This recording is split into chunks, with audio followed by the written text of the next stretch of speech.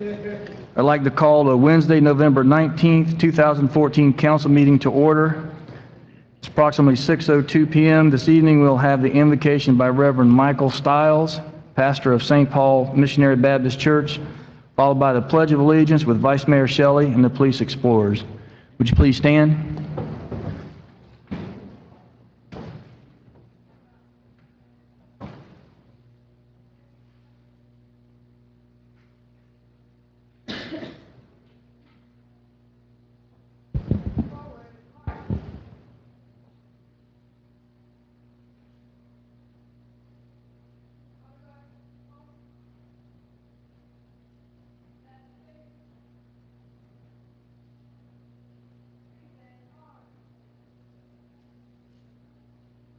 Join me in the pledge. I Pledge allegiance to the flag of the United States of America and to the republic for which it stands, one nation, under God, indivisible, with liberty and justice for all.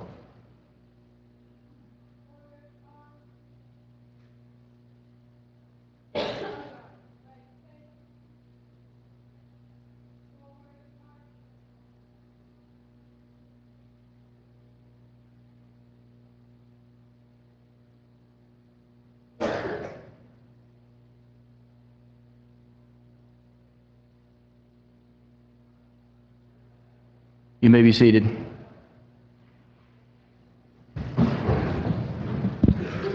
Obviously, Pastor Stiles was not able to make it tonight, so we're going ahead with the meeting. Roll call, Madam Clerk. Councilman Burgess. Here. Councilman Maldonado. Here. Councilwoman Faircloth. Here. Councilwoman Wallman. Here. Vice Mayor Shelley. Here. Mayor Porter. Here.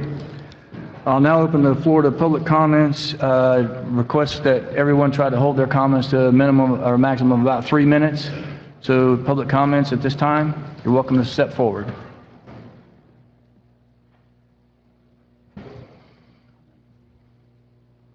Okay. No public comments. I'll close the public comments at this point. Additions, deletions, and referrals, Mr. Manager? The applicant has asked to defer tab 3 till the next council meeting. Okay, so tab 3 will be removed. Be deferred to the next council meeting. Elizabeth, that is December December 16th. 16th. Okay, so we'll go to item 1, which is the professional service agreement with Josh Padgett. Mr. Manager? Mayor, the only thing I can say is Josh didn't wear a tie tonight, so you'll have to keep that into consideration. And we have a motion to approve. The staff recommends mayor and council approve the attached resolution, which authorizes city manager to enter into an agreement on behalf of the city of Homestead with Josh Padgett. Any questions, comments? Is there a motion? Move it. Moved and seconded. Moved by Vice Mayor Shelley and seconded by Ms. Wallman. All in favor? Aye. Aye. Motion carries. Mr. Mayor, I think we skipped public comments. No, we I did. Nobody came up. Okay, So, thank you. what's that? Nay.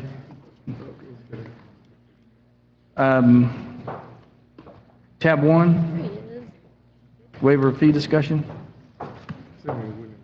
Mayor, this is a continuation from a discussion. The council had asked staff to bring this forward to this meeting, and so I guess we can either have staff kick us off or whoever wants to deal with this issue first. What time is this? Tab 1, the discussion on the waiver of fee.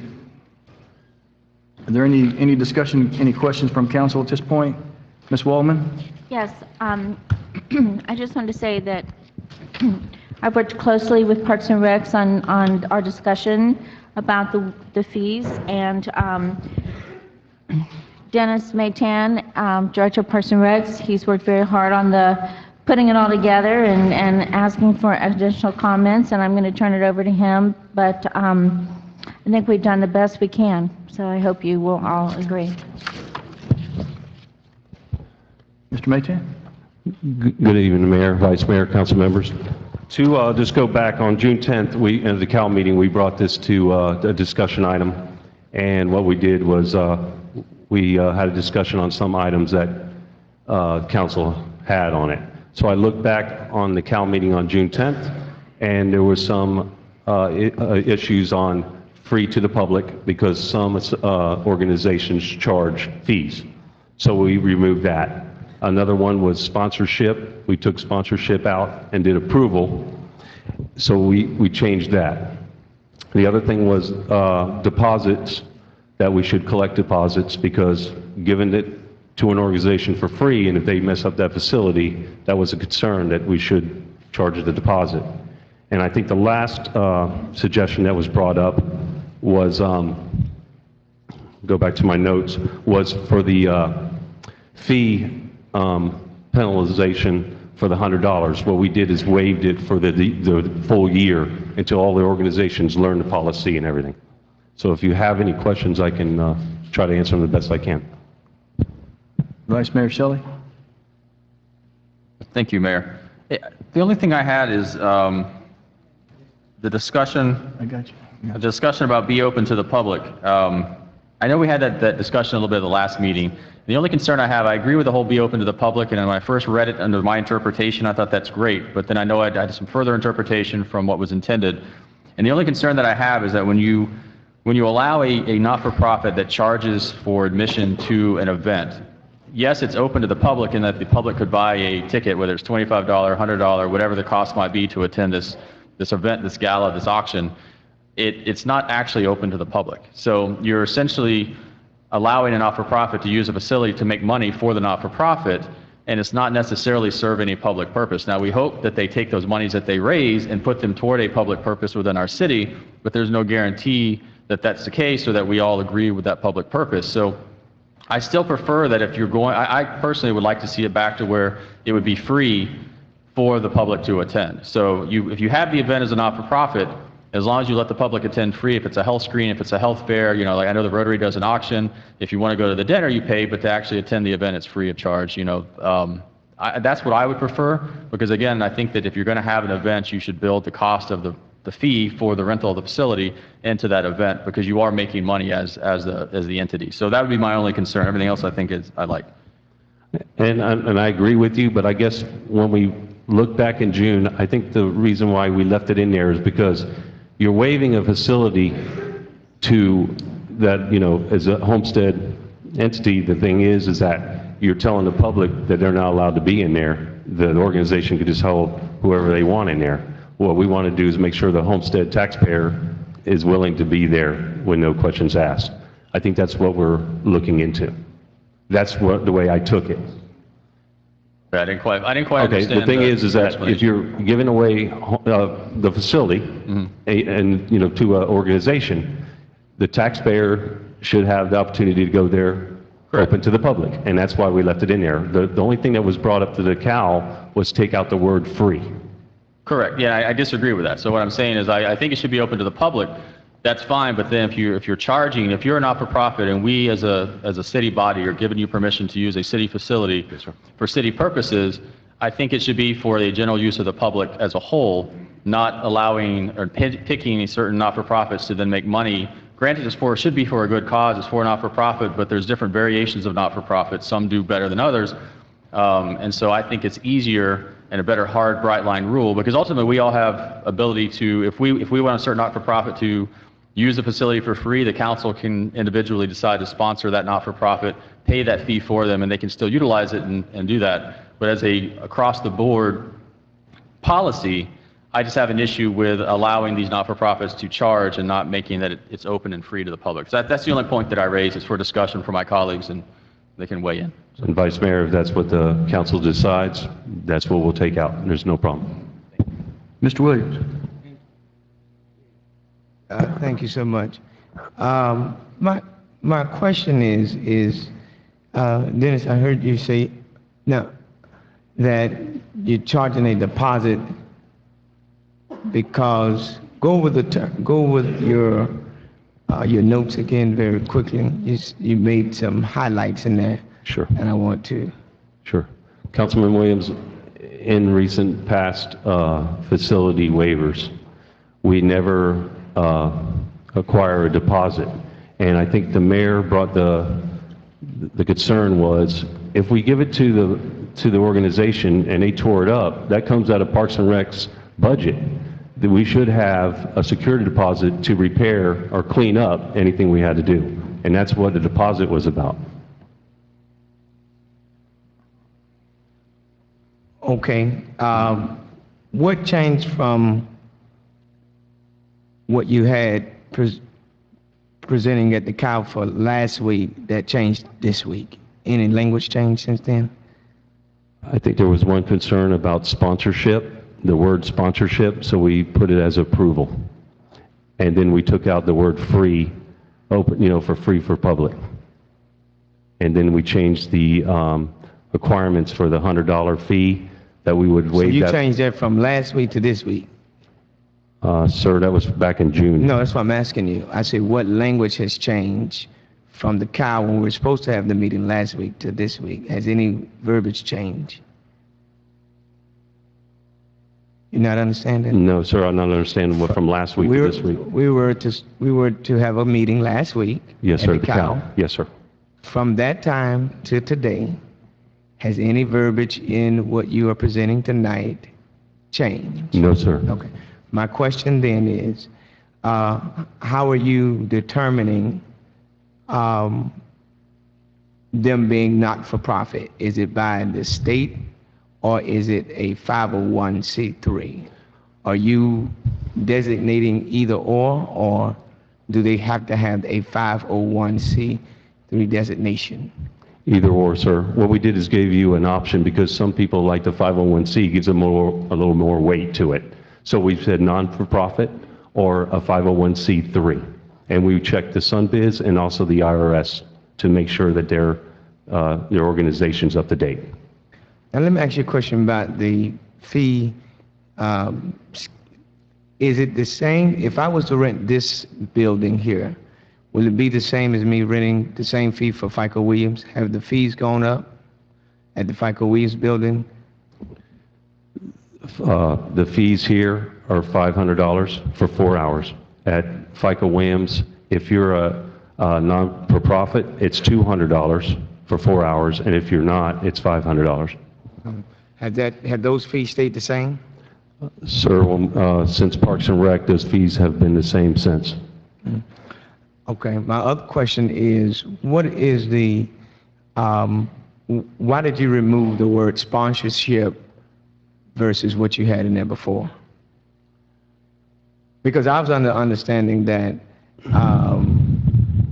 that each council person will be able to have a minimum of a certain amount that they can use towards a credit on their account, if that was what we were creating. Is that not what's going forth now? Councilman Williams, you each receive $2,005, and if an organization came and said they wanted the banquet hall, we would send their application email to you. Mm-hmm. You have 7 days to respond, and if yourself and Councilwoman Waldman both want to approve the waiver, we would split that between you, and then we would let you know how much credit you still have left over. Okay, which leads me into my my final question is, how is that determined whether or not all of our buildings that we rent out under Parks and Recs, is it the same amount of fees? So in other words, any other building that we own, the Harris Field Pavilion, what does it cost for that? You know, are those fees different from any other fees that we have with the building? Our fee structure? Yes, sir. The fee structure does, different facilities have different prices. Like a pavilion at a park is $75, Losner Park's $240, and $300 for the pavilion. So they change at different facility. So whatever their application day mark, we will send you the email to say it's a $300 waiver. And if, like I said, if two of you do it, we'll split it between you. Okay. I'm sorry, one more thing. Yes, sir. My district is very impoverished, and I know a lot of things has changed or transpired. But if I'm renting out of the banquet hall or facility in that area, it's steep. That's a lot of money to rent out for some of the persons that live within that vicinity of that area. Have you had any feedback from persons renting that perhaps highlighted the price that was steep? I'm talking particularly at the FICO Williams. Yes, sir. We have had complaints, and the good news is that Good news. the good news is that once if you guys move this forward tonight, on December, we'll also put all the fees that Parks and Rec has to you for approval. And if you do want to make some changes on the pricing, you can do that. Oh, wonderful. Right, Wonderful. the fees are set by the council, I all the understand. fees, and so that you have the ability to change them anytime. Now, Richard, I like you. But I didn't. Dennis, I'm sorry for that. That's all right, sir.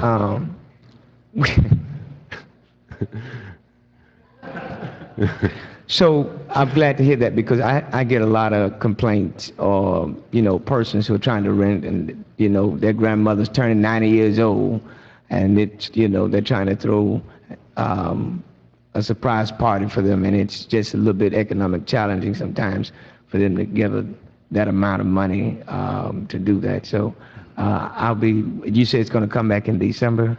If you move this waiver fee policy, yes, sir. Okay. Just to let you know, I took in consideration about the fees when you and me had a discussion with the one person who wanted the rent that you talked about. Yes. So I knew that was a concern. All right. Thank you, Dennis. You're welcome, sir. Thank you, Richard. Any other discussion? Any other questions? Just one more thing, Mayor. Yes, sir. Once you guys move this forward, we will have to do a change on the code to make sure this waiver fee policy is accurate and supports itself. Okay, let me ask one question about the difference between free and open to the public. And I take the Rotary Club as an example. The way that I see this written, it is, the Rotary Club would be a 501c, but they would also be required to pay the fee for the building, because it's not necessarily open to the public, because they do charge for the event. Now, that's not a problem, but that would be where they would approach us as a body, as a council, and say, would someone be willing to sponsor? So that's how you're getting that's how you're working in the public access, because it's open to the public. Anyone from the public can go. Yes. But it's not a for free. Yes, if you look at the application on the car, it does say, will this benefit the residents or the community? And also, is it open to the public? And they will check that. So you will see that application. Okay. Mr. Williams? Yes. Finally got my notes pulled up here. Okay. What about meetings taking place once a month there? How are we dealing with that? Is that within the scope of this fee waiver, the meetings that take place once a month? Have you got a hand on that, and those non-for-profits that use the building on Saturdays, is that part of this discussion tonight? Yes, sir, Councilman Williams. It would also fall in that same area. Anybody that wants to waive a waiver for a facility would have to do the same process with this waiver policy. So it would be a yes question. Okay. I did have a question about the 90 days of the 3-month policy piece. I mean, typically, one has to come 90 days to you all to be able to rent a facility and to have this process waived for us. If it goes through, I mean, I have a problem with the 90 days. That's what my issue is. And 90, once a quarter, I mean, planning just doesn't happen. That's a perfect world. Councilman Williams, it's, well, right there, the first year on this policy, we are not holding that against them. The next year after that, they will have a 90-day period. To let you know, and of course I know you all know this, is that we do a lot of special events, Parks and Rec. If I did it less than 90 days, I'd fail. I mean, if you're going to have an event, you got to be ahead of your event to get everything programmed, get your people ready, set, your location. That's why we think that 90 days is accurate and should be used. Okay. All right. Yes. Ms. Wellman? In answer of your question, Mr. Williams, as far as the committee meetings, when we come back in December, it could be that the council would see fit to just waive the fees, period, for certain committees that meet at FICA Williams. Correct, Dennis? I mean, that's going to be determined when we come back and we go over the fees with everyone. This is this is totally separate. And the 90 days, we were trying to give everybody a year to get used to it, not hold it against anybody this year, but just give everybody a year to get used to it. It might work, it might not work, but we can still come back. This is the first step of a process. Yeah, my only concern is that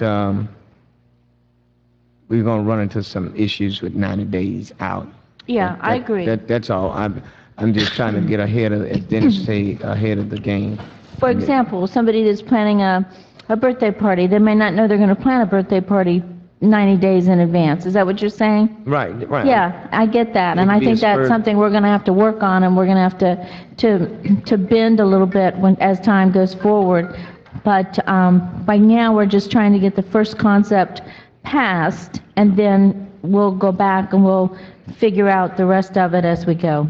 All right, and then my last... I promise you, though, that I agree with you. Okay, I see the signature events, but I see some events on here that, are we still doing Christmas with Santa? We still doing that? Where Yes. we hold that at? Where is that located? I believe it's here this year, yeah. Okay, that's not on the list, so... To answer that question, Mr. Williams, that is under the Parks and Rec budget. That's our program. So Okay. it's already funded by us, sir. It's funded? Yes, sir. So It's in our budget, sir. Okay, and the Thanksgiving, for the community that we do sometimes for the seniors? That's here? That's here, and that's through the Palace. Palace donates the food for them, and matter of fact, they But just I'm had talking that. about the rental of the building. I mean, the building, is that the annual? I'm just throwing out these because it would be, is that on your list? Yes, sir. It is?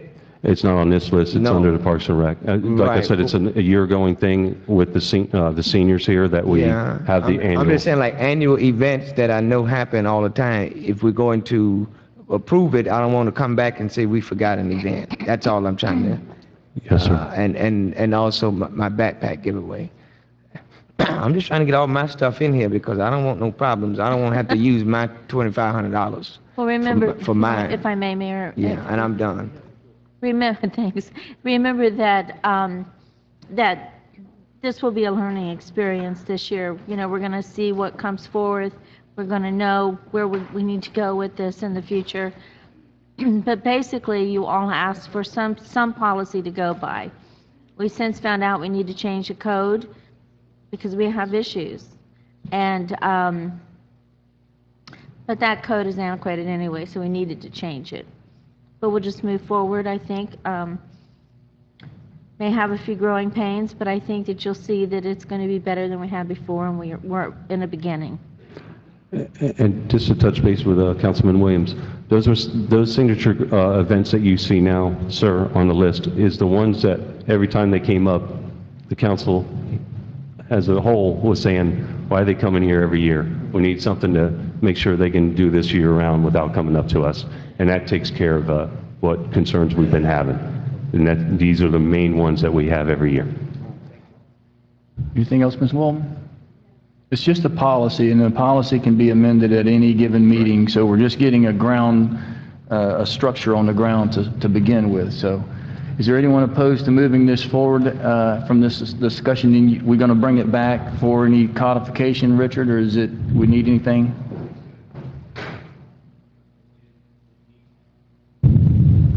It needs some revisions to the language to finalize it. It's effective January 1st, is when it's effective. It's in there. Did you want it effective immediately? Ms. Wellman? I'm just worried about the code amendments that we need to do, for Right. example, with the Rodeo Association and other things that are coming up. So Right, so, I'd like to have it accepted tonight with the contingency of the code amendment. yeah, well, it can't be, it can't be effected until the code amendments, those are going to take Okay. two readings of the two readings, because it's going to be an ordinance amending our code. So the best we can do is to have first reading and the final policy on first reading in December. Is that That's all not right, going to, Mayor? does that timing work for what you want I to do? think it would. Yeah? And then second reading in January? It's close, but I think it would. Richard, can we do a special call and then do the second reading? Yes. It's got So we can do a special be call in approximately 10 days after first reading, that's it. So there may be an opportunity to What are y'all doing on Christmas Eve? Shopping. council meeting. Let me get the vice mayor real quick. Is that all, Vice Mayor? I think they clarified. I was just curious about the procedure, because we will have a chance to vote on the actual codified language, because I still don't know I'm comfortable with the way that it's worded, with open to the public and all that. I don't know that I agree with that, but for purposes of moving it forward, with a chance that we're going to vote on it at the next meeting, that's fine. Yeah, it was put on as a discussion item to make sure that we were moving in the right direction, but for the December meeting, also, if there happens to be another special meeting before that, we'll put it on before that, and then we'll try to get it done as quickly as, that does work for the ones that were sensitive? Okay. Vice Mayor, can you clarify more or less on the open to the public? If you keep the not open for the public, that means they come for free? I mean, I'd like to clarify it or you just want me to take it out? No, I like the open to the public, but I wanted to go the next step further. I want to say that open to the public is not sufficient for me to waive a fee for any not-for-profit, that I think that it has to actually be free to the public to attend in order for me to agree to waive the fee. That's my concern. The open to the public is great. Okay. And when I first read it, I was okay. I thought that encompassed everything that I envisioned, but it did not when I had that conversation with you, because if you're a not-for-profit and you charge $150 a ticket for a gala at the Harris Field or in the community center, technically it's open to the public because anyone can buy a $150 ticket, but the reality is it's not really open to the public because you have to buy that ticket to get here. And then so essentially we are endorsing the raising of funds for a not-for-profit versus endorsing a not-for-profit putting on an event for the public as a whole. And that's my issue. That's my big issue and that I have here, is I think that it's too broad and just open to the public. It needs to be free to the public. So I like the way it was before. I don't like the way it is now. And so that's my big issue. We really need direction from you in order to get this thing moved forward on that issue, whether it's the way it is, which is just open to the public, which means that they can charge, but anybody can buy a ticket, or whether you want it to be free and open to the public. We need some guidance from you on it. So, council members, let's see, Ms. Wallman? Want me to speak? Yeah, go ahead, please. Well, with all due respect, I mean, and you know I do respect you, Vice Mayor, very much, but not everybody might agree with you. So I think that it's going to end up just coming to a vote and moving forward whichever way. I mean, it would almost be impossible to sit here and, because there's things maybe I would like to have in there, but I'm not going to say anything because it's going to cause a lot of commotion and trouble. But I know where you're coming from. I know where you're coming from. I mean, the Rotary, not the Rotary, the rodeo, they charge to get in, to their facility. The what is it? The Kiwanis to put something on. They charge to get in, but they do good work, and the money goes back into public purpose. So I just don't see how you're going to get a unanimous, across the board. This is how we all feel. Yeah, we'll bring it forward with the language the way it is, and then you can discuss it, and somebody can make a motion to add language, and if it passes, it passes. If not, it doesn't. That's what we'll do. Right, and at the end of the day, really the intentions of going through this was so that we could limit our exposures to how many fees, what dollar amount of fees we waive. So this gives us at least a cap, a reasonable cap on on the fee waiver process. And then, you know, I agree, that's a good question. You know, how do we differentiate? But we can always spend our own resource our points that we're allocated to help those. But that's a very good point that I think needs to be voted up or down, you know, on its merit. So, but we'll move the discussion forward at this time. Manager, you got everything? Just one question for the Vice Mayor. How about if we put that on the application? And then they could check a box? Because it has on the application, is this open to the public? Well, I mean, You know, just maybe, because then when you get the application, you can look at it and say, you know what, I'm going to give to this organization. No, I'm not, because they didn't check that.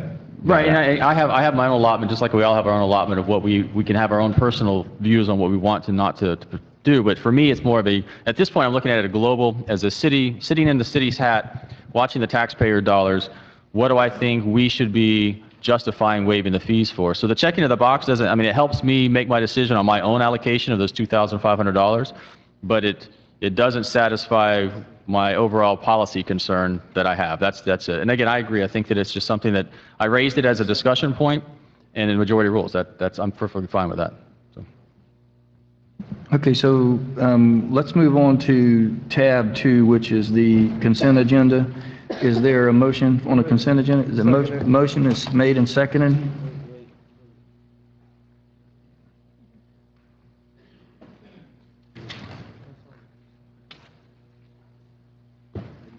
You have something, Mr. Williams?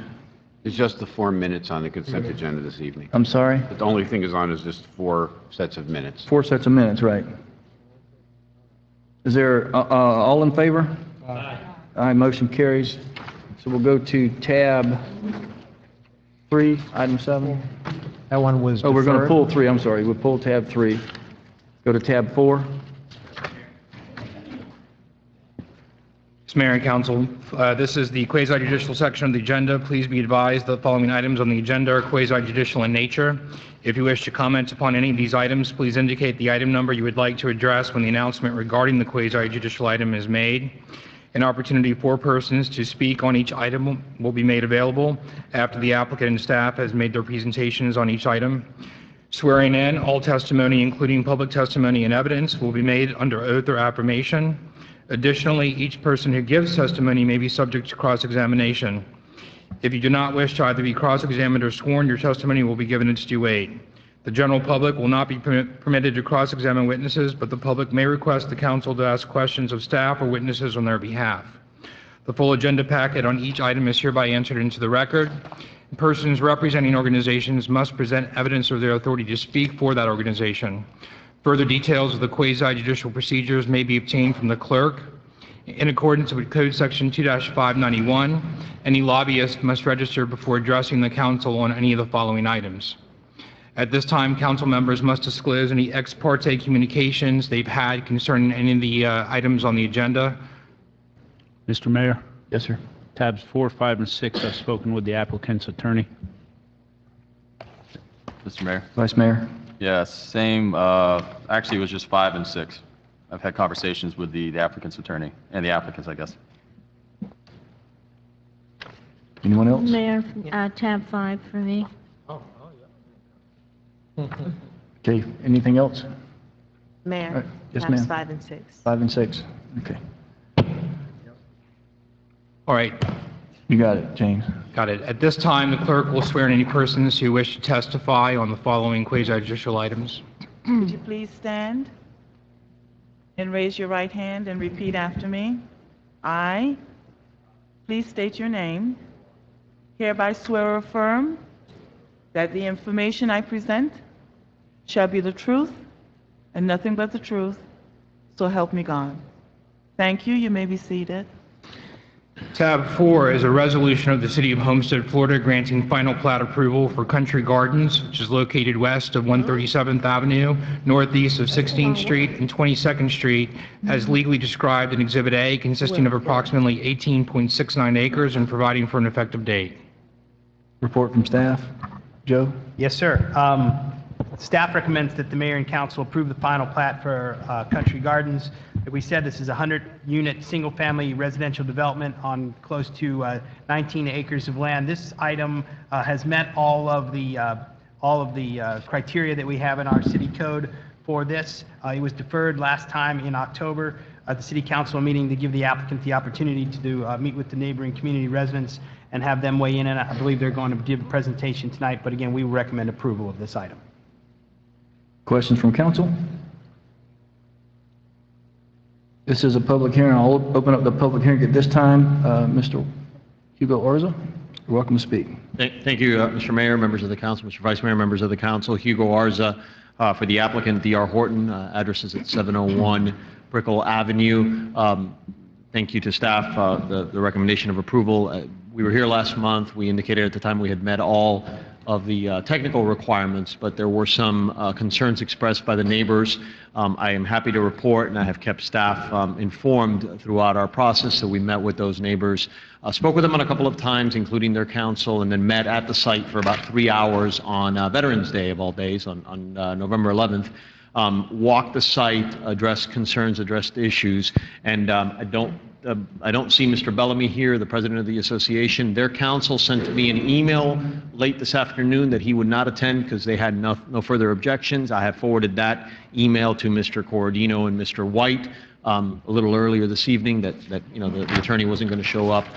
Certainly, we believe we've addressed, we've given them our information. I'm joined today by Ms. Sharon Sino of D.R. Horton, who was with me at the site and has been with me here before, and Ms. Sino and Mr. Greg Pettibone of D.R. Horton handed out their business cards. We understand that construction will be an ongoing process. This is the final plat, but of course the site is getting developed, and so we have pledged to keep the lines of communication open. They have our contact information as we move forward, and if any issues do arise, beyond those we've already explained or expressed or addressed during this process, that we are simply a phone call away, and we trust that they'll be in touch with us. So we hope to have your positive support tonight to approve this plat.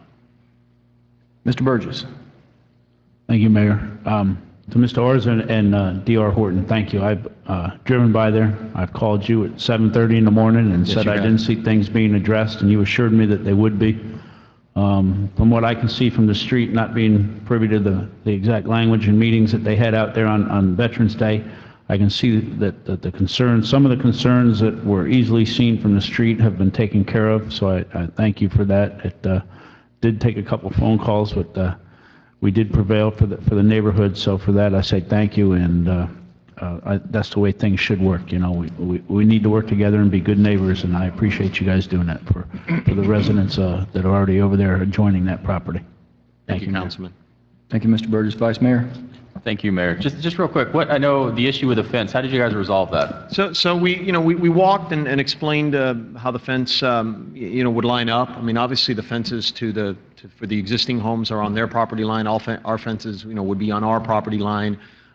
We explained the landscaping that's there. There was a concern about the elevations and the grading and the paving and drainage. We pulled out the cross section of with the slopes and explained exactly how it would all work. And so, the fences, there will be fences there, and landscaping, but, I think the neighbors understood that, obviously what we do will stay on our property and what they do is on their property. And obviously we can't interfere with them, just like they wouldn't interfere with us. And, like I said, I mean, certainly, I guess once we walk the site, sometimes it's a lot easier to come to grips with understanding what's going on. There were no further concerns, and okay, no, and it's the same thing. I echo, I appreciate you guys working with the residents. I think that's important. But I was just curious. It seemed like such an insurmountable problem. I was just curious what creative solution you guys had come to, or it seems like it was just more or less communication issues. So absolutely, absolutely. Okay, now this is a public hearing. If you'd like to speak for or against this application, you're more than welcome to come to the mic. Mr. Powell. Good evening. It's been a number of months since I've been here to address the council and the mayor, so it's my pleasure to be back. I'm going to look at most of these items tonight. They do affect all of us. This particular item, I don't recall at planning and zoning ever hearing this, and I've been on it for 9 years. So I don't know if I missed it, or it was plotted, or we talked about it years ago, but surely doesn't bring to mind having heard it, planning and zoning.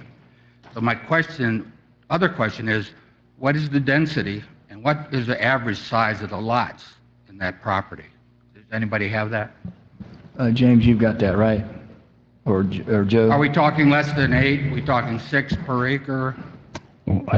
Mayor, if I could, this was first passed in 2006. Yeah. So it came through the pipeline for final council approval in 2006, so the process was probably started in 2005.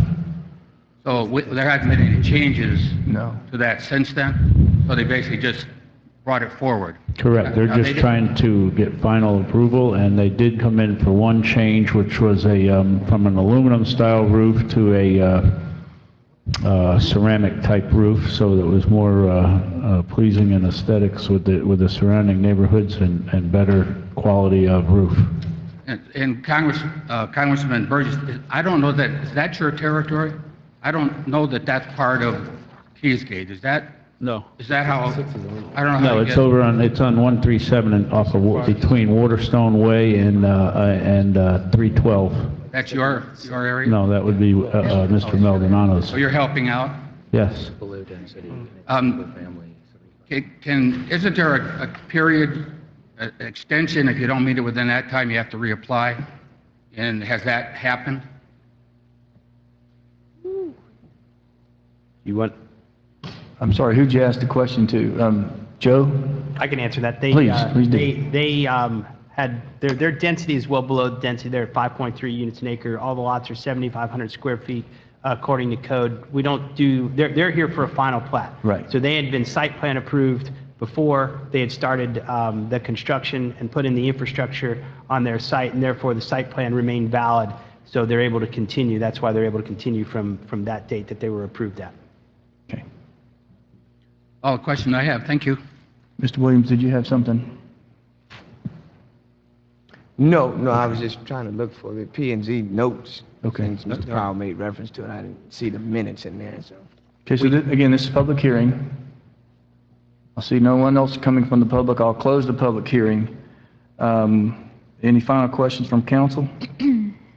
Is there a motion for approval? So, Moved by and seconded by Mr. Burgess and seconded by Ms. Wallman. Roll call, Madam Clerk. Councilman Burgess? Yes. Councilman Maldonado? Yes. Councilman Williams? Yes? Councilwoman Fairclough? Yes. Councilwoman Wallman? Yes. Vice Mayor Shelley? Yes.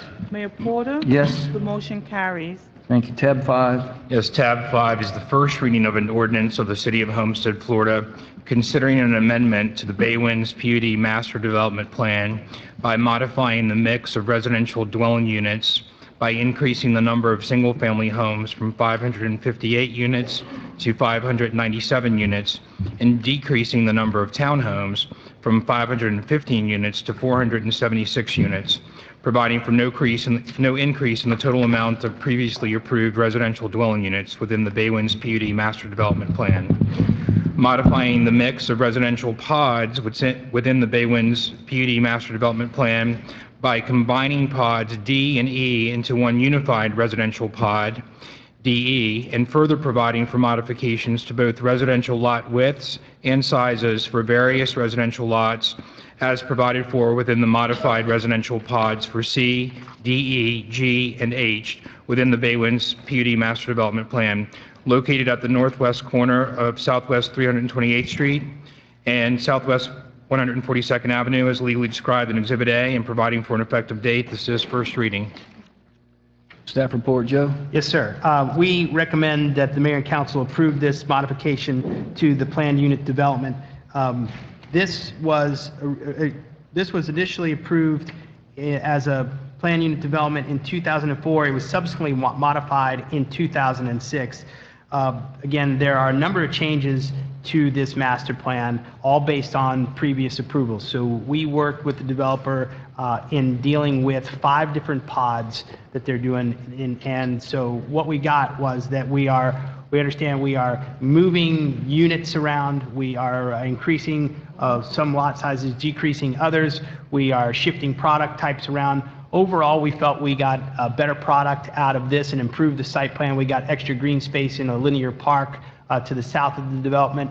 There's no extra density to this. All things, while they shift around between the pods, come out to really a net zero gain or loss on the entire project. And if there are details, I'll let the applicant get into the details of that, but we're recommending approval. Okay. This is a public hearing, so I'll open this up to the public at this time, and we'll ask Mr. Arza some questions. All right, thank you again. Mr. Mayor, will the applicant be allowed to make the You presentation? speak first, and then we'll let the public come up after they clarify what they're talking. Hold on, Hugo, before you Yes, sir. start, Vice Mayor, you were first? No, I just wanted to kind of clarify the ground rules of where we were, and that was that essentially this is a lot of units here, but they were approved back in 2004, and then, previously, I guess, modified 2006, 2007. But they, as a matter of right, can build exactly the units that were already approved. And so what they're asking for us to do today is essentially to make some modifications to these pods within this PUD that essentially, in your opinion, makes the product better than it was when it was originally approved. But if we don't modify it, then essentially it's going to get built as is, correct? Yes, I'm sir. assuming they actually went forward and built it, but they have the right to build it as is. Yes, sir, they have the right to build the same amount of units as in this plan, different mixes, but they've all got approvals for that dating back to 2004. Okay, because I think I just want to make sure that it's clear that if this does pass tonight, that essentially this is not us endorsing or improving or adding this additional units. These are already guaranteed units. We are trying to essentially take them and make them better, tweak them. And then the other thing I did want to ask the applicant, though, and that was, I know we had the discussion about this park, the linear park, and the time frame as far as when that park would be constructed, because there is some, question as far as when the entire PUD will be built out. But I wanted to make sure that was, and maybe that'll be part of your presentation, that would go ahead and be built immediately so that the park would be available for the PUD even before all the homes are built. And so I just wanted to confirm if that was still your understanding or the case. It is. I'm happy, and I guess I can. Would you like me to? If you're going to do it in your presentation, I'll wait and I'll let you do cover it all then. absolutely. I mean, Okay. I will cover all the issues, but want to just take the opportunity to sort of start from the top again. Hugo Arza, offices at. Well, go yeah, ahead. I was going to say, hold on. I think they got other people to ask questions. I'm sorry, so, I'm sorry. But yeah, but I'll hold off as long as you answer that within your presentation. I'm fine. And that's all I had, Mayor. Thank you. Ms. Waldman and Mr. Williams. No, I just saw Mr. Powell coming forward, and if you recall what the original plan was, this is so much better, and I really applaud Lennar because they went in there, they cleaned out all the Chinese drywall, no questions asked, went above and beyond. I mean, Oasis has really turned around, and I'm very proud of this project and has my full support. Thank you, Councilman. Mr. Williams. Yeah, I hear my colleagues say that the product is much better. What makes it much better? Besides, I heard you articulate the Chinese drywall.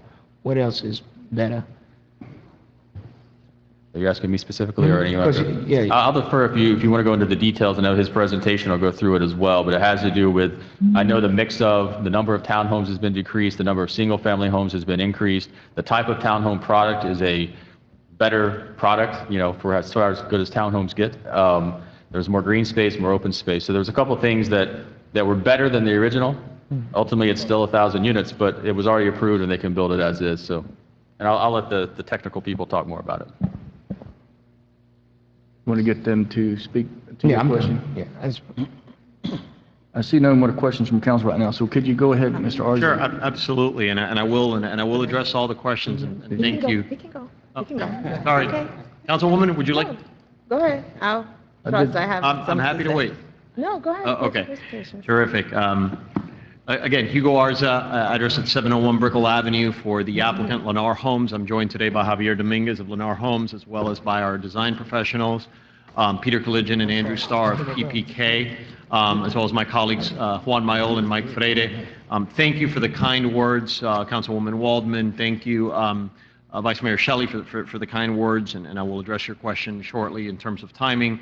We appreciate that we've been able to get our message to resonate with you in the meetings that we've had, and we endeavored to meet with all of you in an effort to explain this project and exactly where we were coming from. And you're absolutely right. I mean, this is an existing project that has been continuously under construction for the better part of 10 years.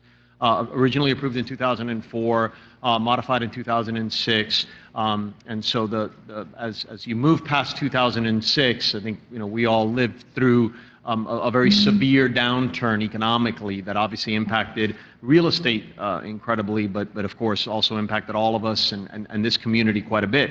Lennar Homes stayed with their ownership and actually, to sort of use a gambling term, doubled down during the downtime, so to speak. This is a project that was originally a joint venture of 3 developers, and it's important to keep that in mind only because it helps to explain why we need to make some changes, why we're before you today for some changes. But this is a joint venture of 3 developers, and when the other 2 developers, as the economy started to go south, sought to exit the project, Lennar Homes stepped up. Purchased the balance of the land so that they would control and own and be able to ensure that the development of this parcel throughout its life of development would be at those high standards. They bought the bonds for the CDD. They continued to fund the HOAs, deficit funding. They continued to do all of that because they knew that it was the right thing to do. It was the right way to protect the investment, not just that they had made in the land and that they were making from a development standpoint, but the investment of the residents that were living there.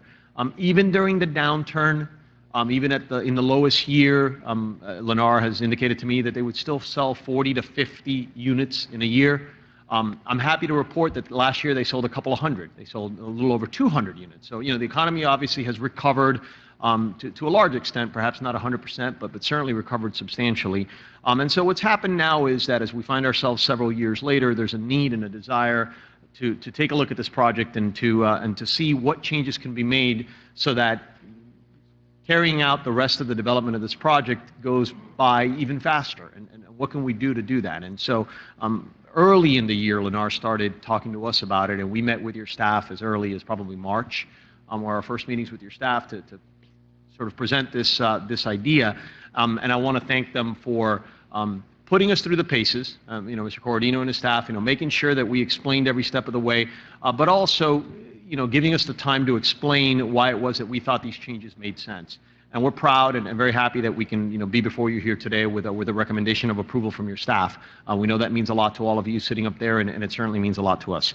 So understanding a little bit of the background, understanding that Lennar consolidated and that there were products and units and ideas of other developers brings us to where we are early 2014. We filed this application and the next board. And so I want to just walk you through some of the changes, which, again, as the Vice Mayor eloquently stated, in large part are meant to try and continue that brisk pace of sales by identifying what works, what hasn't, what's languished, where's the market moved, but keeping in mind one just fundamentally important point, which is that we're not adding a single unit. We are keeping ourselves at the exact same number of units that we could otherwise build if we had not requested this change or if this council was not amenable to changing the plan.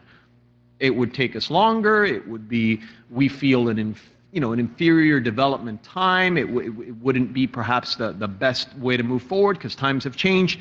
But again, to the point that the Vice Mayor made, Lennar would continue to develop the project and it would continue to sort of move forward. And so there's no new homes being approved here this evening. There's no new units being approved here this evening. What we're doing is repositioning a project and trying to address the changes in the time. So I know I walk many of you in person through some of these presentations, but you see up here sort of the left side is our current approved plan and the right side is the proposed plan. The gray areas have no changes. The yellows and reds have changes. The yellows are single family. The townhomes are red.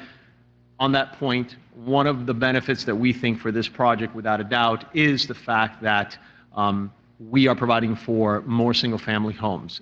We have seen, Lennar has seen in the development of this project and other projects that there's a desire and that the price points have gotten to the point and financing is such that it's still affordable and more folks are trying to reach up for that single-family home. And so they're trying to address that by repositioning some of the parcels. And I'm going to go through there's 5 parcels changing, but we're technically speaking consolidating 2 of them. And so you'll see 4 boards that express the changes. Mike, if you can, I want to go through, so proposed, parcel C. Why don't we keep?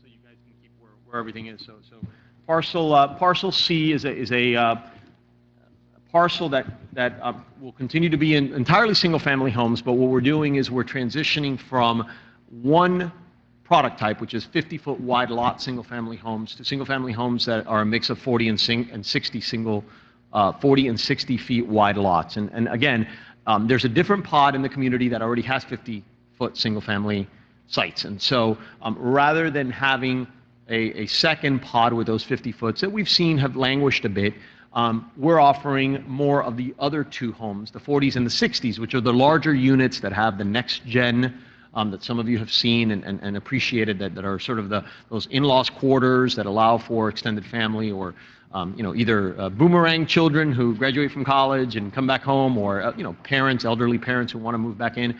So those 60-foot lot wides provide for that. And so this particular lot sees a transition from 50 foot to 40s and 60 feet, remains a single family. And so the important thing, and I'll note it here, is when you look at this pod versus this pod, you're going to see that when you look at very individually at this pod, it's an increase of 3 units. When you reshuffle the deck, so to speak, and offer the 40s and the 60s, it's an increase of 3 units.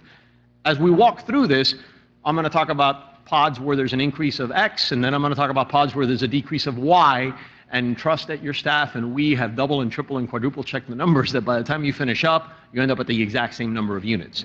And I think just to be candid, I think that there are, folks, may look and say, well, any pod where the units go up is an increase in density. Well, this is a PUD. This is a project in which density is viewed as a project-wide basis. And so, we have felt, and thank staff for coming around and understanding from the beginning, really not coming around, but understanding from the beginning that that the pods individually are what they are, but at the end of the day, the density is what the entire total project. So we can move on.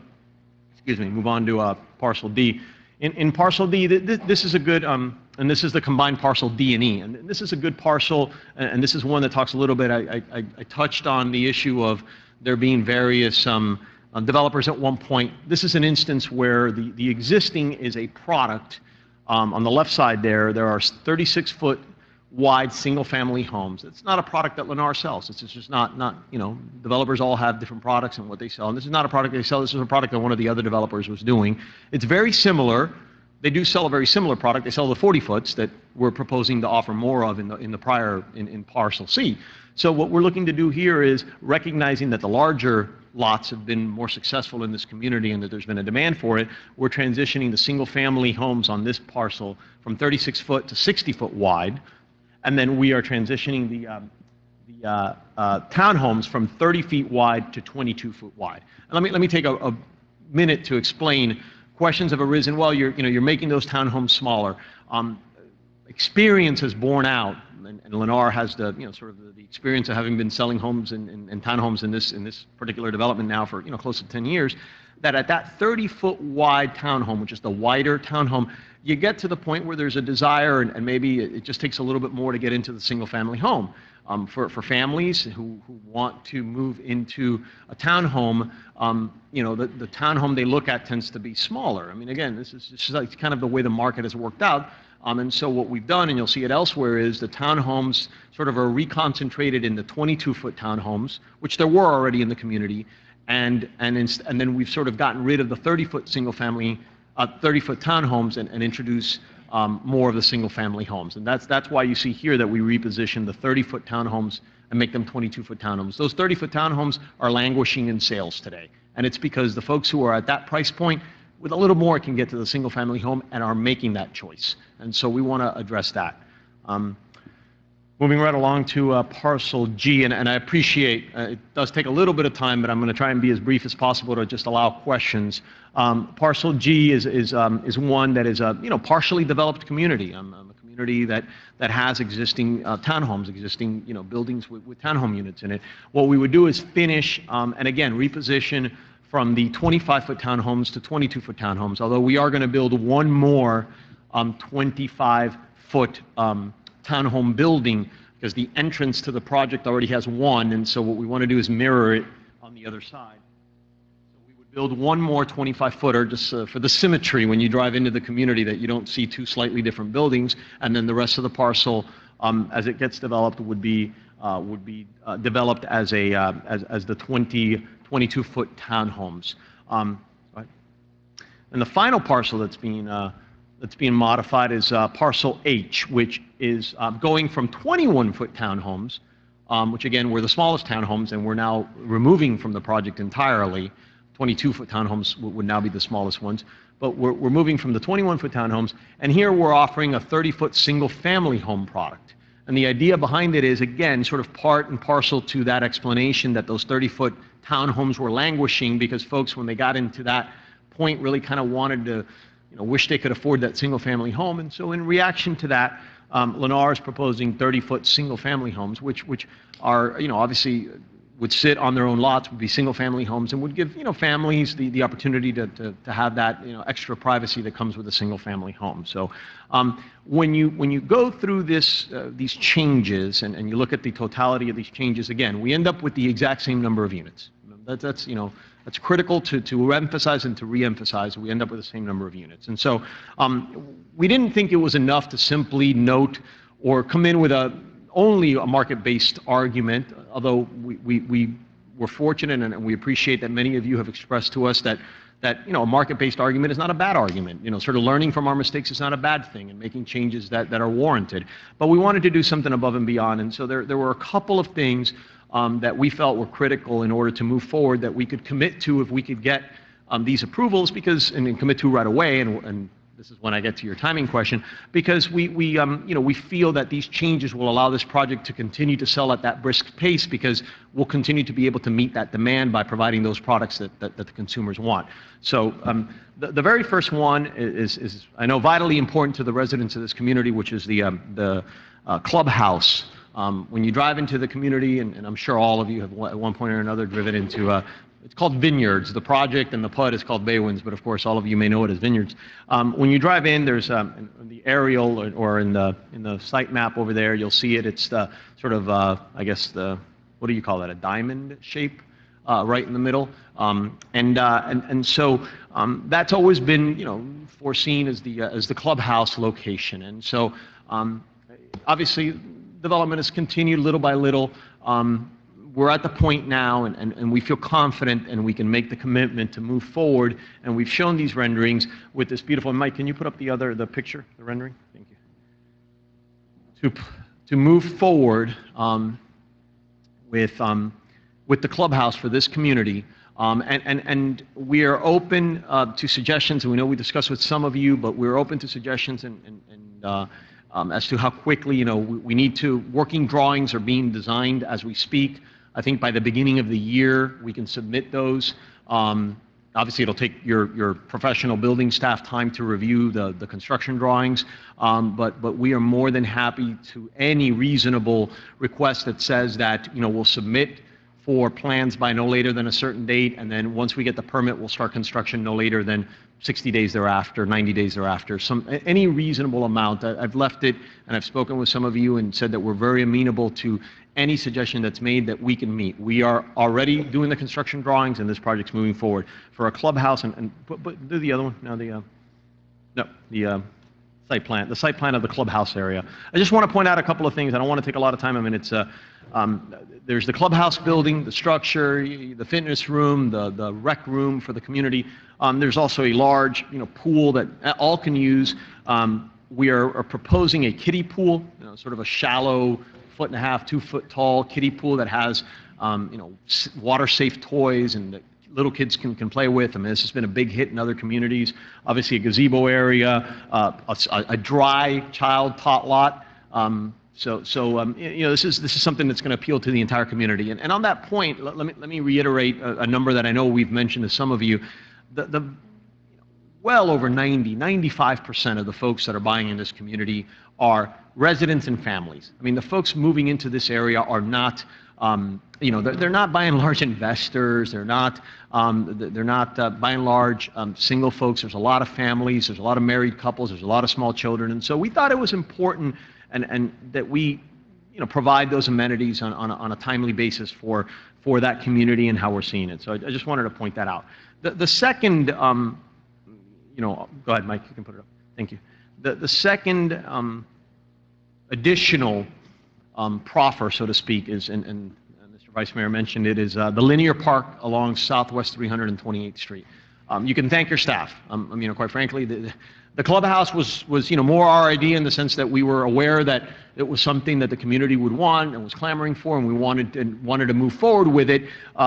This linear park along 328 was your staff. They identified that this portion matched up with your master plan and the bike element of your master plan, and they felt that it was critical and important. And so we appreciated the comment, embraced the opportunity to create something special. And what you're seeing here is a linear park that spans the southern boundary of the property on 328th Street that will provide for a 10-foot wide sidewalk, 10-foot wide bike path. Sidewalks typically are 5 feet, so double the width of the sidewalk to allow for bicyclists or joggers with lighted areas with lights for security, with benches, and with ample space. We've measured it at close to 60 feet before you get to the rear of the homes that are closest that will be just simply landscaped, that will just be kept as open green space where, someone can certainly kick a ball around or simply spend some time with enjoying the sunshine in our community. So it's important. It's also important to recognize that this is not something that the city is going to pay for, either for construction or for maintenance. I mean, this would be maintained most likely by the CDD. There's a CDD in this community. Obviously, those costs are borne by all of the property owners, but they're not additional. Your Parks Department isn't going to see an allocate or a need to allocate funds to this. This is something that the residents here will all contribute to, but will be open and available to all the residents. And so we thought it was a great idea. Again, thank your staff because they proffered they floated the idea and said, can you do this? And we had the space and could do it. So I don't, I know and I'm anxious to get questions. So I want to just basically, wrap up, again, thanking your staff for their recommendation. I think it's been important at every step of the way that we've enjoyed their recommendation and their trust in how we are viewing this. I want to thank all of you that we were able to meet with, and I'm sorry to the extent that we weren't able to meet with any of you because schedules prohibited it. Thank you for your time. I know it's valuable as it is this evening, and it's important for us to be able to make our presentation. And I think, and I'm judging from some of the comments that have been made, that it was time well spent because in a smaller setting, I know we were able to explain some of these issues in greater detail. And so, we're excited to move forward with this next phase. I know that if we can move forward to beyond tonight at first reading to modify the PUD master plan, and then of course in the December reading to specifically modify the site plans, which flows from this approval, then we are, it's all systems go. The park, the clubhouse would move forward on those expedited time basis where we'll put in for permits and start working on any reasonable request to do so and file the permits by 60, 90 days thereafter, start construction 90 days thereafter. I mean, something where the folks in this area and in your city are seeing the benefits of this. I've been told construction of the clubhouse may take 9 to 12 months. So, I mean, unfortunately, got to temper expectations based on construction time. I wish we could pop it up tomorrow, but it will be done expeditiously, and it will, and it's already moving forward in terms of the drawings based on some of the feedback we've gotten. So again, thank you for listening to us tonight. We think that this is an opportunity to take what's already a good project with good families and good homes and good residents, and really continue to tweak it in a way that there's no greater density, no greater number of units, but a better product mix, a faster build out, and these additional amenities on an expedited basis that will really give the residents in this community an opportunity to really feel even prouder to be at home. So thank you again. I reserve time.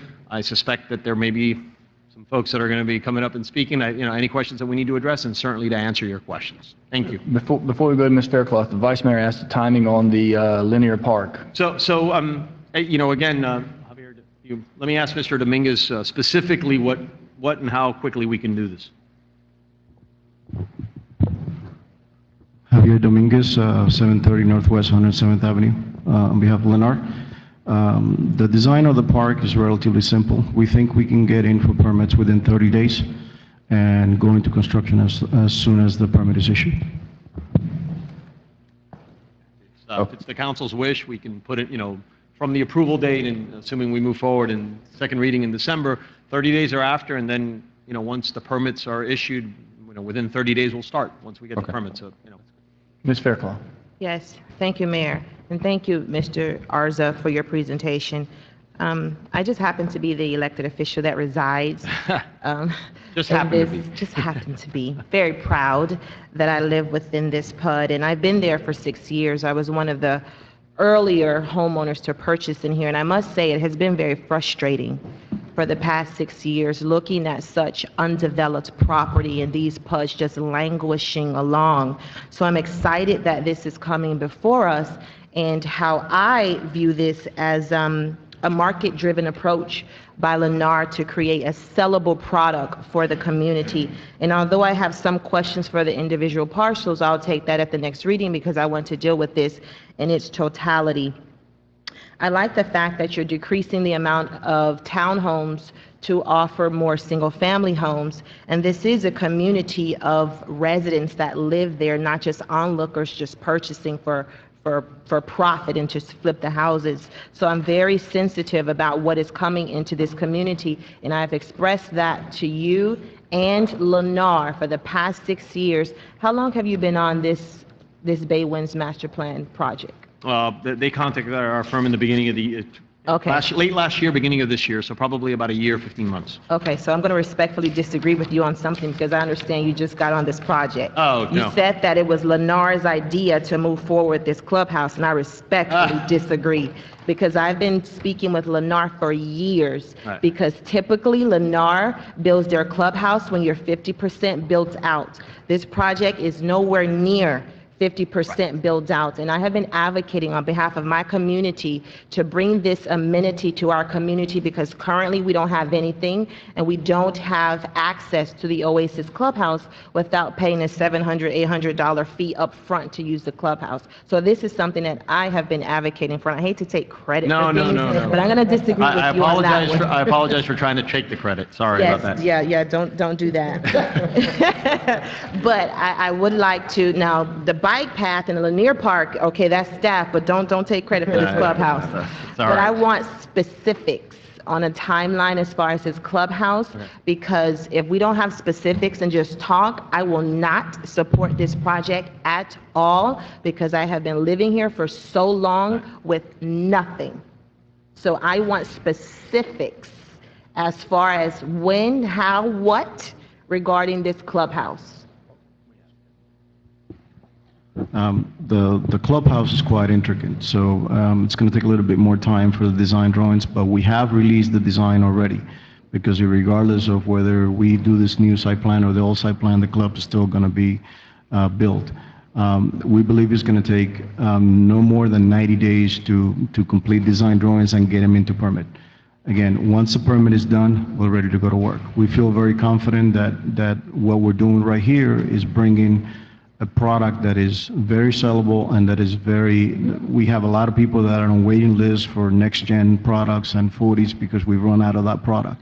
So we feel very confident that we're not really stretching this, but that it's a good commitment and it's going to be a good selling point for this community. So we're ready to move forward. We're willing to put it in writing if part of the approval requires, if that's a concern on the timing. We're willing to commit that any resolution of approval includes a timeline, if that's what you wish, Yes. Committing us to completing the clubhouse. Yes.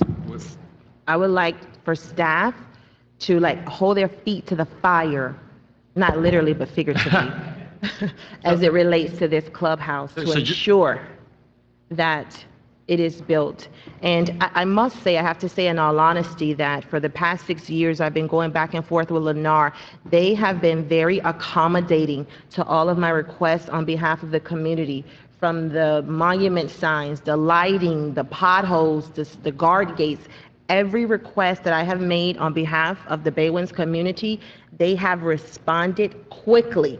Sometimes I don't even have to call them, as if they have osmosis, know I'm about to email them, and they fix something from one day to the next. So I thank you and thank Carlos on my behalf and my community's behalf for the work that you're doing. And I would also like to recognize the Planning and Zoning Board. I respect your board. You're very hardworking, although we disagree on this one.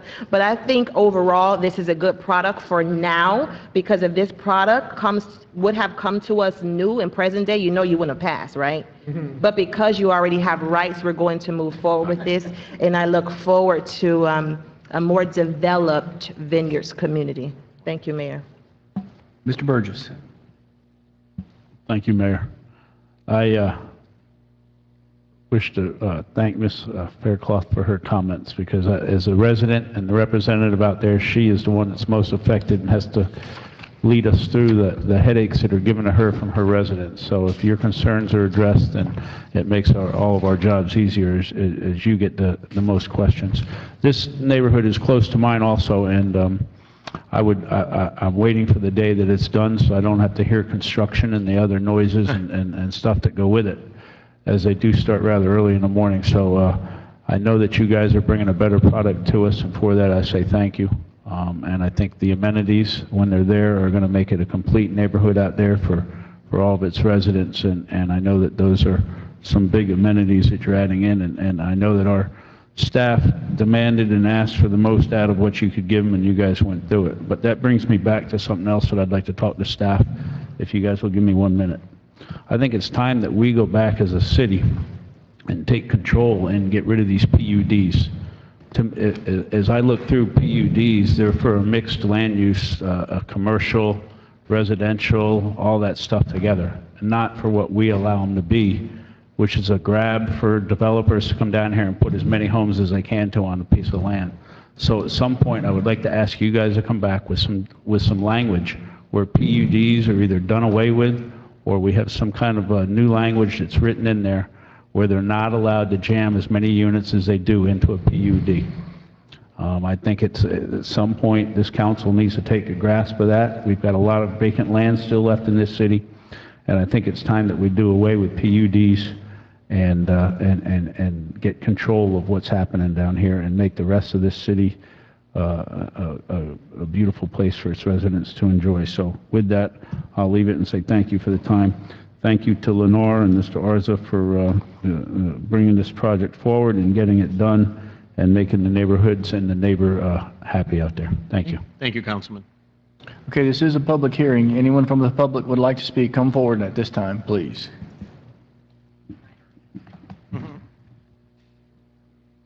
Edward Powell, 745 Southeast 18th Lane in Northgate. Well, I haven't seen the minutes from planning and zoning, but they should be rather extensive.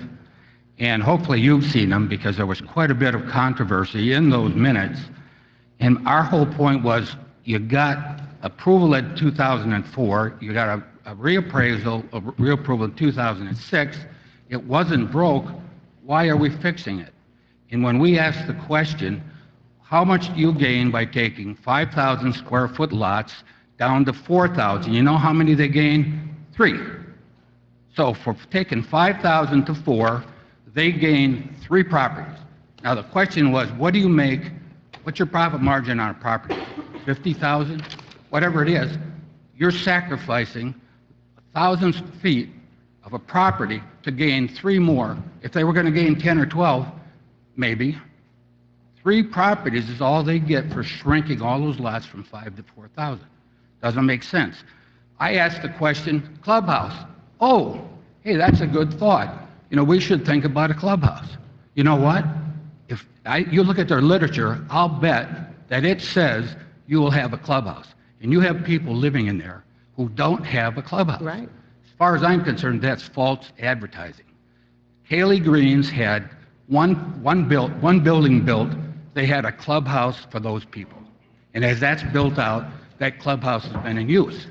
Here now we're talking people living in there, and now we're thinking about a clubhouse. That clubhouse should have been the original master plan. It should have been one of the first things to go. And the other thing is, developers like to paint pretty pictures. Waterstone, Oasis, try to get some of those amenities at the end. Right. If they get out of Dodge before those amenities are in, you don't get them back. My point is, that clubhouse ought to get built, and the only way it'll get built is if you tell them to stop construction until that gets built. Because there are people that are living there Right. that who've been told they will have a clubhouse. Thank you very much.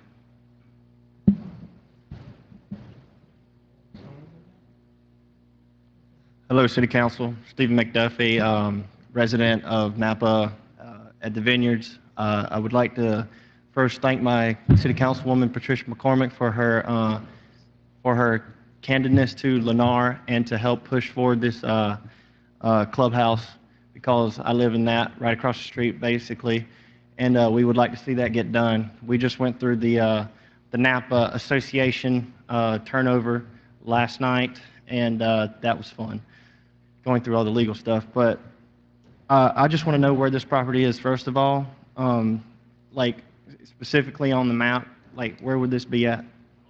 Yes. No, the units, where's the property changing and all this other stuff.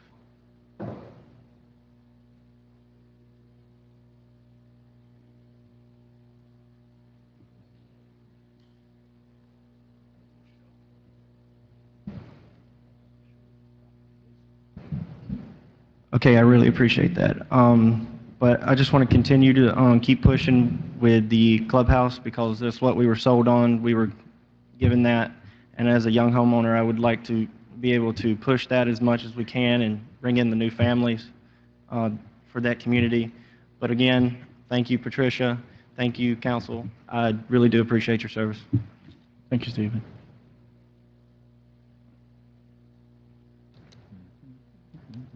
Good evening, Council.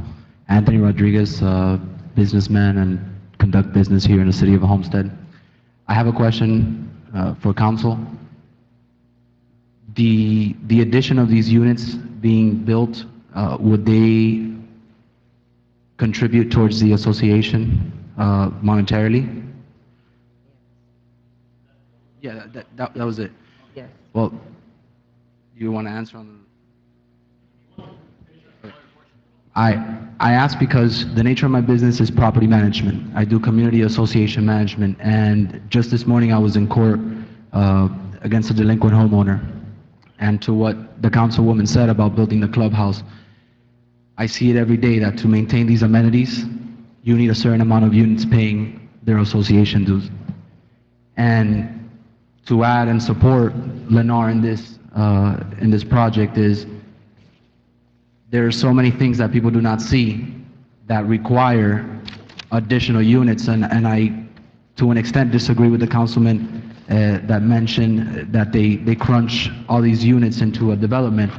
And the reason I say that, sure, there is always a profit point why developers do this, but from an outsider and a community association manager, I see that the more units in an association, whether they're single families or condos, it's a higher revenue for that association. And therefore the aesthetics, the appearance, the common areas, everything is better maintained. In a smaller association, as soon as you have 2 or 3 delinquent owners, you now are seeing a deficit. And it shows. It shows in lack of maintenance, and shows in lack of gardening. It's something that really affects the community. Now, sure, you could build less units, but then the association fees will have to be much higher, and many won't be able to afford and purchase in the community. So I do agree with Lennar, and I do hope that the council goes ahead and passes this for them to continue. I'm sure there's a lot of angry residents that do want their clubhouse, but in order to properly maintain that clubhouse, once it is built, you will need additional revenue to maintain it and maintain the property in its entirety. Thank you. Ms. Fairclough. Yes, thank you, Mayor. To Lennar, I understand and recognize that this is going to require you to go into deficit funding for this clubhouse, since you don't have enough homes built out. However, I'm not really interested in that. Staff, do we have this in writing that they're going to move forward with the clubhouse? We see the plans, but is it in writing? Because before I support this tonight, I would like for it to be in writing, or for you to provide that information to us. If I could, I mean, I don't know if there's anyone else, and I can address all the questions, but let me start with the obvious one, and I think it also helps to address Mr. McDuffie's question, Mr. Rodriguez's question, and even Mr. Powell's question. I mean, we talked about the timelines.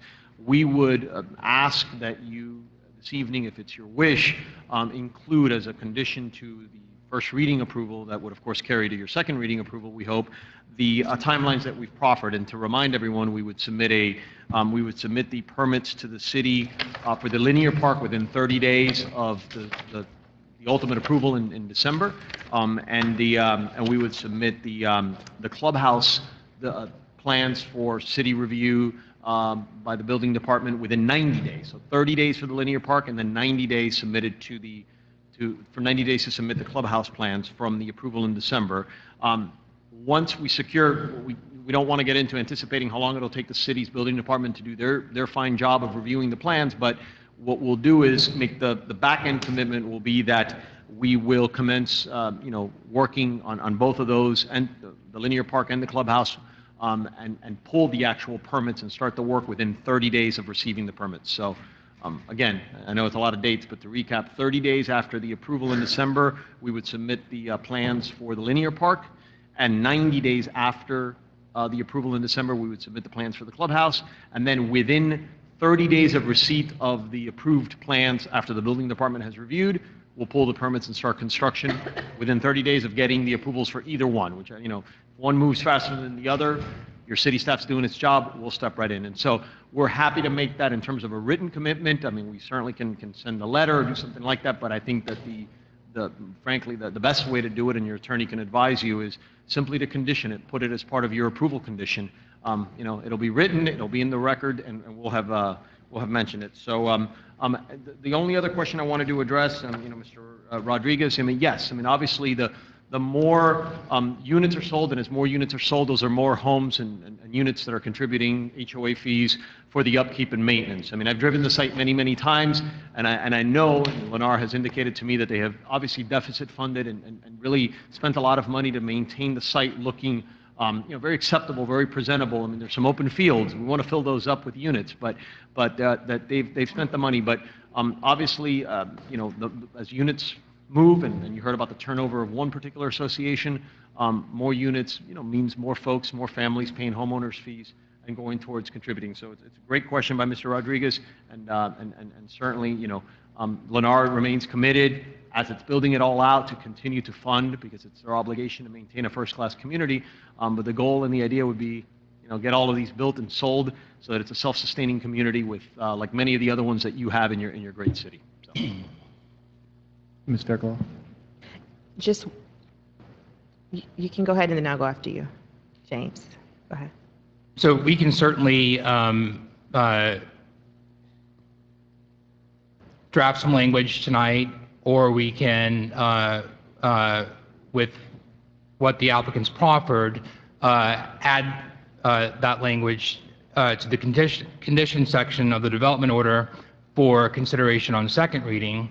But if you're looking for some assurances with regards to the actual completion of the clubhouse and the linear park, then there needs to be some sort of end line in the sand or some sort of benchmark on the back end. Because yes, you can submit for plans, yes, you can pull the building permit, but I can keep a building permit going for years and years and years.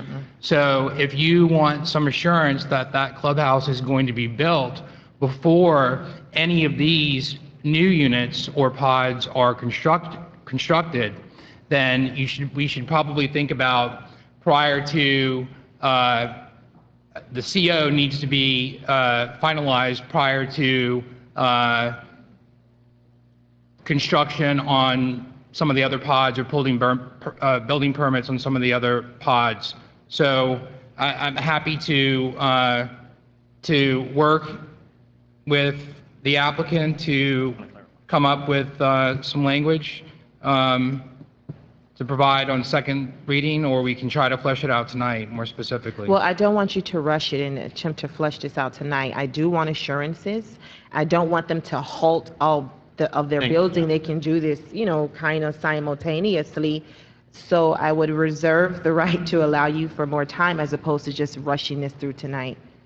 Councilwoman, we'll work with your city attorney to draft the language, but thank you for clarifying. Obviously, what we believe makes the most sense, and it sounds like you agree, is, and we'll come up with the timeline, and I want to take this opportunity between first and second reading to make sure that we get from the construction folks how long, because on the front end, it's easy to speculate how long something's going to take or to make a commitment, but then construction starts. So we want to make sure that they tell us how long will that linear park take, and give you an end date, Right. along with the clubhouse take. But thank you for clarifying, because it would be important to us and really indispensable to us that, if we're fortunate to have your approval, that the changes take effect and we can start, building these different, pods and the different products, because that's really what's sort of helping to keep everything moving in the right direction. Not that we are suspending until we finish these first two projects, because quite frankly, I mean, that could take some time, as we've explained, and then really the project would almost come to a halt except for the linear park and the clubhouse, and I don't think that's anyone's desire or intent. So we would just make that clarification. Right. On the heels of Ms. Fairclough's question, you said you want to know how long does it take the building department to review the plans on a 30-day linear park? And you have an answer for me. There they are right there. Oh, Ask wonderful. them. Yeah, if they can, I mean, and I just didn't want to speak for There them. they are. Ask them. Ask them. You don't. I I don't didn't know, want to but speak for them. that number adds to the equation. It gets us closer to a finalized date. My only effort was I was just committing to what I knew we could control, but obviously if the building department can tell us right now that this will take X days, then we can incorporate it. We'll work with them over the next 4 weeks, and we'll incorporate that into our timeline so that we all know when we come to you in December precisely how long everything should take. We can have it permitted in less than a couple of weeks. Less than a couple of weeks. Okay. Wonderful. Ms. Wallman? I'll be very brief because thank you. Thank you so much, Ms. Fairclough, for keeping your eye on everything and enlightening us as well. But to Mr. McDuffie and I think Mr. Rodriguez, was that your name, sir? Okay. I live in the Villages. So we have an overall association, and then we have our Audubon Clubhouse Association. We have a budget, and if you've been promised this clubhouse for all these many years, I would just suggest, because I've been on this board for way too many years, about 20 years, so I'm pretty familiar. And I don't know who your property manager is, but perhaps they've been allotting a certain amount of your homeowner fees for reserves for your future clubhouse. So I would just be very, I'd be happy to speak to anybody and share what I know, but I know we have a reserve, we have reserves for when we have a problem. And if you've been paying dues, more than likely, there's this portion of that homeowner fee that's been allotted. So I don't know if you're even aware of how much you might have in that budget. So I think you need to sit down with these wonderful developers who are trying to work with us and talk about your property management and find out where your money's going. And if you need, Ms. Fairclough, if you need a mentor, our clubhouse, you're always welcome. But we'll be happy to mentor with you and show you how we do things. It might not be the right thing for your association, but be happy to help you in any way we can. Vice Mayor? Thank you, Mayor. Yeah, just my concern is the same as Councilman Fairclough. So that is, it's good to have all the numbers on the front side, but, it could take forever to build, which James mentioned, very on point. But what I would like to say is looking between now and second reading, and I think what James is maybe implying was not stopping building today, conditioned on you building the linear park and the clubhouse immediately. It was more or less having a date in the future. So say they don't finish it within a year and a half, 2 years, whatever the time frame is, once you guys discuss it reasonably, then at that point in time, it would cease, correct? You could do some sort of a time frame where it then frees all additional COs from that date forward. Because I want something with teeth in it. I don't want to just leave this thing open-ended, but is that what you also were implying, is that they build, everything gets issued up until a point, but then when we get to that point time frame, if they have failed to build the 2 items they were supposed to build within that time frame, that then freezes the entire development from that point forward? Is that possible? Yeah, yes, and we can develop that language and come up with language that's reasonable and appropriate, so that the developer can proceed with building units concurrently with the linear park and the clubhouse. But at some point, you're going to want some benchmark, some point, some line in the sand, because if not, there won't be any teeth in it, and you'll be right back in the situation where you are now. Correct. And that's all. I just wanted to express my I guess my direction is that I don't want to stop them from building now, because I agree, we need to get these products up because it's important for the community as a whole. But at some point in time, there needs to be a line in the sand where if they haven't been able to meet their obligations, we have some sort of enforcement mechanism, some sort of teeth to make sure that we get what they promised us. And that's all, when you work with them going forward before second reading, find a fair resolution. Thank you, Mayor. Very good. You guys fairly clear on we know the numbers, 30 to 90 days. You guys take 2 weeks to review. There's an allotment of time for construction, and then we start dropping the hammer, if you want to call it. So I think that's fairly clear. Any other questions from council? I'm going to close the public hearing at this time. Thank you all. Is there a motion? Move it. Move for approval? Yes. Moved and seconded. Any final comments from council? Roll call, Madam Clerk. Councilman Maldonado? Yes. Councilman Williams? Yes. Councilwoman Fairclough? Yes. Councilwoman Waldman? Yes. Councilman Burgess? Yes. Vice Mayor Shelley? Yes. Mayor Porter? Yes. The motion carries. Thank you all. Ms. Fairclough? Yes.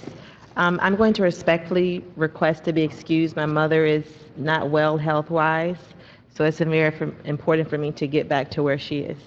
Okay? Thank you. Thank you. Moving on to tab 6, Mayor. This is the first reading of an ordinance of the City of Homestead, Florida, considering the request of Trio Kingman LLC for a rezoning of an approximately 77.3 acre parcel from the agricultural AU zoning district to the one-family R1 zoning district for property located at southwest corner of Southwest 152nd Avenue and Southwest 320th Street as legally described in Exhibit A and providing for an effective date. This is first reading. Report from staff. Yes, sir. We recommend the mayor and council approve this request to rezone of the 73-acre parcel known as Trio Kingman. We've reviewed and analyzed this based on the comprehensive plan. The property is requesting to be rezoned to single-family or R1.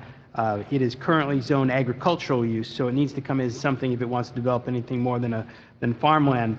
It has a future land use designation of low-density residential, which is implemented by the zoning code of R1. The minimum lot size in the R1 district is 7,500 square foot lots with a lot width of 50 feet. In conjunction with this, they have a site plan and tentative plat that would have been submitted. They will be moving forward at one of the next council meetings. Again, there's 247 lots. This comes to a density of 3.1 acres. I think they're allowed 6, so they're well below that. And so this had also passed the Planning and Zoning Board 5-0. We're recommending approval.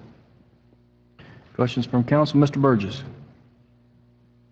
Thank you, Mayor. Much like our colleague, Ms. Fairclough, who's left, this is in both of our areas, basically, because it abuts up to Northgate. It's right across from my neighborhood, although technically it would fall under her umbrella as a part of Oasis.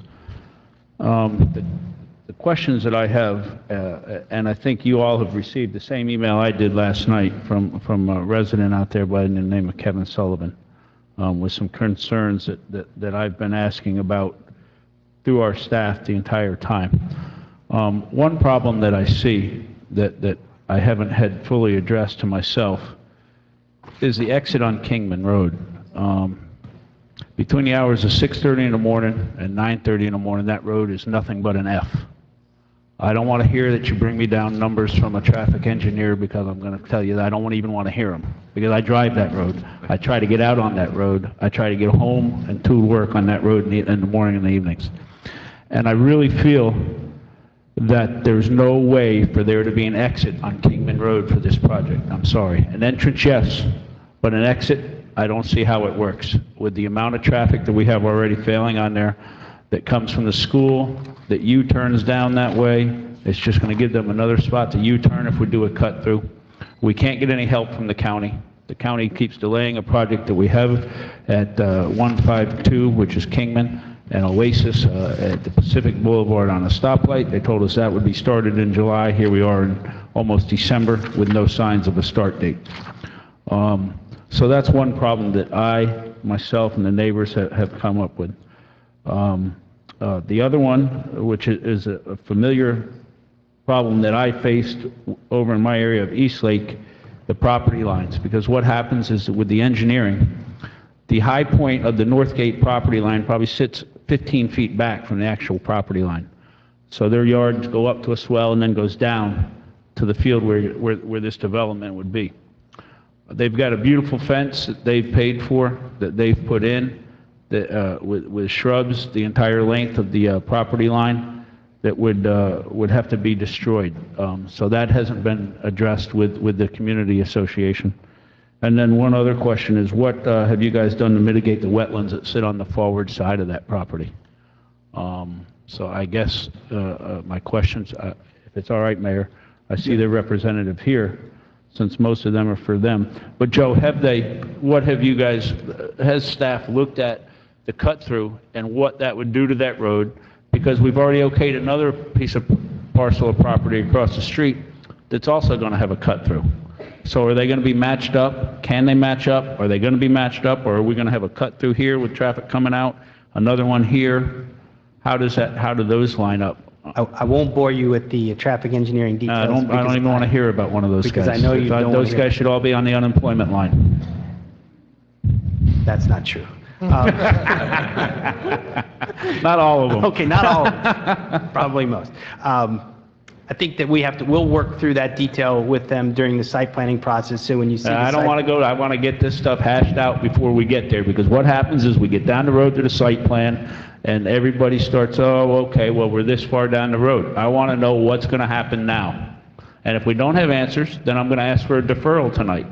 I don't have an answer for you. Maybe they'll come up with an answer. Well, then, Mayor, this is simple for me. I'm going to ask for a deferral, because there's too many questions on this, with one of the most established neighborhoods in all of Homestead being Northgate, and they didn't go have a follow-up meeting on one of the most important things, which is that property line.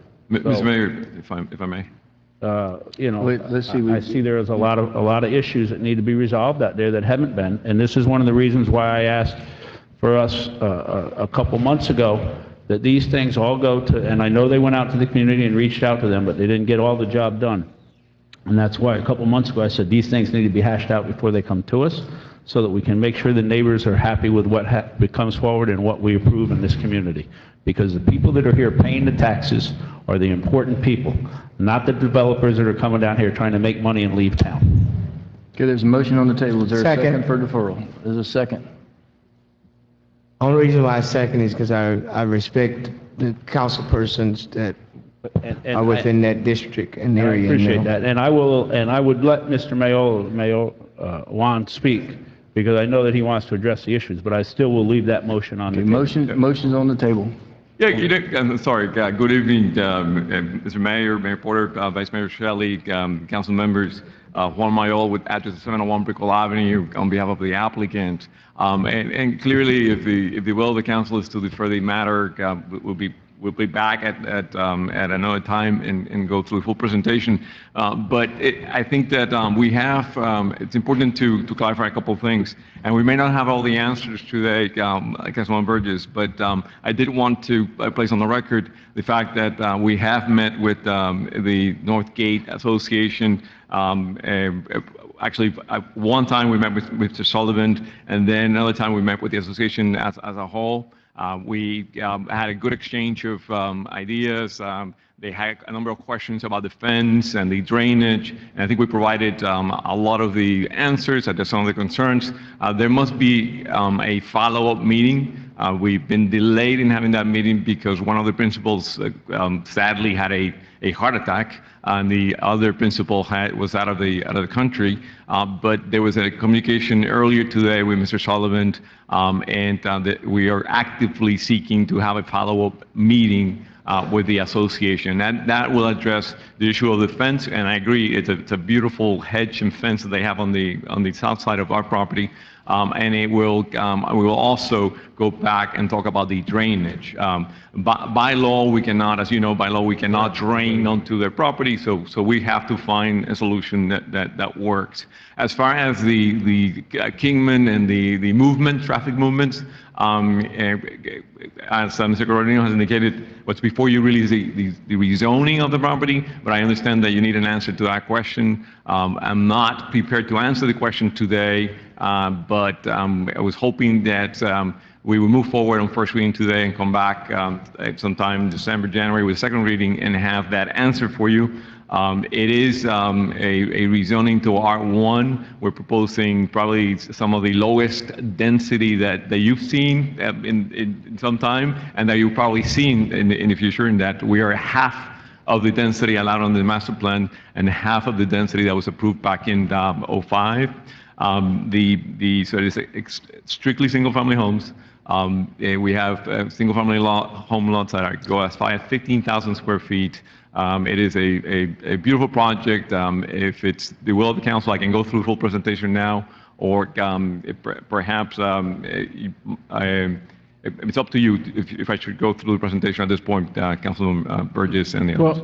Well, my problem is, and we always seem to sit up here, and this isn't you because you haven't been before us in a long time. Yes. So this is nothing to you, but we always get projects or whatever that's come down the road, and we'll give them an okay, and we never come to a conclusion for the second reading, and it always puts everybody in a precarious spot and a bad spot, because we're not here to say no to things. We're here to make a good product for everybody, and I know that you have brought one of the nicer products, but I think that there's a couple issues in my eyes that I would like to see resolved. I have no problem with the density. I have no problem with the project. I just see I've been given this package here, and with me, there are some problems. We're fighting the same issue across the street, the same issue across the street in Eastlake with the development. They've come in, they've got to bring their property up 8 feet.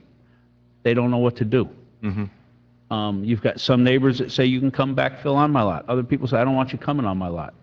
So there's a lot of things that need to be done there. And that's how I'm sitting up here today, because I got into the discussion with Charlie Martinez and Kareem Homes when they were in business, as they backed up to my backyard, and they came to us. And I realized that not that this building department or this zoning department or anything to do with your firm or anything today, but the people who were there didn't care about the residents, and the building department had no idea what was happening in my backyard because nobody had ever walked that property line. And I said, I'll never let that happen again. And that's why I'm here tonight with the attitude and the stance that I've taken, that I'm going to make sure that this stuff is resolved before we get too far down the road and things don't get resolved to the full extent, because people feel like they've been empowered. We got phase one, we go down the road, we'll tell them this and tell them that, and then hope we can get past phase two. We tell them we're already there, so we're there. So that's why I'm taking the stance that I had tonight, that I want to see these things resolved before we go forward. It's nothing to do. You guys have a very nice product here. I just think there's some tweaking that needs to be done to make the neighbors and the surrounding people, like I said, that are already here paying the taxes, happy. And you deserve the answers, the neighbors deserve the answers. We have some of the finest engineers working on this project, and we will go back to Kimley Horn, ask them to give us additional details on the drainage and additional detail on the entrance, and then come back to you hopefully in December with some of those answers. We've already proposed December 2nd and December 4th as dates when we will be available to meet with the Northgate Association, so we will have that meeting in short order. We will meet next week, but because of the holiday, we are going to delay it until the week of December 1st. Yeah, well, I'll reserve until everybody else has had a chance to. Vice Mayor. Mayor, I have no problem, going first to the deferral. If the applicant's okay with the deferral so that they can maybe work on some of these issues, I support that. I think, so I'd wait on hearing the full presentation so we kind of hear it when we're going to make the decision. So if the applicant's okay with the deferral, then I'm okay with that as well. Well, my question I have for staff is that how do we do it such a way that these things are packaged together? Because, this has happened before where someone will come forward with a zoning issue and they'll want to get rezoned, and then it's supposedly going to hear a site plan, or sometimes the site plan is not even mentioned. We have no idea what it's even going to look like. And so we're kind of looking at these things individually, which I know is kind of legally the way it works, but it would be nice from a policymaker's perspective to actually see a plan come together, to have a little more idea of what's going on with the zoning. Because like in this case, they're proposing 3 units per acre, which is great. I think it's a fantastic product because it's lower density, but in theory, they get the zoning tonight, and then they just pull the application later on, they don't go forward with that site plan, and then someone comes back, years from now, and they end up doing a full 6 units per acre. I mean, how do we package these things, or how do we start looking at some of these things more on a global, and again, it's not really related to this issue, but just food for thought, I guess. It's a question that I have. But for purposes of the details of this one, as long as they're okay with the deferral, then I'll just reserve my additional comments for the next hearing. Is it? Ms. Woolman? I think both my colleagues have pretty much said, what I was going to say, but I want you to realize, one, that if I had known that we wouldn't have that light where we were told we were going to have it, I would have never voted for the school, the environmental school, Gateway, wait a minute, what's it called? Everglades. Everglades. I would have never voted for that because they promised us that we would have a light on both ends of the street, and nothing. So I don't think you should take all the blame for that. Yeah. I haven't been here in a long time. I think we agree for that with that. So I just wanted you to know that, unfortunately, you're coming in, behind them who did not do what they, so far it hasn't been done. But I spoke to a couple of the homeowners, and they love your project. But like Mr. Burgess said, and the others, they want, they've had people not tell them the truth before, so they wanted it in writing, and I think it'd be in your best interest to go ahead and allow this to be deferred tonight, so we can come back united and move forward, because their biggest issue was the fence, and they wanted it in writing. So We are fine with the deferral. We look forward to the meeting with the Northgate Association, and hopefully we'll be able to adjust the fence issue to their satisfaction. yeah, because it is a great, it's a great project. No, it is. Really is. But I just want you to know that, you came behind promises that were made by other people, so, but I welcome. Thank I you. always like working with you, Juan. Thank you so much. Mr. Manager, and then Mr. Burgess. Mayor, unrelated to this project, but it's the same theme that you've all mentioned, it would be helpful for us as staff if you're comfortable with the concept of us bringing forward some ideas on the issue of how to ensure better quality development and how to package this so that the zoning somehow is a driver towards something a little better. Each of you have mentioned this along the way. We really haven't faced this much until the economy started picking up, and now by my count, we're almost up to roughly 2,500 potential new units coming our way fairly quickly. And once they're built, and that's it. And so if in fact, like somebody had once mentioned that the retention pond is used by our code as to satisfy the requirement for open space.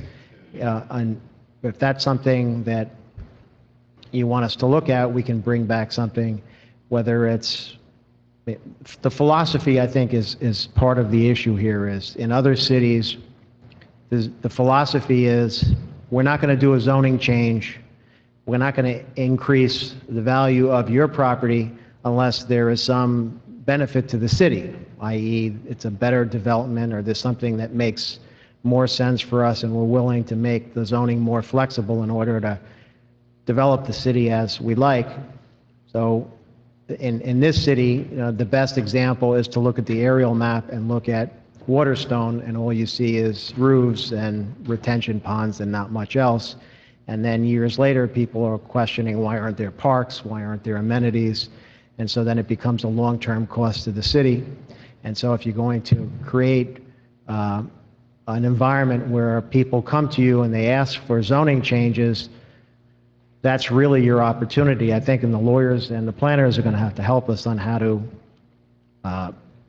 have a system in place so that we can make sure that the development projects are what you want to see. And that's purely a policy issue. But I would like to just get a little feedback of, do you want the staff to start working on some, PUD is another good example. In other cities, PUDs, the purpose of a PUD is to create a village within a village. Now, the applicant previous to this had a PUD already approved, so there was not much more, they were already entitled to it. But when you look at that PUD, it's all residential, and so you're giving it more flexibility and waiving your zoning laws for more residential, which doesn't make a whole lot of sense.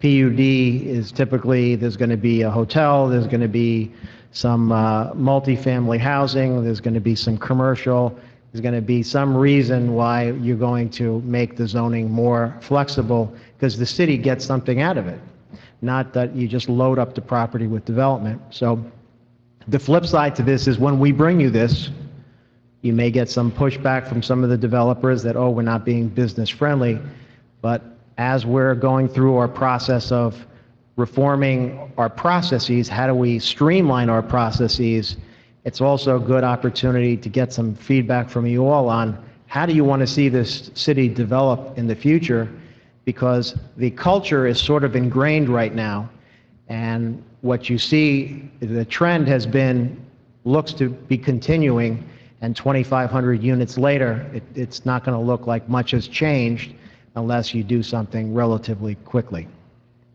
So if there's will for the staff to start working on some ideas to at least have a little more say in the development process, we'll get started on it right away. Mr. Burgess? Thank you. I agree with what the manager said, but you know, I think we need to take things back and put ourselves in charge and put the citizens in charge, and that's what my stance is for tonight. It's, you guys have a great, I may be the only one up here that has this. I've been down with staff, and I spoke with Mr. Arza when he was down here about this project, and I'm sold on the project. I just think that there's a couple things. Mr. Arza was here with D.R. Horton tonight, you know, and 6 years later, those neighbors that were surrounding that property were still trying to get things worked out, and we held him up last month. And that's why I want to try to get things worked out and done before any of the process starts. That way nobody's left blindsided or not happy, or if they're not happy, at least they're somewhere in the middle and they've all come to terms of what it's going to be, and everybody knows what to expect. And that's all I'm asking for. You are here represent, and I say it, and I'll say it for the 5th time. This is going to be a very nice project when it's done. The site plan, I mean, the floor plans look wonderful. The amount of space that the homes are getting on the lot size is nice. You know, you've got a nice lake with a beautiful clubhouse is going to be built there. But I just want to make sure that we've got everything ironed out, because I'm tired of seeing projects come back to us.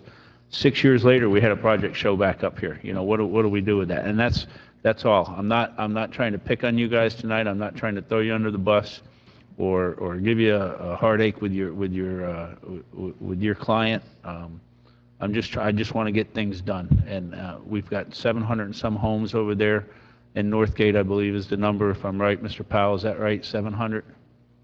How many homes are in Northgate? 500. I'm thinking of Keys Landing.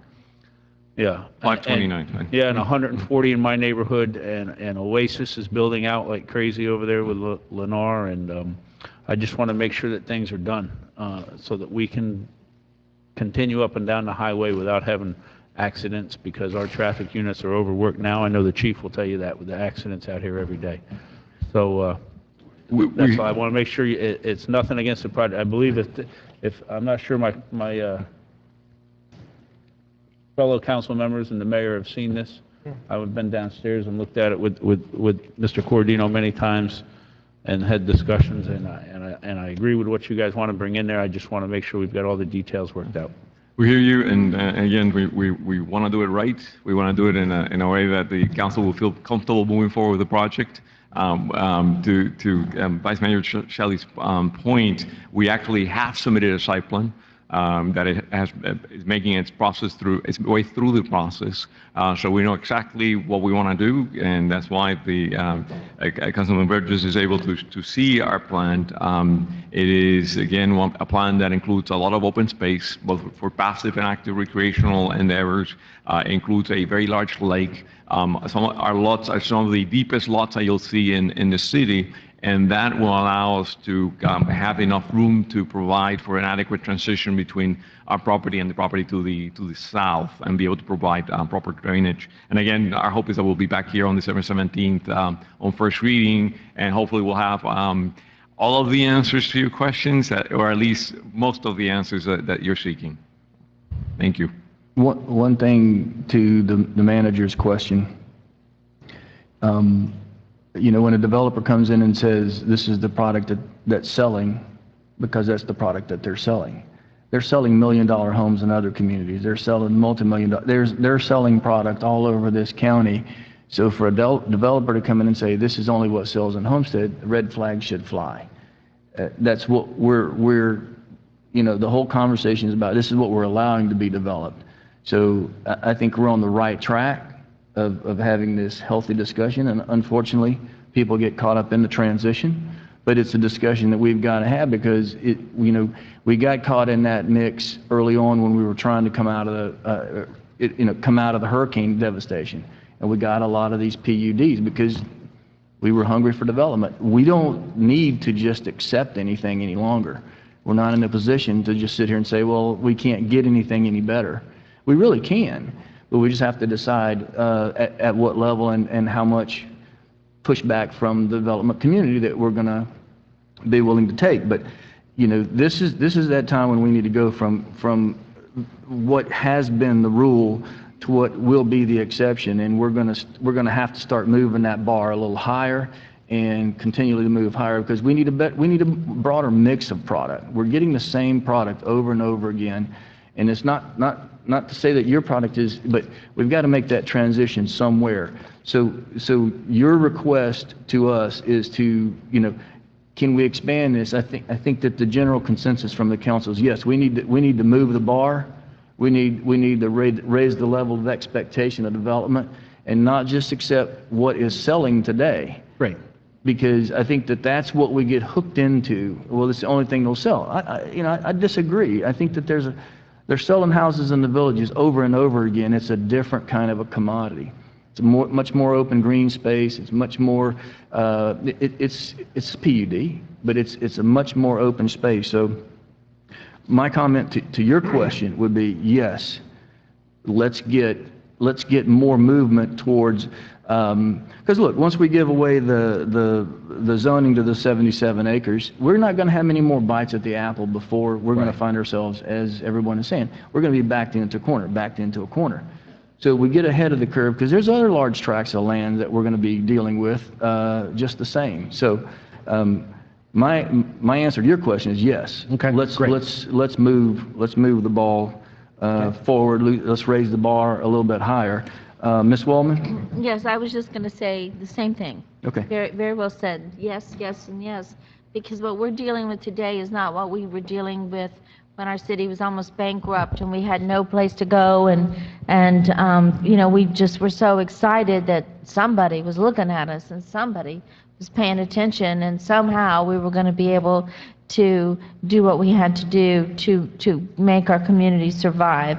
But I think this is a beautiful project. I was just going to request that you get us each one of these packets, because when John showed me, I mean, it's really nice. So I'd like to have that in my file, one, if that's okay. We'll do that right away. Thank you. Okay, there's a motion for deferral, and there's a second. Roll call, Madam Clerk. Councilman Williams? Yes. Councilwoman Waldman? Yes. Councilman Burgess? Yes. Councilman Maldonado? Yes. Vice Mayor Shelley? Yes. Mayor Porter? Yes. The motion carries.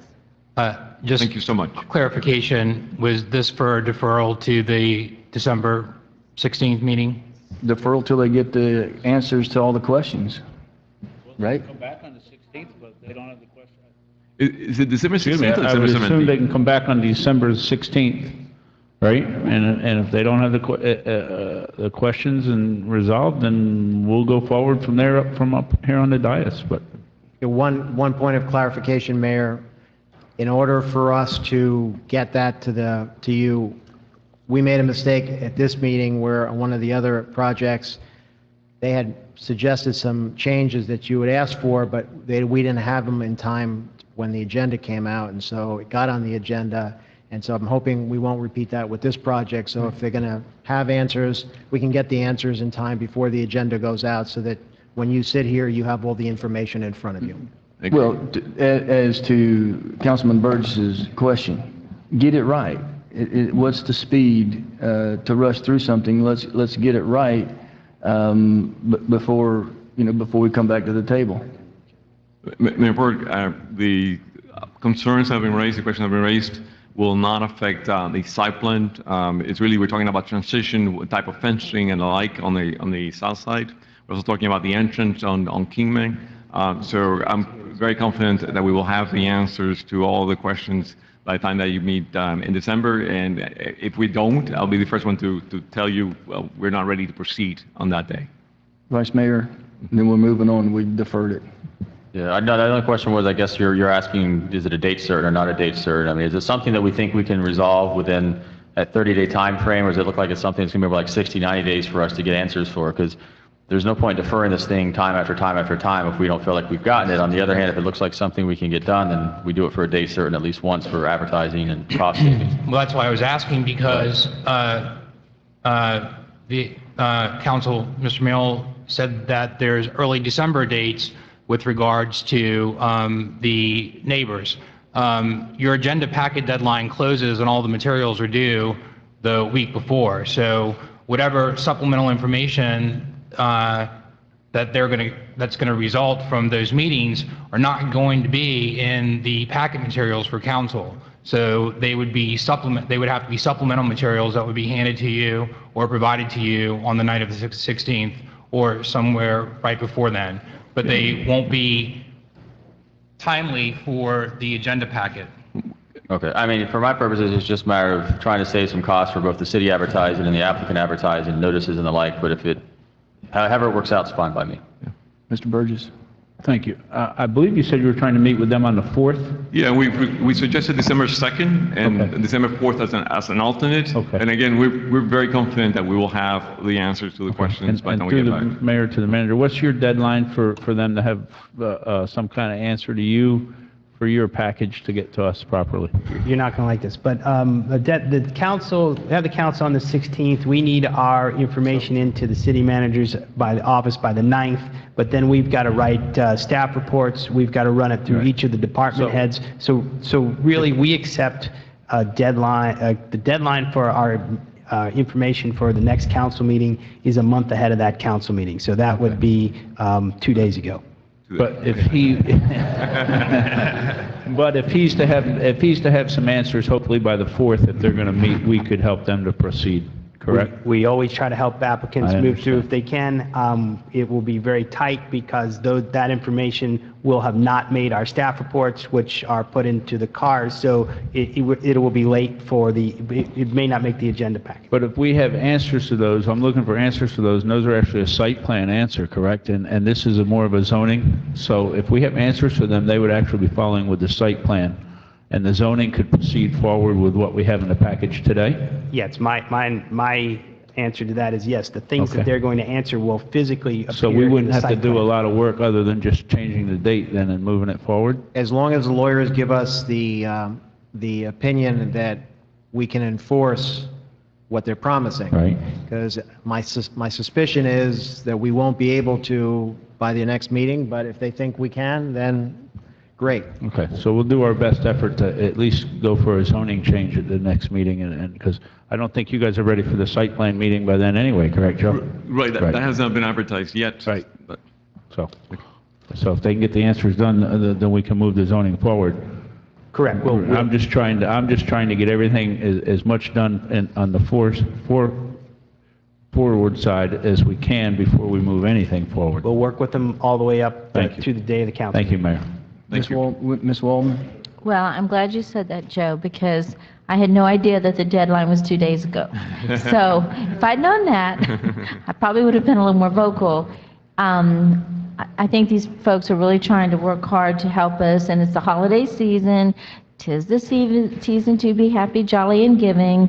So let's make sure that you do what you say, Juan, and we do what we say, and I feel confident that we'll make it happen. Great, thank you so much. But the motion... Right? Absolutely. The motion did not specifically say deferred to the next meeting. The motion was a deferral. Okay, so it's deferred, and it's voted on. So the quicker you guys get all your stuff together, then the quicker you can come back. It may not be December. It may be after that. So not specific time dates from this body. Correct? Okay. Mr. Mayor, would Yes. it be appropriate, and I'm sorry to do this to you, but would it be appropriate to reconsider that motion so that it could be at a date certain and allow us to come back in December?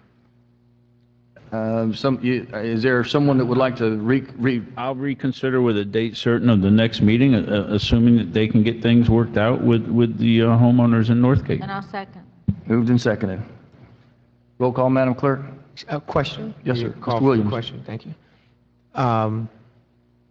But how much, I mean, we just heard the staff said that there's going to be a tremendous amount of pressure, right? I had some of your staff shaking their head, nodding. So, I mean, if there's going to be a tremendous amount of pressure by that time on staff, I don't want to put that amount of pressure on them. As long as we can, work through. Because their issue is not, from my understanding, is not with, my understanding of what Councilman Burgess' concern is meeting with some of the folk in Northgate to be clarified. Is that right? Mr. Burgess? I'm sorry, your primary issue is meeting with the people in Northgate, right? They're trying to meet with them in the first couple of days of December. And then what else is your concern? Well, the other concern is that they've got to get with the engineers there and try to figure out what the entranceway was. And then I was just wondering where you guys had gone with the wetlands. Have you guys mitigated that out, or is that something that's going to happen in the We will future? likely fully mitigate the impacts to the wetlands. Okay. Because I know that was a big stickler for Mercedes Homes when they came forward the last time. They couldn't get something done with the wetlands. Right.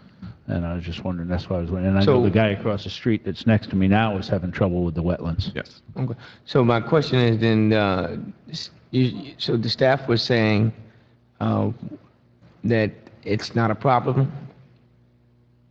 We'll work with them through the date of the council meeting as long as it's all right, as if that information may not make the council package, which comes to you, we need to submit the week before.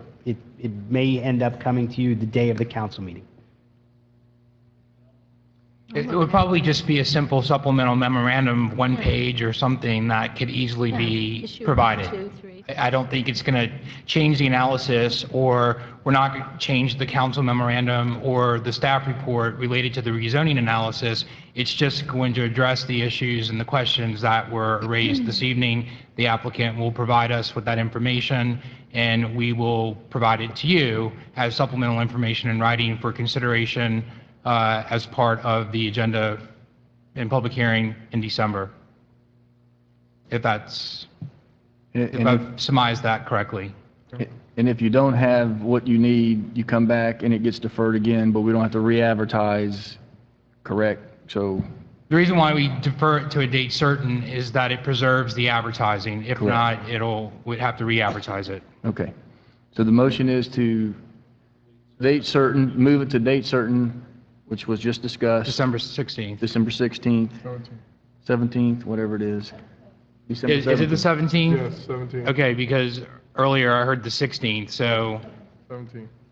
all right, so December 17th. Okay, roll call, Madam Clerk. Yes. Councilman Burgess? Yes. Councilman Maldonado? Yes. Councilman Williams? Yes. Vice Mayor Shelley? Yes. Mayor Porter? Yes. The motion carries. Okay. Thanks again. Thank you. Have a good Tab evening. 7. Thank you. Revision on the 16th. We closed the public hearing. Go right ahead, sir.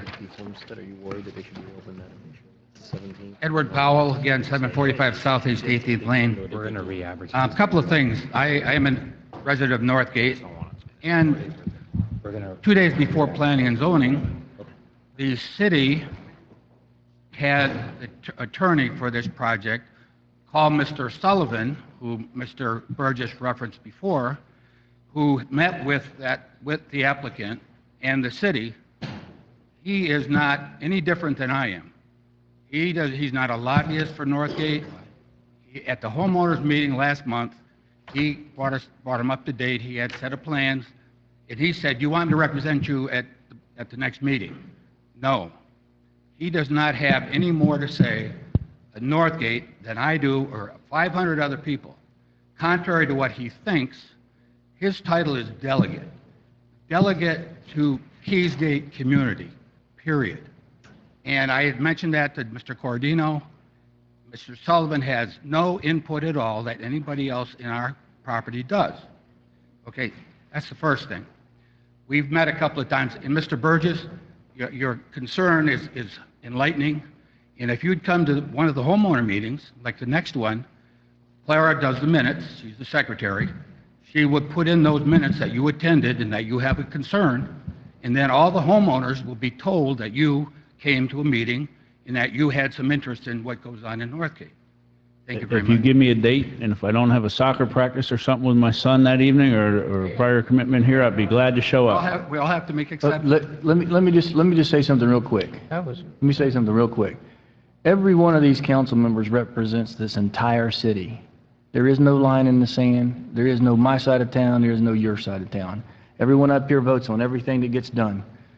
He has to live in a neighborhood. I have to live in a neighborhood. I don't. Everybody has to live in a neighborhood, but you don't draw the line at the end of the street. Okay? So let's get that clear. But we vote on everything as a body. So let's not go down that road about I don't represent, you don't represent. We represent everybody. So, period. No more conversation about that. Where are we? Mayor, if I could, just one quick reference. Yes, sir.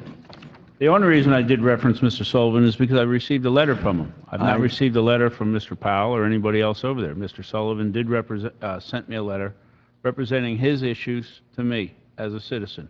So I carried those forward tonight. And I had the same issues, and Mr. Cordino will tell you that I gave him the same issues 60 days ago when I was handed the packages as I saw this coming through. And I saw surveyors out there on the job site. So that's where this started. And Thank you. I got the same request from Mr. Sullivan, and I don't live in your neighborhood, but I would want to be represented the same way. So, point taken.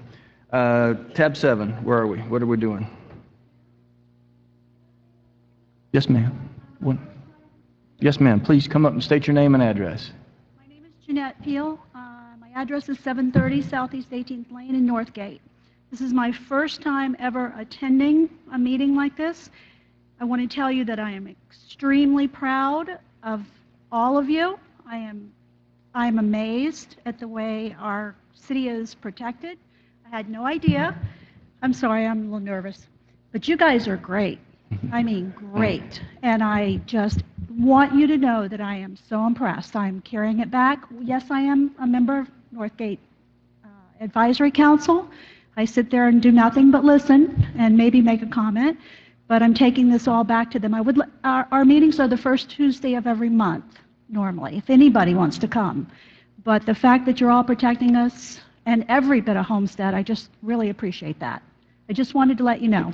Thank you for the comments. Anytime you want to speak, come up.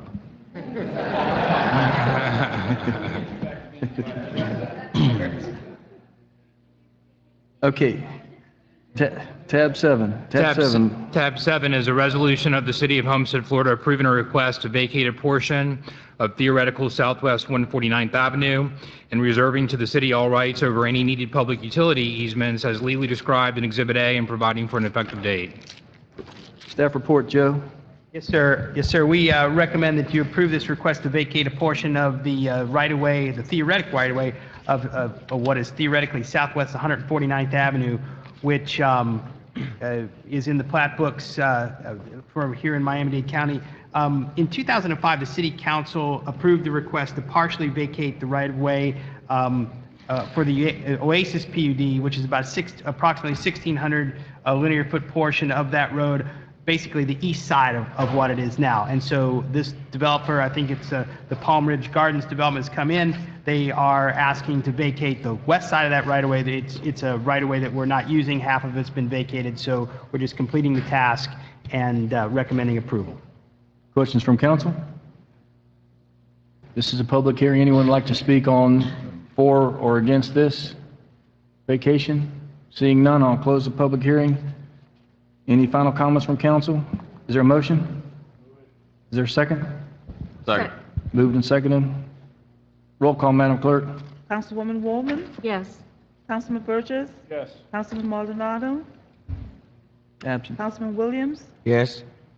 Vice Mayor Shelley? Yes. Mayor Porter? Yes. The motion carries. Tab 8.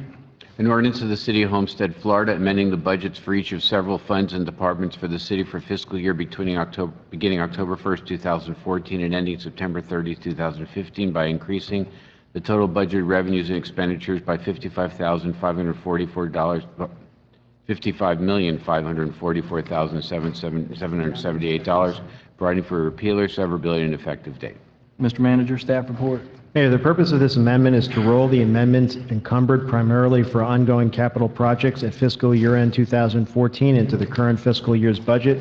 This amendment is done annually during the month of November. Staff recommends Mayor and Council approve and amend the fiscal year 2015 budget for various funds as per the attached schedule. Rolling projects forward, right? Yes. There was a motion by Ms. Wallman. Is there a second? Okay, so this is a public hearing. I'll open up the public hearing. Seeing none, I'll close the public hearing. Any final comments from council? Roll call, Madam Clerk. Councilman Burgess? Yes. Councilman Williams? Yes. Councilwoman Wallman? Yes. Vice Mayor Shelley? Yes. Mayor Porter? Yes. The motion carries. Tab 9. Budget amendment, final fiscal year 2014. Staff report. Mayor, staff recommends Mayor and Council approve and amend the appropriations for departments within the general fund for fiscal year 2014 as per attached Exhibit 1. The total budget for general fund will not be affected. Questions from council? It's a public hearing. I'll open up a public hearing. Anyone like to speak? I'll close the public hearing. Is there a motion? Is there a second? Second. Any final comments from council? Roll call, Madam Clerk. Councilman Williams?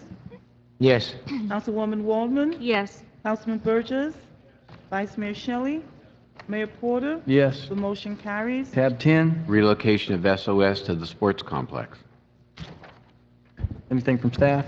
Mayor, yeah, this is just kind of a continuation of trying to take old traditions and trying to just make them more systematic. And SOS has been within a city building for many, many years.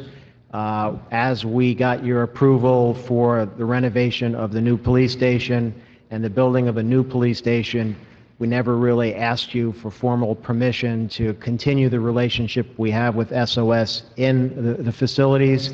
So if you'd like to continue with that, then we'll adjust our plans accordingly. The temporary station right now, the area where the SOS would be is already being renovated, so it's not really a cost function as much as it is making sure that you grant the permission to allow a nonprofit to be in a city facility. If your answer is yes, you want them in both a temporary and then move to the new location, we'll bring back some agreements so that you can formally memorialize and approve that type of arrangement, which currently we have just more like a general understanding, and we typically don't feel it's appropriate for staff to just allow organizations into a building without a formal process. They do great work. Everybody feels, from a staff perspective, that it's working very well, but it's obviously up to you. It's a policy decision. I'd like to move that, Mayor. Mr. Williams? Thank you so much. This is, I'm glad you mentioned that, Judge, because I never really understood how SOS could not go without a lease agreement. Yeah, that's... But every other nonprofit, and they get to talk at the podium, they get a seat at the table. And say this, and then they get a voice that other nonprofits do not get, and then they get to say that we never had a lease agreement with this other nonprofit organization, and then it's never ever pointed out that they never had one. That's, to me, is hypocrisy at its best. What gives them the caveat to be able to do that? Well, I think, like some of the other, let's say, historical arrangements that we've had here in the city, in the past, maybe things were done a little more informally. And when I was asked to come here and you all hired me, you basically said you wanted a by-the-book operation, and slowly but surely, we're trying to gravitate to getting everybody online. And so this is one of the big agreements that we have that really needs your approval. And so this was the perfect What I'm opportunity. saying is, what gave them the authority to sit at the table? Sit at which table? At any table. They sit here sometimes when they have grants or whatever coming through, and then they get to sit at the table to talk about other nonprofit organizations. I've sat in a meeting with them and say this or that. What gives them that authority or the hierarchy over any other nonprofit that has come through the city? Well, I think some of the times they're at the table, it's because there's a grant that is merged where the nonprofit and the city are working hand in hand. And as they explained to me, because at one point we were talking about, do they really actually want to be in the police facility, or would it make sense to move them someplace else as a separate entity? And their explanation was that in many cases, they're more competitive as an organization in providing services, getting that grant money because of the partnership they have with the police department. Let me ask you this question. How much money have they paid in rent? I don't think they pay anything in rent. They don't. But we want to require other nonprofits to pay rent, right? Well, I'm just saying, it's not, what I'm saying is not fair. How can they come to the table, they can say, this other nonprofit needs to pay rent. They don't pay rent. Do they pay lights? I think that becomes the policy I'm saying, question. do they pay lights, water? No, Or are they in the building for free? Dennis, Because they don't all pay. of this started, remember now, when we were about FICA Williams. Right. And that's the only reason why I'm being fair across the board with them, because I didn't like the process, how it went. Nobody ever talked about, they never had a lease agreement. Nobody ever said that they weren't authorized to be in the building as well, but they were able to point the finger at another organization and say they must move out because we want to, we think we can provide better services. But they've not once had a lease agreement, they've not once paid rent, but we required another organization and hammered them out of the building because they could not afford the rent. So if we're going to do that to one organization, they need to pay rent too. Well, that's just a fair, honest part about it. I get very upset because I get very pissed off about it because it's not fair. And it's not fair in my area, my community, that a service organization was providing services and no longer there. This organization never paid rent, but nobody ever said anything about it. And here we come tonight saying, let's move them, or asking to move them with the police department. Why? For what reason? It's not fair. It is not fair. It is not fair at all. They don't pay one single dime. I don't care how much grants they bring in. This is for the community anyway. They don't pay one single dime in rent, have not paid one single dime, but yet they point the finger to say this organization needs to pay some rent. It's not fair. It's not right. Anything else, sir? Not right for right now. I'm done. Mr. Burgess. Thank you, Mayor. Take that. To the manager, what other options are there if the sports complex is not their home? Where else? Well, one idea we had thought of is moving the CRA into the new City Hall building and then having them occupy the CRA building. But what The current one, the old library. Right, the old library. There's two different types of models for the services that they provide. One is that they're separated from, and put in a location where there's privacy.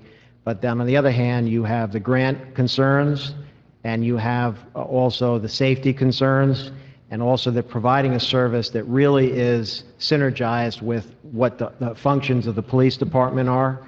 So I think that would be the distinction, and also the department says that they're happy with the services that are being provided, and I would say, Councilman Williams, your points are very valid. I'd say probably the biggest difference between this organization and the other one was that the department wasn't particularly satisfied with the way they were operating, but in terms of everybody should have an operating agreement and a lease agreement that's approved by the council, I think the answer is this is in keeping with that, and we hope if there's any more that we've missed, we really want to get going and finalizing them all. But nobody should be exempt from that, in my opinion. Can you elaborate on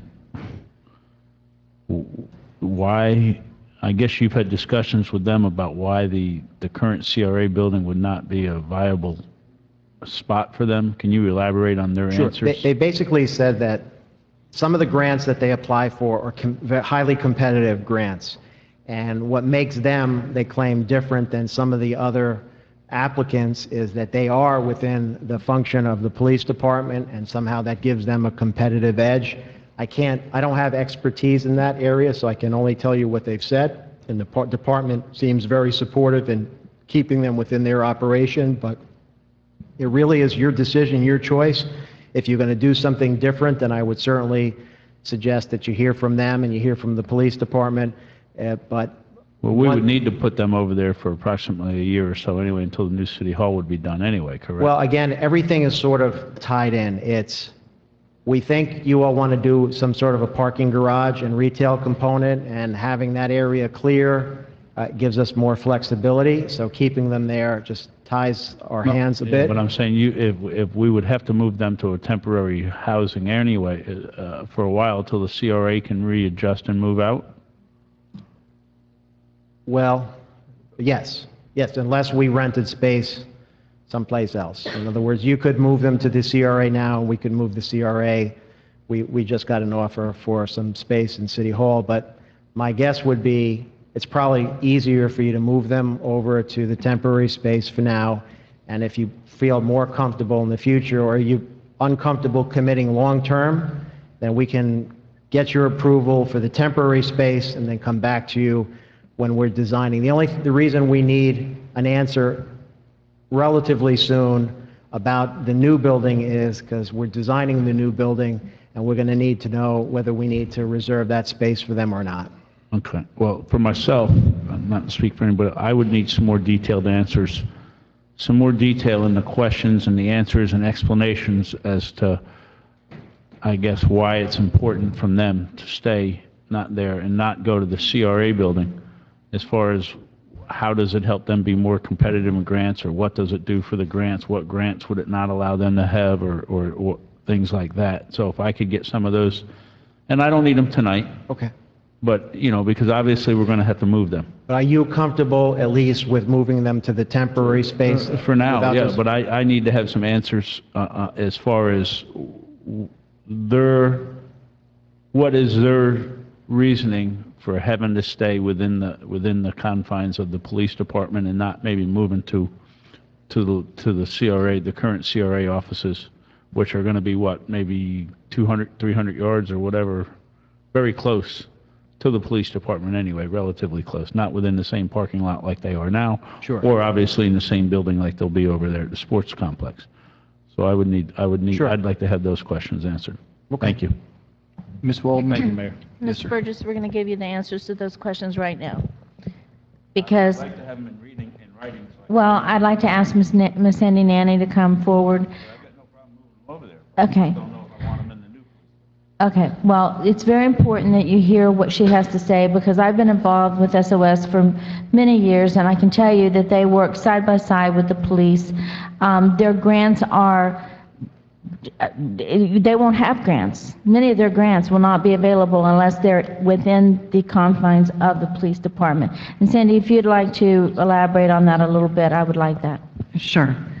First off, SOS was created by the police department. And it was created by the police department in order to bring the two entities together, law enforcement and social services, in order to provide a more in-depth support service for victims of domestic violence and family violence. Many of the grants that we have written require that we co-locate. And the reason for that, there's many reasons. One being we are easily accessible to the police officers when they have a victim of family violence. The officers can work on finding the perpetrator and not have to be tied up with dealing with the victim's immediate needs. She immediately hands that victim over to us, and we meet the needs of the victim.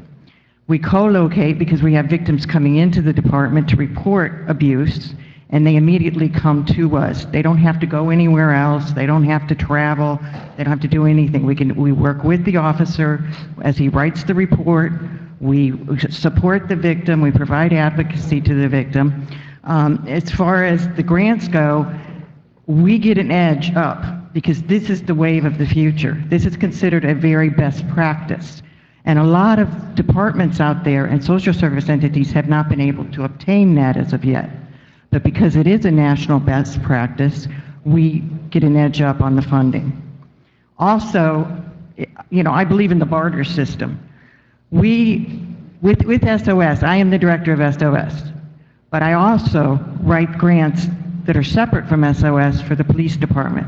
And that's SOS's bread and butter. That's our rent, that's our electric, that's our utilities, our phones, because we're so tied together that what I write is not just for SOS or just the police department, but sometimes they're together and sometimes they're separate. So SOS also provides a very important service to the city as far as funding for the police department. And I think that's an integral component to what SOS does. So I don't know if that answers all your questions. I mean, I could be up here all night and really bore you to death, but... I need a motion to extend the meeting for half an hour. I need a okay, make him an hour? Motion second. All in favor? Aye. Okay, I'm sorry, Sandy. I'm sorry. Mayor Porter. Yes, Ms. Wallman, you still have the floor. I thought it was very important that the SOS ladies were here tonight and Sandy is the director because I don't think, they can't talk a lot about what they do because they have a very private confidentiality with the victims of domestic violence. But the service that they provide is just unbelievable. I mean, they're out at 1 o'clock in the morning. They're out at 3 o'clock in the morning. I mean, when the police officers call.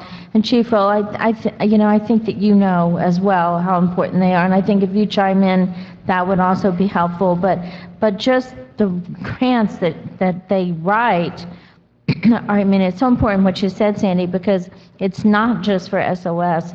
It's for the police department as well. So, I mean, I agree that we do need to have a lease. I mean, that's just standard practice, and it's something that we've been remiss on doing, but it certainly should be $1 a year, whatever we're going to do. But when I first heard about the CRA building, I thought that's fantastic. They'll be in their same place. They'll their own place. They won't. I mean, these ladies are working in closets. I mean, they're working in oh my, yeah. I mean, I thought it was fantastic. But Sandy explained to me, as much as she would love that, to have that space and all those things that go with it, it doesn't make sense.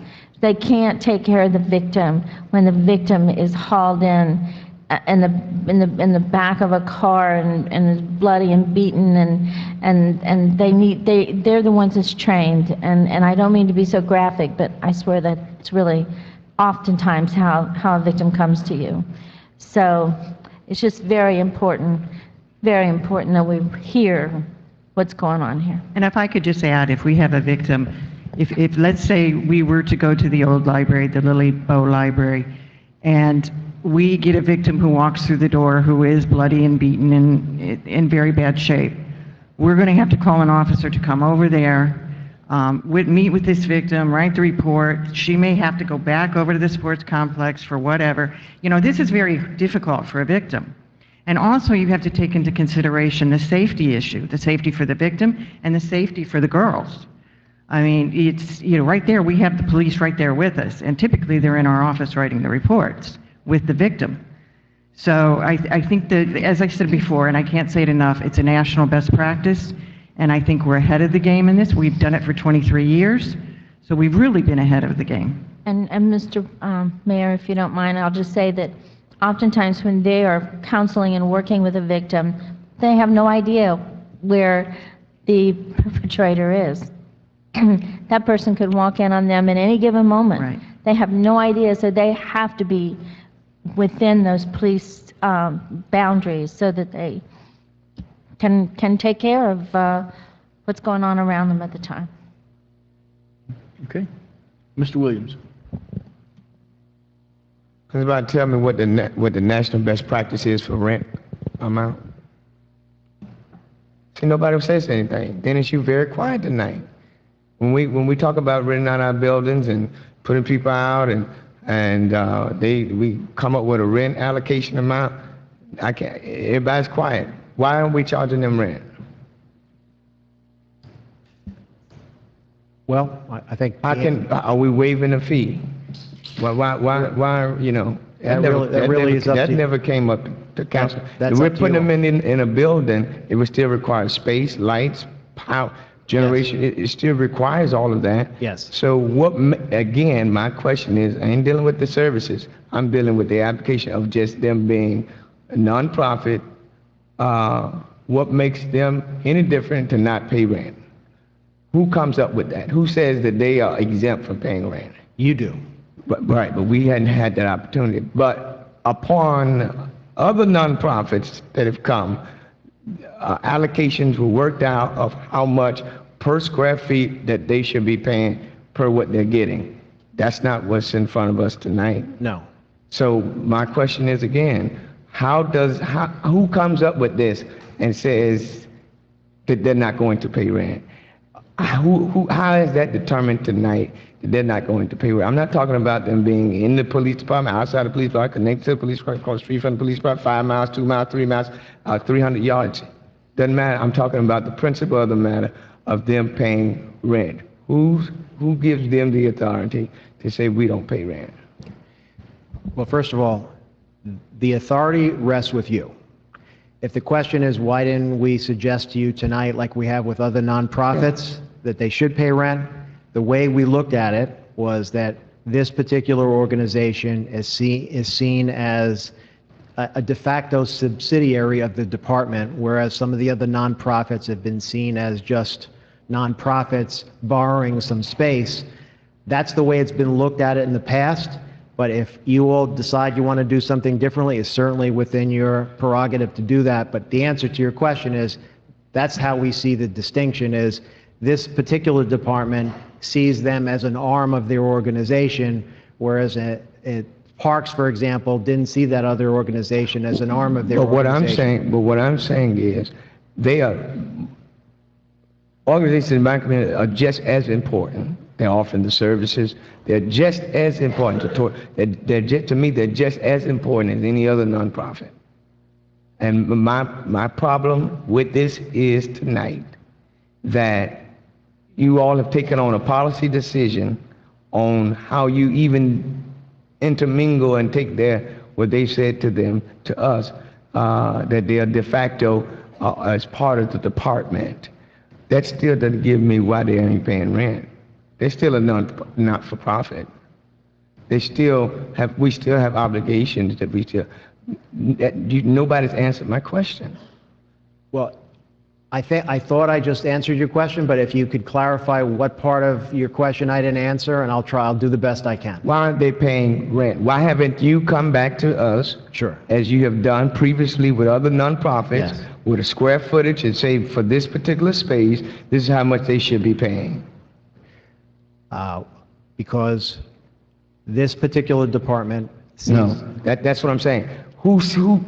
Who gives that authority to say that this department, that they are affiliated with this department? Even if we start, There's no authority. Right. There's no authority. It's basically, there's been a past practice, and I can't even tell you how long it's been, but it's been, Sandy, how long? 23 years. So there's been a past practice.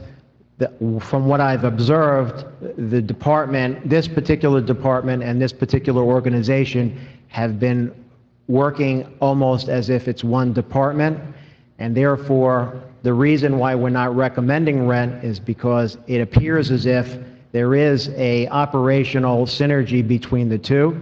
That being said, that doesn't mean we have the authority. It means that's why we didn't recommend the paying of rent, but if you all want to charge them rent, that certainly is within your George, I think it's unfair. You cannot point one organization out and say they ought to pay rent. And they're offering services within partnership with the city or through a pastoral, however it is, as other nonprofits are. It is not fair. You can't convince me tonight that it is fair. Okay, they said the other organization was so intertwined and it was part of them and all of that. And then at some other point, they disagreed on whatever transpired. It got kicked to the curb. Now, I have nothing going on in FICO Williams, have no programs they have no transportation, they can't get tutoring, and then they de facto, you were to take funding away from that organization and call the funder and make those accusations, and then to come to fact with it is that they still have funding. The Children's Trust never took the funding away, and so you can't convince me, George, tonight. It's not. You should not have brought this to us for this consideration without giving us or me the option to say, well, I think they are not to pay rent, because give that option, at least present that to me, not for you or your staff to know what's in my mind, or not to discuss it and say and think, because you have maybe 1, 2, 3, or 4 people that doesn't represent all of what my interests are and what I think is fair. Just to clarify, I wasn't trying to convince you or anybody else of anything. But then you should have brought back to me, or to us, or to the board, the only thing we're bringing to you square tonight, footage, or a lease agreement with the square footage of what the space that they're needing. the only thing we're bringing to you tonight is basically, are we moving them into the building? And if so, we'll continue to draft the agreements and bring them back, but we need some lead time so that we can continue crafting the space. And so you'll have another bite at this apple. This is just, are they going to the temporary location in concept, and are they going to the permanent location in concept? And anything we do still has to come back to you for approval, just like all the other organizations. Do I think that we're going to recommend that they pay rent? Probably not, but that's a discussion. But see, that's what I'm saying. When we said policy, that's not your call. Well, no, but you asked me for my recommendation. But when you brought back for another organization to pay rent, you had your ducks in a row. They were going to pay this amount. If not, they got to get their butts out by a certain time. Right. Right. So you cannot convince me that this organization, all due respect to them and what they do for the community, should not be susceptible to the same policy or decision that you have made or you have set precedent for other organizations to follow. I think the difference would be that we, first of all, are not trying to convince anybody of anything, and we also recognize that it's a policy decision, and that's why we brought it to you. And then the other issue is, I was asked the question, why shouldn't they be paying rent? So you asked for my opinion, so I gave it to you. But just because that's my opinion doesn't mean you have to do that, and it's totally your decision. But you didn't bring that to us as an option. I didn't bring it to you as an option. You took correct. it upon, that's my whole point, George. You took it upon yourself or your staff to say we're not going to recommend rent. That's what I'm saying. That's what is unfair. I think, though, the difference would be that... It doesn't matter the difference, George. They're a nonprofit. Treat them just like a nonprofit. If we go on the premise that they're providing our department service, if we ask them to pay rent, then in essence, we're either incurring the cost or we're reducing services. And so that's where the recommendation would be for them not to pay rent. That's where the operational concern is, but still, if you want to charge them rent, it's within your right. I don't care how you swing it, how you fillet it, how you toss it, twist it. They're still a 501c3. It is not right. I think we open up ourselves for a lawsuit.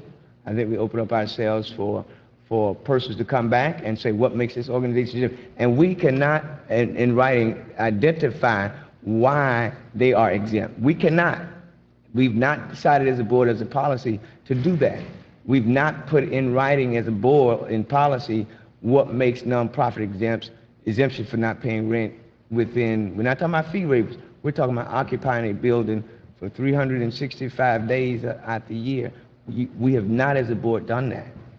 Well, when we bring the lease agreement back to you, we'll be more than Yeah. happy to provide that in the report. All right. Vice Mayor. Thank you, Mayor.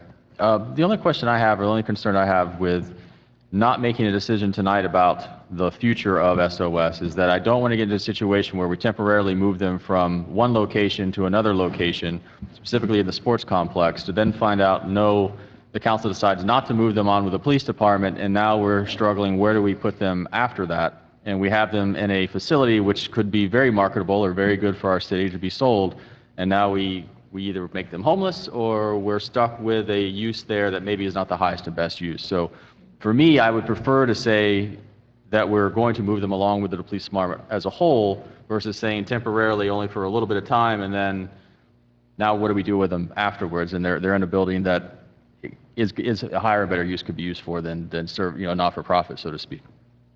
So that'd be my only concern about doing this temporarily, with the caveat that, well, we'll reconsider later. So that's just something out there for discussion with my colleagues, but my direction would be, if they're going to stay with them temporarily, then they need to go ahead and have a place in the permanent police department as well, and make sure it's a full transition. Mr. Maldonado? Thank you, Mayor. And I was just going to mention, ask the question, why temporary as opposed to fixed, since it's been there for such a long time. I understand the mechanism of why it's running and hand in hand. But I understand with my colleague as well, Mr. Woodlands, about what his point is, that they didn't bring it, before us to make a decision. Having said that, we could, if they say we want to pay rent, we could make it as simple as $1 a year. They want to pay rent, it could be $1 a year. We as the policymakers can make that decision. And what I would like to see is if, just like the Vice Mayor said, instead of temporary, I'd rather see it permanent, so that, it's something that's just, it's going to continue to work in that manner. Mr. Attorney, did you want to say something? He needs to say something, Yeah, Councilman, I think Councilman Walden wanted to say something. I was just going to ask, could I amend my motion I to, can't could I hear make you. the motion? I can't hear you. Yes, you made a motion. Can I amend my motion? I was going to ask my motion. Listen to that. Can I amend my motion to say, instead of temporary, permanently in the future, moving on to the permanent PD building? Okay. So you But I don't amended the remember who motion to make seconded it it. permanently attached to the police department. The second? Mr. Attorney, we didn't get a Second. second yet. No, what I was going to say is that really the decision that's, I think, controversial is whether you're going to allow them to be in the police department without paying rent. Because once you make that decision, you could decide that that they're supposed to pay rent. At that point, it's really up to the organization. It's a private, not-for-profit organization to say, yeah, we'd like to be in your building. How much is rent going to be? On the other hand, if you say we're not going to charge them rent, then the other decisions sort of follow. So, Well, could I amend my motion to say $1 a month? And Well, you can amend your motion any way you like. And the question, to your question, I mean, FOP currently resides in a building for like $1 a month, $1 a year, right? So there is a, $1 a year, it doesn't matter. That's $500 a month. 500 a month. Okay, Yes. so there's a fee there. All right, fine. So all we need to do is establish, you got a motion to move them permanently and establish a fee. Is that fair, what your motion is? Yes, but I'd like to establish that fee in my motion. What is that fee in your motion? I'll say $1 a month, $12 a month. I'll pay it. I mean, a year. Okay. How much a year? $12 a year. $12 a year. Okay, is there a second on that motion?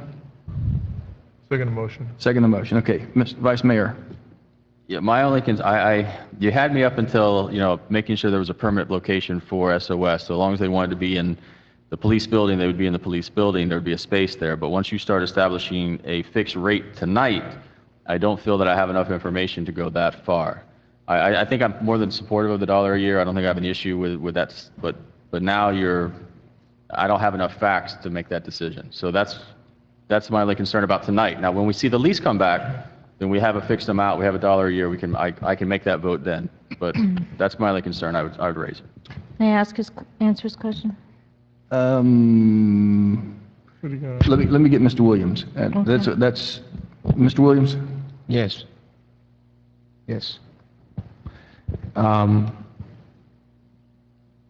Listen, I don't have a problem with what is being presented, just with the process. Okay? If it's $1 a year, fine with me, but at least we had the opportunity to say what, or that the staff comes back and recommends, as they do with any other organization, a fee for it. And at that time, we have the ability to say, well, because of the invaluable service that they provide the community, it's justified with that. And that gives me still the information and the ability to hold on to some authority that, as a council person, that I still possess at some point in time. Right. And that's all I'm saying. So if Councilwoman Wallman does not include it, is not included within the motion, or Council Vice Mayor Shelley is not pleased with that, when the lease comes back, my only thing is that there is a study done, and that for the square footage that they're going to be using, the estimated amount of what it would cost to rent in a commercial building as such, and then give at least me the opportunity to say, no, I don't think they ought to be charged that, but not for staff to make that rationale decision for me. That's all I'm saying. I have a problem with the process, not the organization. I have a problem with how we follow through with other things, and when it comes to certain things, it's overlooked. That's all. Just be fair across the board. That's it. Thank you. Mr. Manager. A couple of things. First of all, because I was asked the question, Councilwoman, my preference would be just to get some decision, a short-term decision on, do you want them to be conjoined with the police department? I think it's a fair point that we need to have some sort of rationale when we come back to you with the lease agreement that kind of bolsters what my belief is, which is that there is a legitimate rationale for the benefits that you're gaining from the organization to offset rent. But the idea that we haven't yet presented you with a lease agreement, which was not our intention tonight, and the idea that we have asked other organizations to pay rent, and we've had a legitimate rationale for that, going forward, I think it would be helpful for you all if we do stay within a consistent philosophy.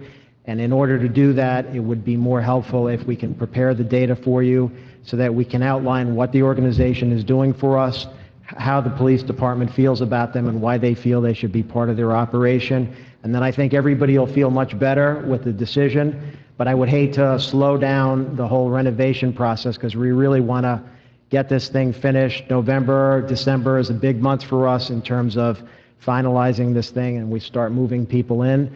But we'll get back to you at the next COW, hopefully, with some sort of paperwork to help memorialize this.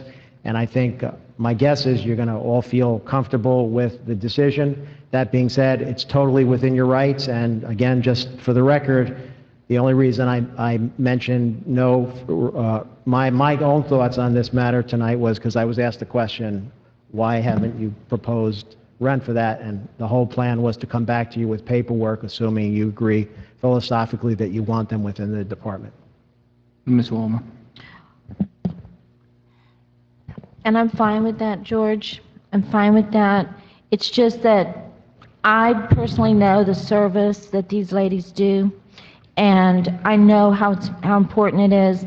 And you can't blame a girl for trying to protect an agency that just spreads so much goodness here in Homestead. So I'll withdraw am I saying this right, Richard?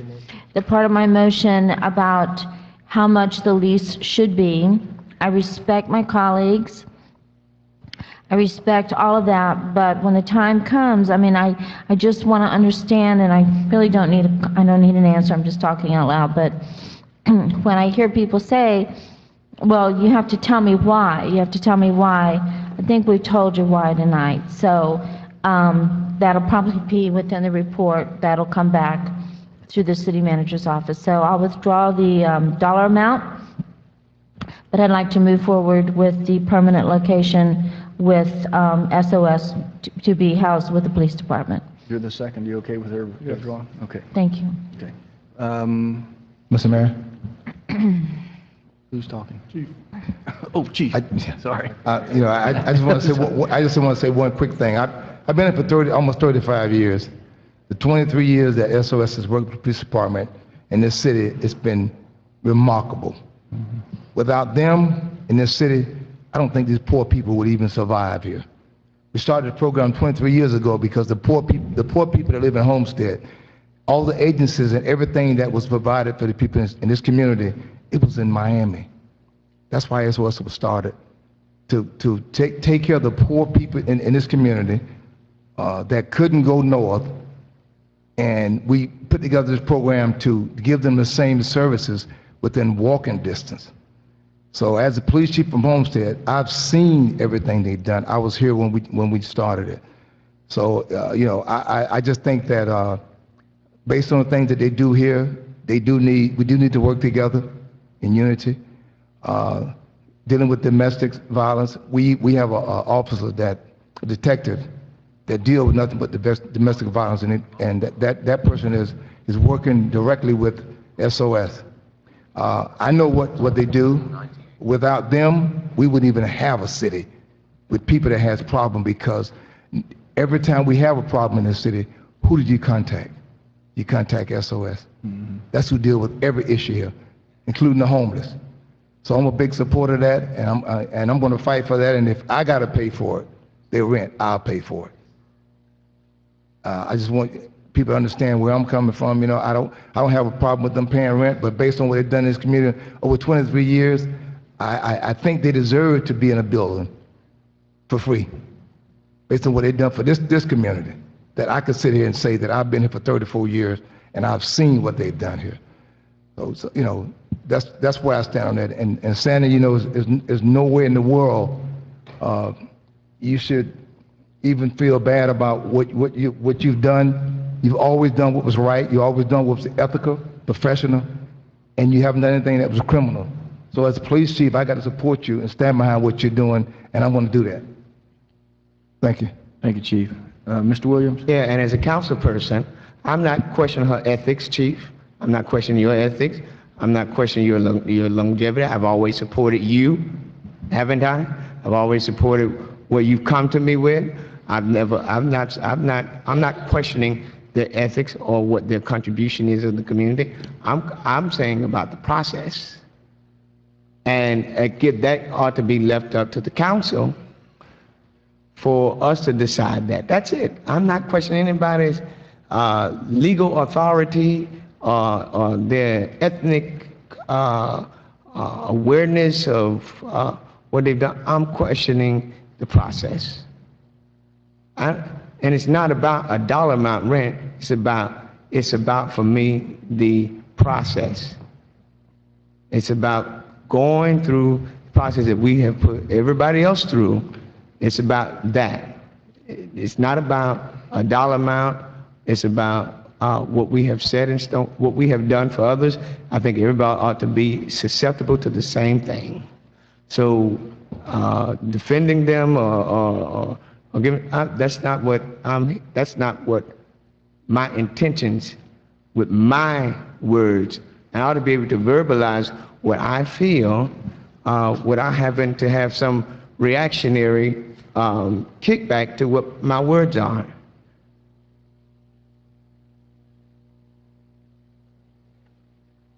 I'm not crucifying them. I'm just saying, just like we did with those persons that came before us with the houses, and we had all these questions and answers, and we, we facilitate them through the process to make it fair for everybody. That's all.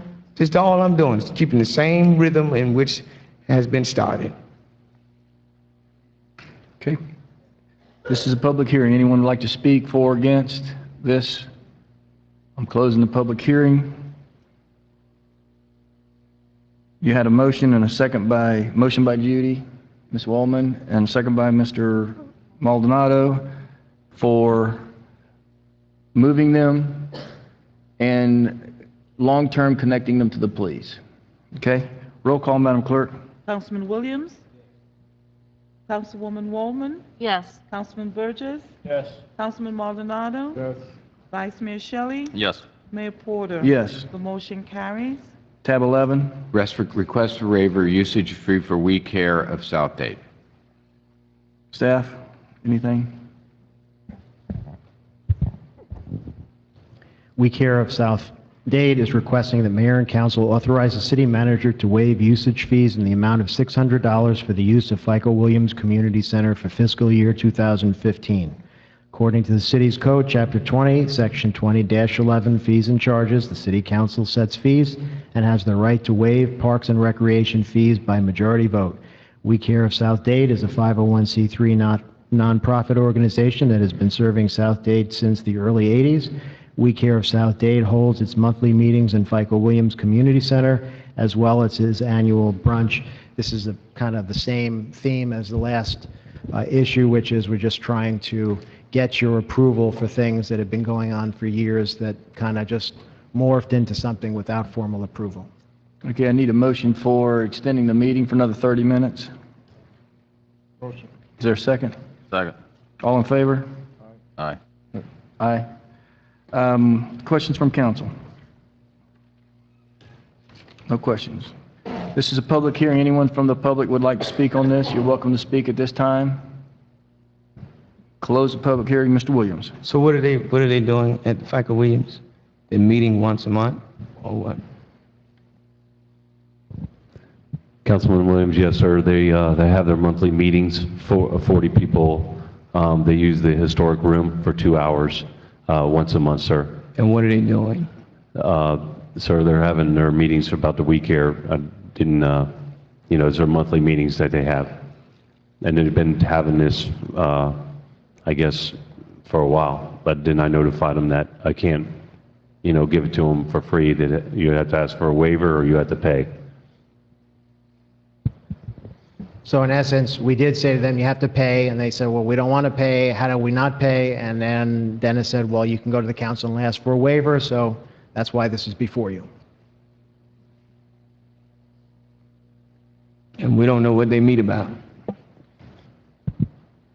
No, sir. I just know it's probably affiliated with the We Care, because all the organizations she works with and that, so they must have monthly meetings with them. Anything else, sir? No. Vice Mayor? Yeah. I guess my original question was, and that is, that once the fee waiver policy gets implemented, whatever that ends up being, hopefully in the next couple of months, then this will be governed by that in the future, correct? So this will be temporary for the year time frame, and then once the new fee waiver policy comes in, we'll have some sort of structure to do an analysis as, correct? Can I just want to make sure everybody understands one piece that I may not be communicating well. The fact that something is on the agenda does not mean that we support it, okay? So this particular one, somebody came in and requested something from you, and we said, we'll put it on the agenda because you have the authority to say yes or no, and we said, somebody came here and is asking you for something, what do you want to do? So I don't want the fact that this is on the agenda to give you the impression that somehow we're promoting this. I just want to make clear that one thing we do feel that is proper is that if people are using your building, you should make the decision on whether they should use your buildings or not, because the buildings are paid for by the taxpayers and you're the custodians of those facilities and who uses them and who does not. So this is not us making a statement, let's waive it for this organization. This is just saying an organization has come forward and has asked for something, and what would you like to do? That's all. No, I have no issue with that. That was, I don't know, I don't think my comment had anything to do with that particular issue, but I appreciate but the reason I kind of shook my head is that the question I don't want to ask, and that is, we really should know more about what the purpose of the meeting is. I mean, we really should have more information on the actual, that use actually is. If your preference is to have them come in, to explain it, to provide more information, that's fine too. The reason I think this is becoming somewhat of a cumbersome process is because in the past, certainly prior to my arrival, people got in the buildings with no approval, and they just used the buildings, and everybody went on with their lives. Right. And so you ask for by the book, and this is one of the consequences of by the book. It's you have to approve it or not prove it, and they have to come in if you want them to come in. If you want to set a policy of every time one of these waivers comes in, the requester needs to be here and make their presentation, that's fine too. However you want to do this is okay. But that's the consequences of following the book here.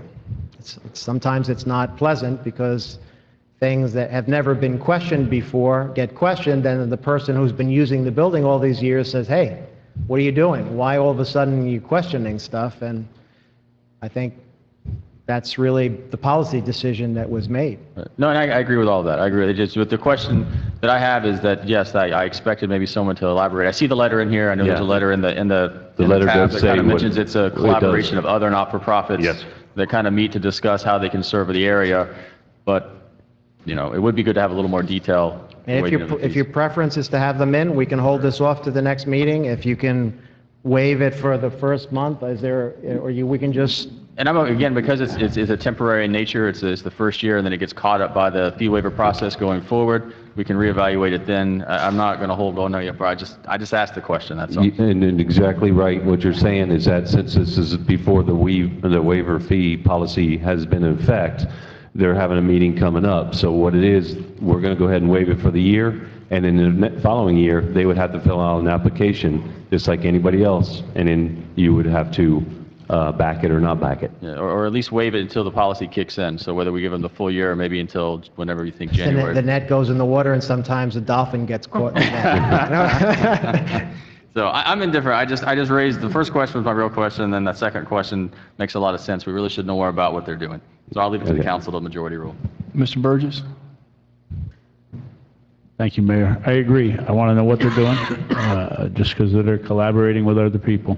But I don't think we should let them go past a month. We've got a process that's going to be placed. Everybody's got to start somewhere. Unfortunately, they may be the first ones in the queue. I think they need to come back to us under the new guidelines that we're going to set. We can have them either at the COW or the next council meeting. Are we going to have the guidelines by then? So I think we need to let them go, but as soon as the guidelines are in place, they better be here, and that's my thought. Okay. Just to give you a heads up, we did text her, Kamitra, to be here, and it doesn't look like she's here. But everybody that asks for a waiver of fees, if we do the car agenda, we do notify them that they need to be here, just in case you had questions like you have now. Well, it's not just the questions that we may have, but I think we've got to get the process started. And unfortunately, if we start giving people a year, then they're going to expect it, and they may get cut off in that year because people may find they want to spend the money somewhere else, and then they're going to be left high and dry. So I think everybody needs to start when the program starts. That's my thought. Yes, sir. Okay, I'm going to open the public hearing. There's no one here from the public, so we'll close the public hearing. We've outlasted. Any comments from council? Is there a motion to do something with this as to like defer it to another meeting, or what are we doing? What's the motion? My motion would be that we allow them to continue until we have a process in place, and they have to come for us for that as soon as the process is in place. For the remainder of the year? 2 months? How long do we think we're going to have something written? A month, 2 months, a day? Well, the waiver of fee policy, we're hoping to have it passed by you December. Okay. So then January 1st would be the in January, they would have to come to us, or after. Okay. Whatever. I think we need to start the process. If we're going to put this process in place, let's start the process. Okay, there's a motion and a second. Mr. Williams? Last month, lady came all the way from Miami Gardens to be here,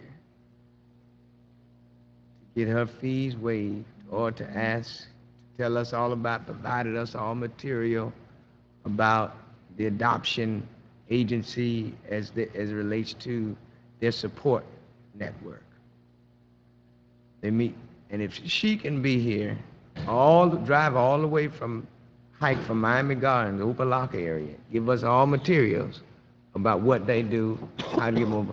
I understand why local people can't be here. What is, I don't get it. I think if we giving somebody an opportunity to provide space, least they can do is show up. Policy we put in place with even passing out grants or anything like that as it relates to the Southwest Advisory Board, if they don't show up, they don't get heard.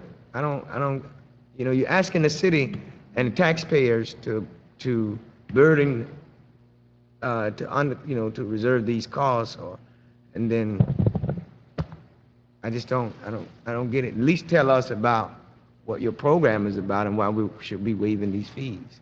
So I'm in complete, I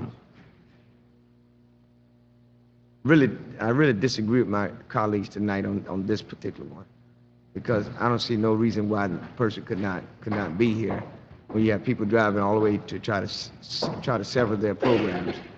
So I don't understand. We need to push it off. Other than December, she needs to be here to talk about her program. My motion is that when the process starts, she's going to need to be in part of that process. No, but she's asking for fees waiving tonight. Right, For the but we're rest only of the going to year get for 1 month until the process starts. That's not what your motion said. Yes, it was. No, your motion said, but that's not what Richard explained. We cannot waive fees or change fees until the ordinance. My motion was to give next month, the month in December, Or but in however long it January, when the takes for the process is, process Dennis starts. says he hopes to have the process to us in December. So in January, the process should be enacted, and they would need to be here, back here in January to try to get into the process through the new So not process that we're December. going to set up.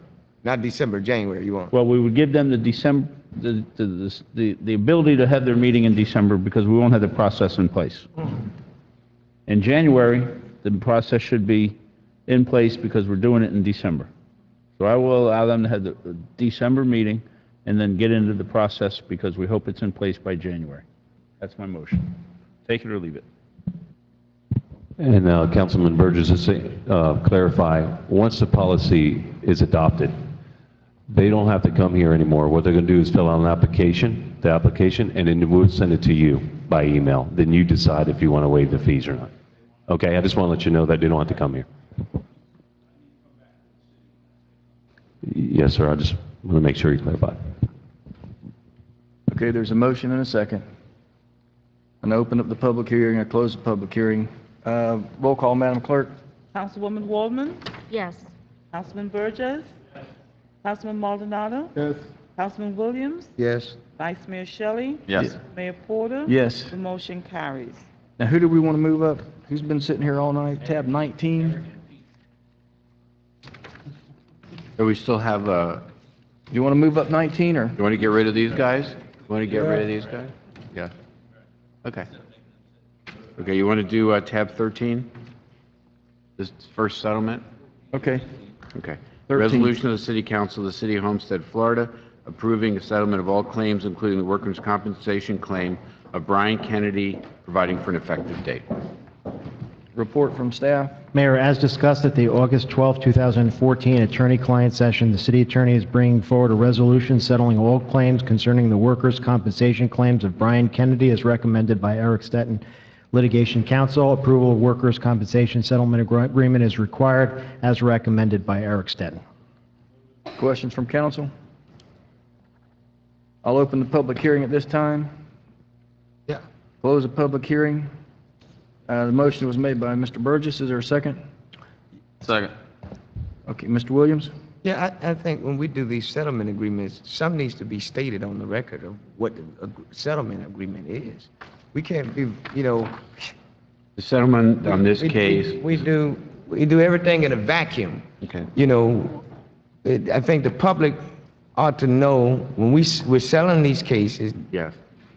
what the amount is, the term, they're important, vital information that the public needs to know that we just don't, I don't understand why we don't give it. Yeah, actually, in the resolution, it gives you the number and what happened. Are you talking about an oral report? Yeah, I mean, when you say that we're accepting this settlement agreement, Yes. what are we accepting? Okay. How much? The public needs, I'm saying, I know, but the Yes. public needs to know. Oh, okay. It's a your- washed out of a workman's compensation case.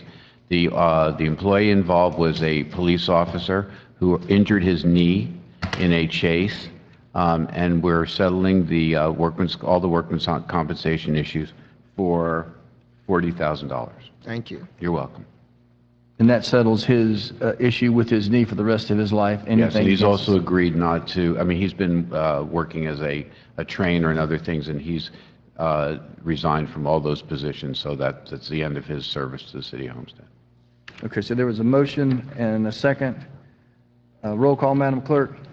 Councilman Burgess? Yes. Councilman Maldonado? Yes. Councilman Williams? Yes. Vice Mayor Shelley? Yes. Mayor Porter? Yes. The motion carries. Which one are we going to? 14? 14, right? Sure, yes. 14 is a resolution of the City Council of the City of Homestead, Florida, approving the settlement of all claims made by Patrona Mendez individually on behalf of her minor daughter, Elisa Lopez Mendez, along with Donald Lopez, providing for an effective date. Anything from staff? This is a settlement of a case where one of our meter readers hit a car. There were claims by the Patrona Mendez, and then she had a daughter, Elisa Mendez, and then Donald Lopez, who actually owned the car. We're settling the case for $42,500. $42,500. Right. We have full releases. Okay. All right, this is a public hearing. I'll open up the public hearing. See no public, I'll close the public hearing. Is there a motion from council? Move it. Is there a second? Second. Roll call, Madam Clerk. Councilman Burgess? Yes. Councilman Maldonado? Yes. Councilman Williams? Yes. Councilwoman Waldman? Yes. Vice Mayor Shelley? Yes. Mayor Porter? Yes. The motion carries. Which one did you want to go to now? 19? Yep, 19 is a resolution of the City Council of the City of Homestead, Florida, approving an agreement with John Alger for the relocation of drainage ditch needed for the completion of improvement to Southwest 328th Street, providing for an implementation and effective date. Anything from staff? Mayor, Council, this is pursuant to the Southwest 328th Street project. The drainage ditch in question is under the jurisdiction of both the Army Corps of Engineers and the Water Management District, and the ditch needs to be moved as part of the construction of the 328th Street project, pursuant to an agreement that has been worked out with Mr. Alger's attorney, subject to approval by council. He will allow for the drainage ditch to be moved onto his property. It's the property east of 172nd Avenue and on the north side of 328th Street. He is also going to be donating to us, to the city, a parcel that's needed for the 328th Street project.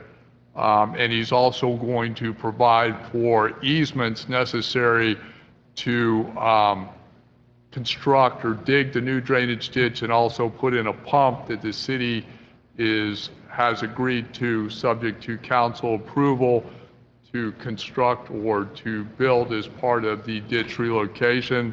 The city has, pursuant to the agreement, would pay for the new water pump and construction and placement of the water pump, and then also for all costs associated with the new ditch being relocated on Mr. Alger's property. Questions from council? How much is it gonna cost? $263,995.85. Is that right?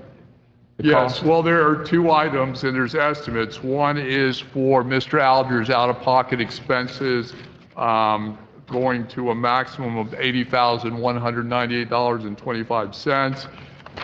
The water pump relocation is going out to bid. It's been estimated that the maximum cost of buying and installing the water pump would be $183,797.60. But there is value to to what Mr. Alger is agreeing to give to the city. There's value in the parcel that he's agreeing to dedicate to the city, which is needed for the 328th Street project. And there's also value in regard to that part of Mr. Alger's land where the new drainage ditch is going to be relocated to. Did that answer your question? Yes, sir. Yes, sir. Okay, this is a public hearing. Open up the public hearing. I'll close the public hearing. Final questions, comments? Is there a motion? Second. Moved and seconded. Roll call, Madam Clerk. Councilman Maldonado? Yes. Councilman Williams? Yes. Councilwoman Wallman? Yes. Councilman Burgess? Vice Mayor Shelley? Yes. Mayor Porter? Yes. The motion carries. Going back to tab 12. Thank you, Pete. Thank you. Authorization to send letter. I'm sorry, Authorization to send the letter to the judge. any questions from council? Yeah. This is a public hearing. I'll open up the public hearing, sending a letter towards the attorney, the judge in the Steve Bateman case. Close the public hearing. Mr. Burgess. Thank you, Mayor. One concern that I do have is I've seen the letter and it's signed by our city manager. I think the letter is more representative of the entire city. And I know that George is willing to put his name on there. I spoke to him about it.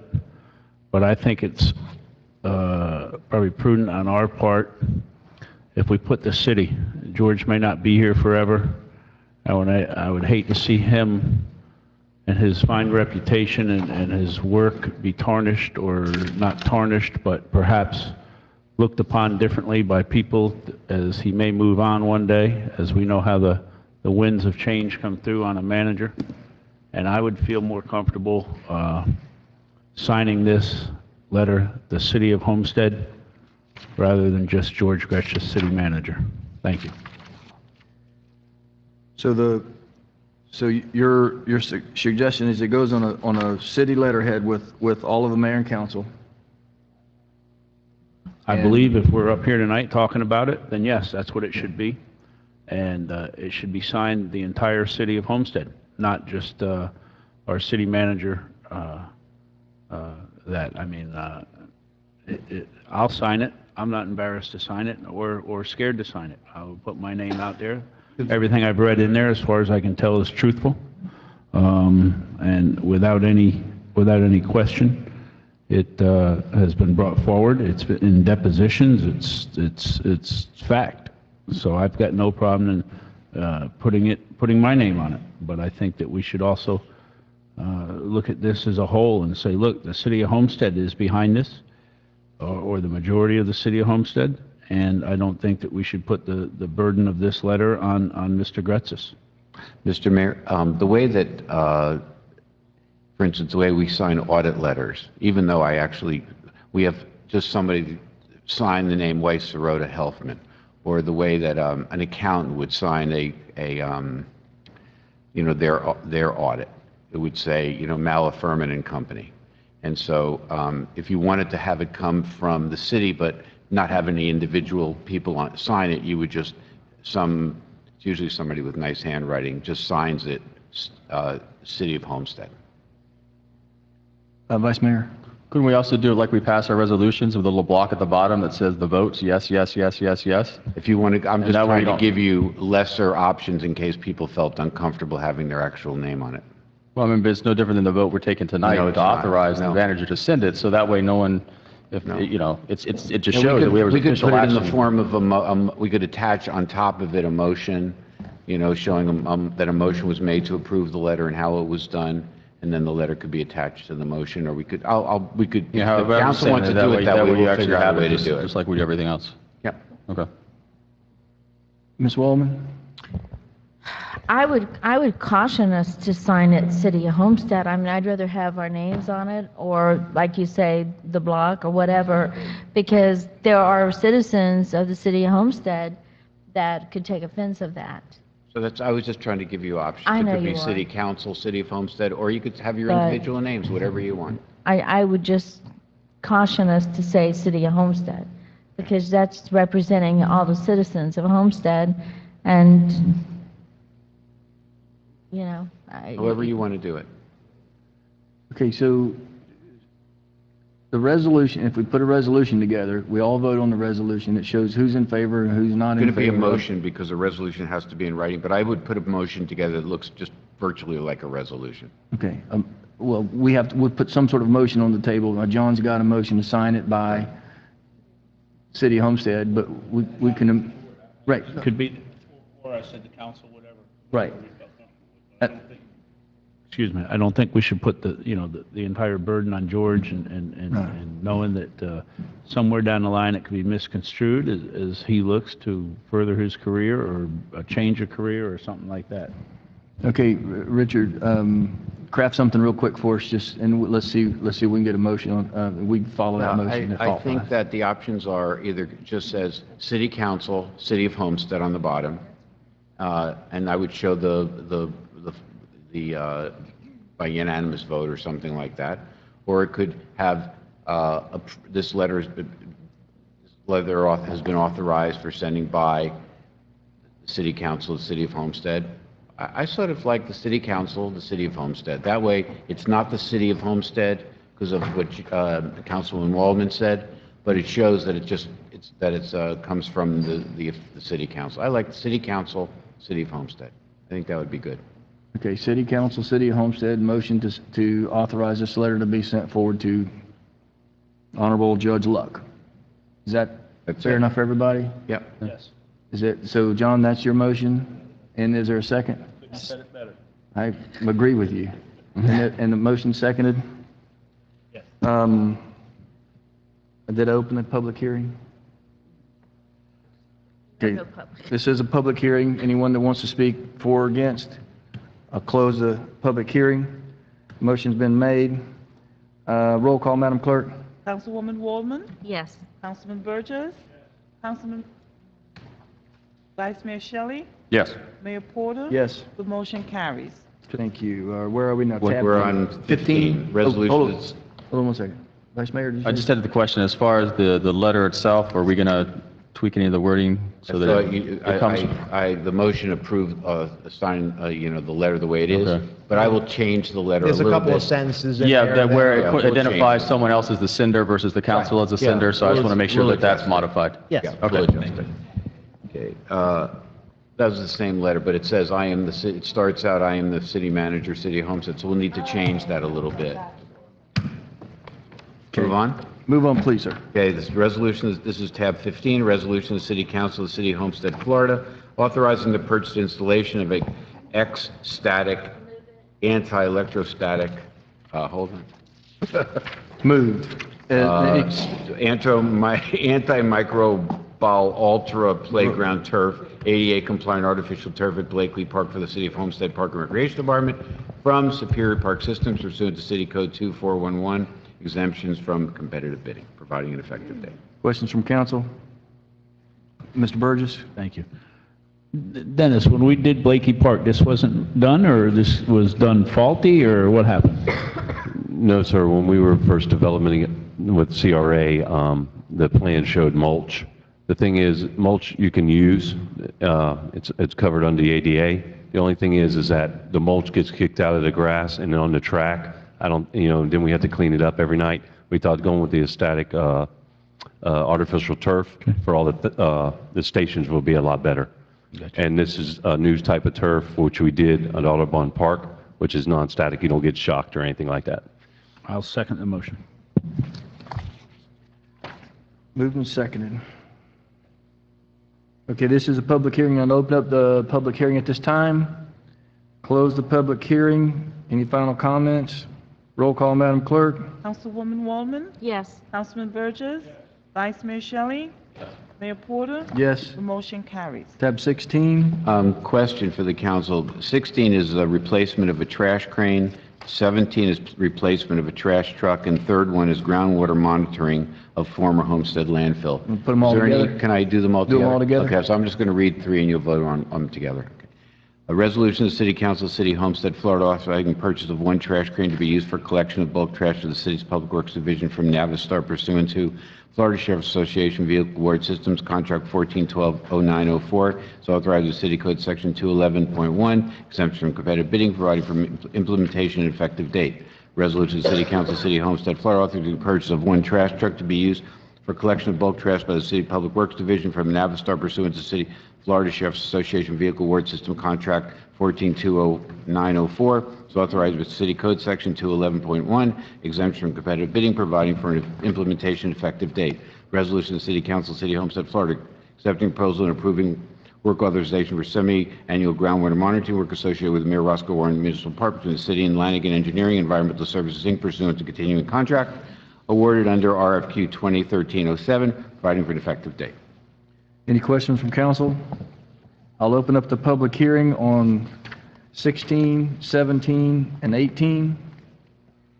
Seeing nothing from the public, I'll close the public hearing. Is there a motion on 16, 17, and 18? Moved by John Burgess. Second. Second by Vice Mayor. Roll call, Madam Clerk. Councilwoman Waldman? Councilman Burgess? Yes. Councilman Maldonado? Vice Mayor Shelley? Yes. Mayor Porter? Yes. The motion carries. Any business from the city manager? No, Mayor. Business from the attorney? Just one brief thing. As I emailed all of you, Eric Stetton has joined our firm. We view Eric as a great addition to our firm to continue to serve the city of Homestead. Eric's former firm had a contract with the city, and we just want your authorization to just transfer the same contract on the same terms to our firm so that we can continue doing that work. You need a motion on that? I would like one because the manager and I discussed whether he had the authority to, I just felt it was better to come in front of the council. Roll call, Madam Clerk. Yes. Councilman Maldonado? Yes. Councilwoman Waldman? Yes. Vice Mayor Shelley? Yes. Mayor Porter? Yes. The motion carries. Business from the city council, Mr. Burgess. Thank you, Mayor.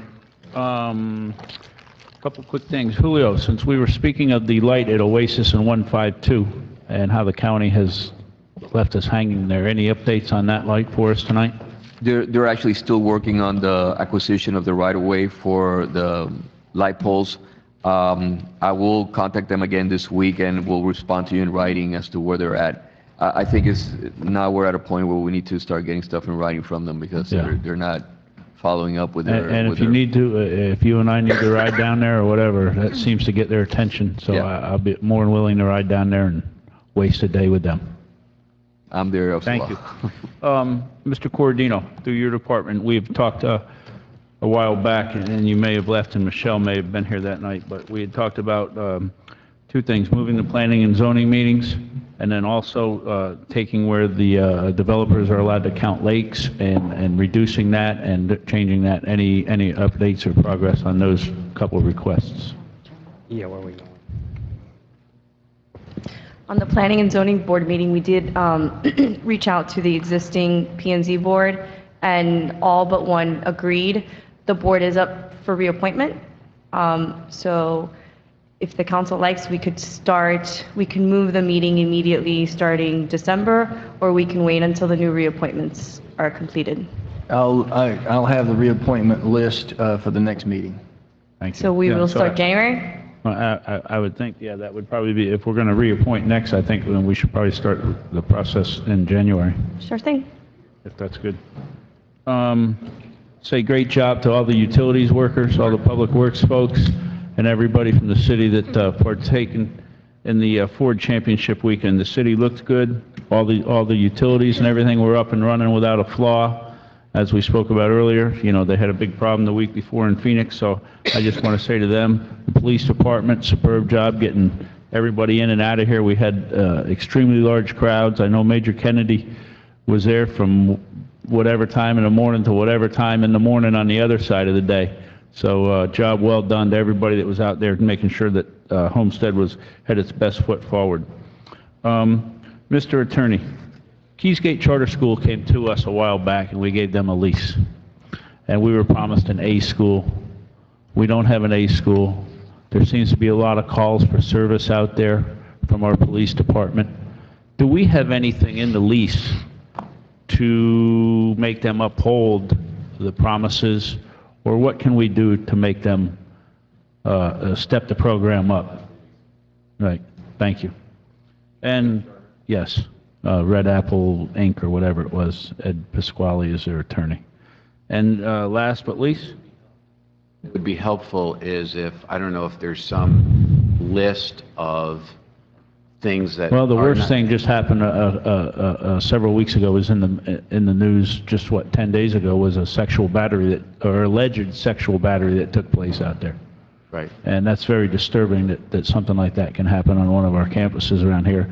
And were there developmental items that didn't happen that you're concerned about, things they were supposed to do and didn't do, or are they mostly operational? Well, I mean, we were promised an A school, and I believe their grade is a C at this time. So, I know that may not be developmental, but it's a promise that was made to us, and we gave them a hell of a deal on that property out there, and they're not fulfilling their end of the bargain, I don't believe. I'll check.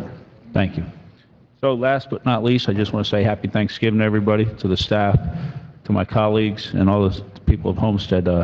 And remember those that aren't as fortunate, because there's a lot of people around nowadays that aren't as fortunate. So if you're able to help somebody, please reach out and help them any way you can. So with that, thank you, Mayor. Thank you, sir. Mr. Maldonado. Thank you, Mayor.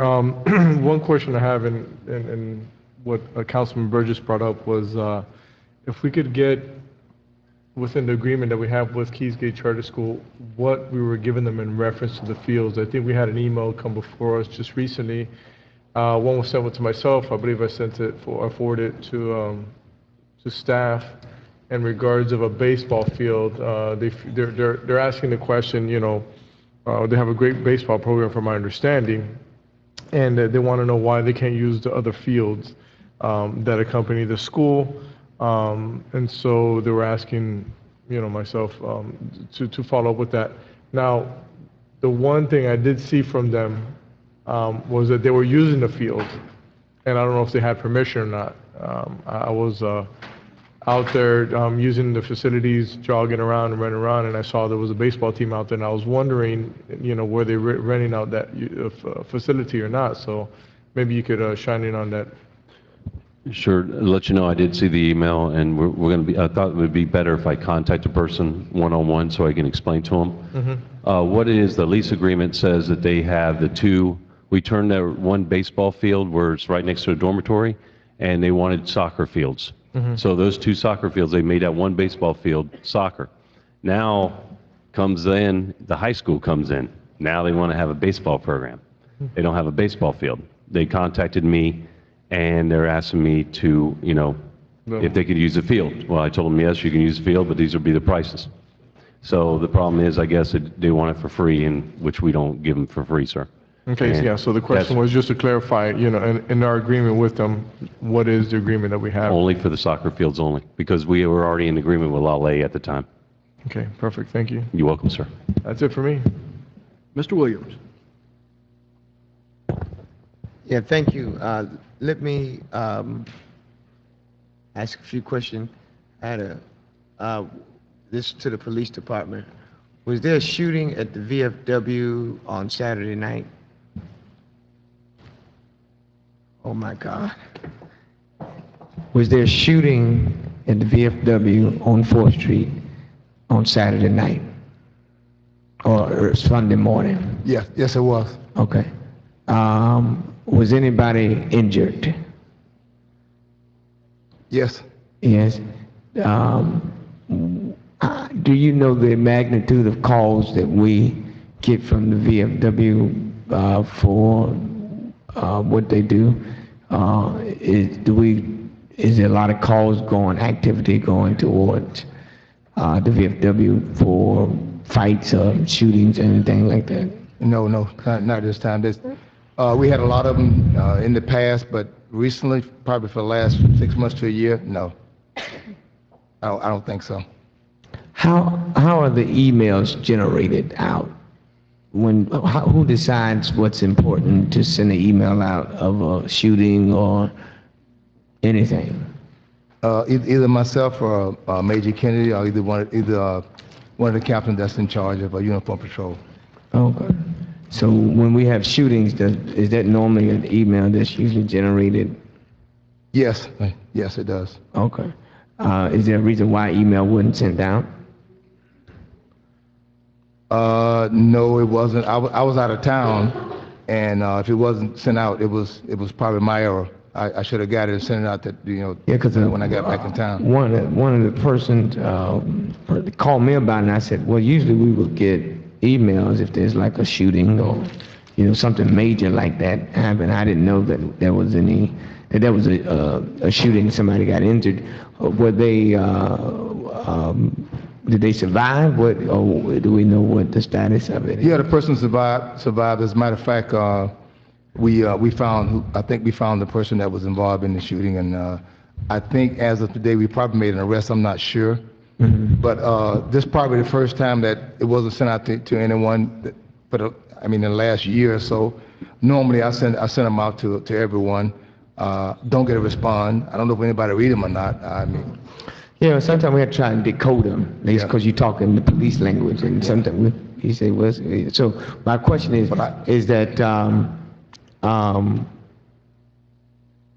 one of the residents had a concern about the VFW in that maybe there's not calls that are going out, but they have a real concern about how they're parking or the noise. And do we have in their permit that they have with the city, we give them a permit to operate? Is that how that works? Certain hours that they operate in?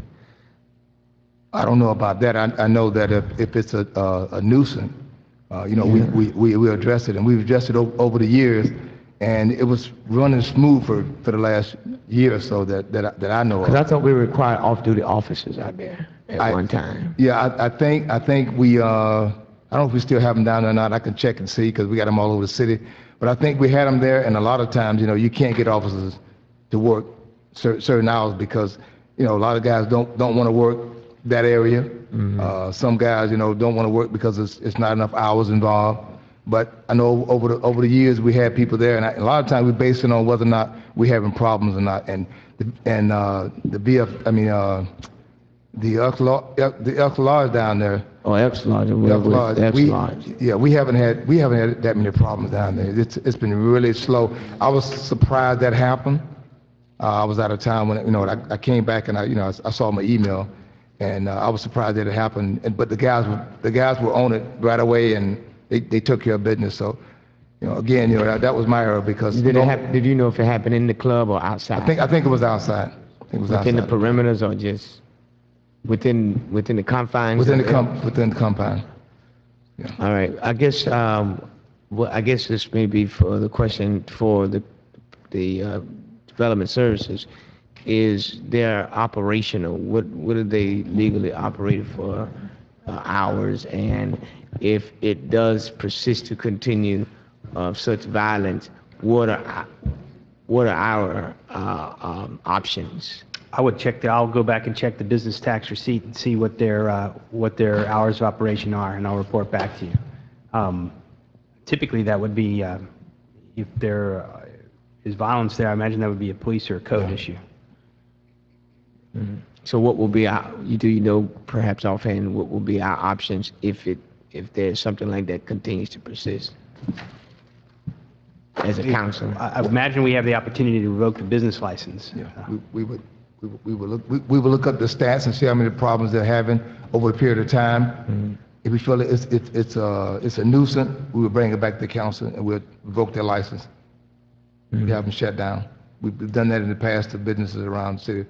Usually when we go out and we talk to them and we tell them about what we're going to do, the problem usually.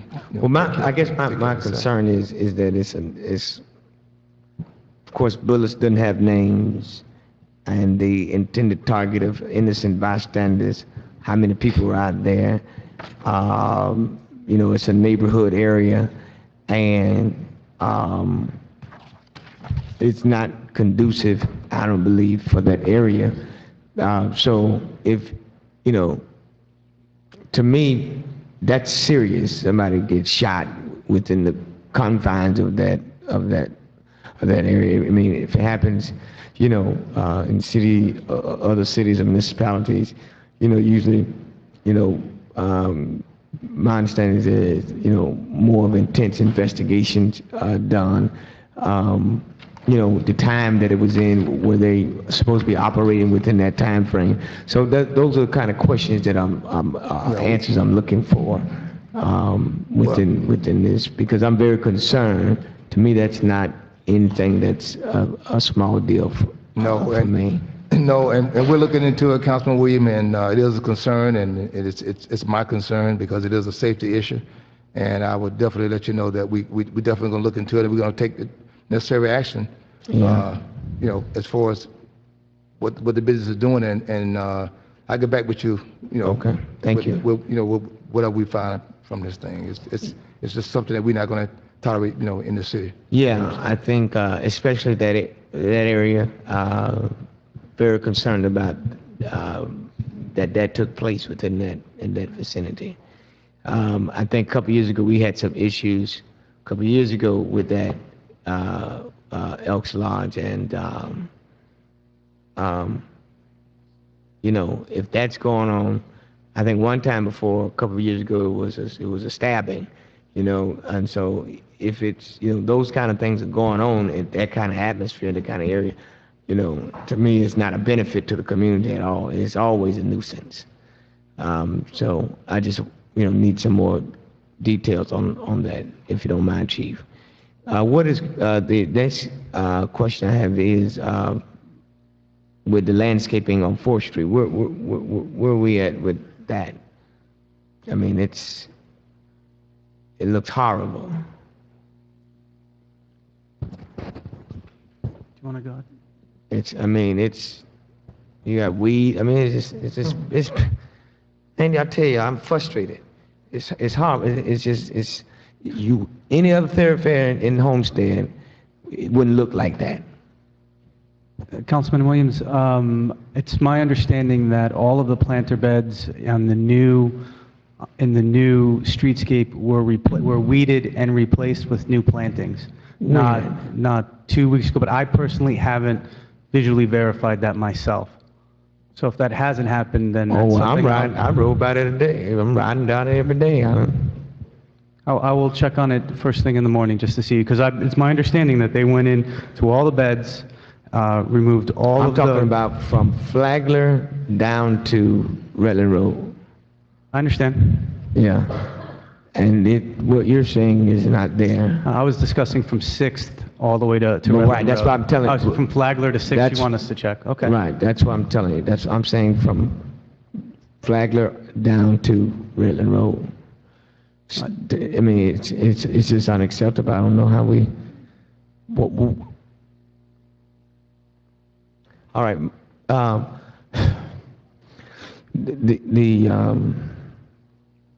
And it's just unacceptable. I just don't understand.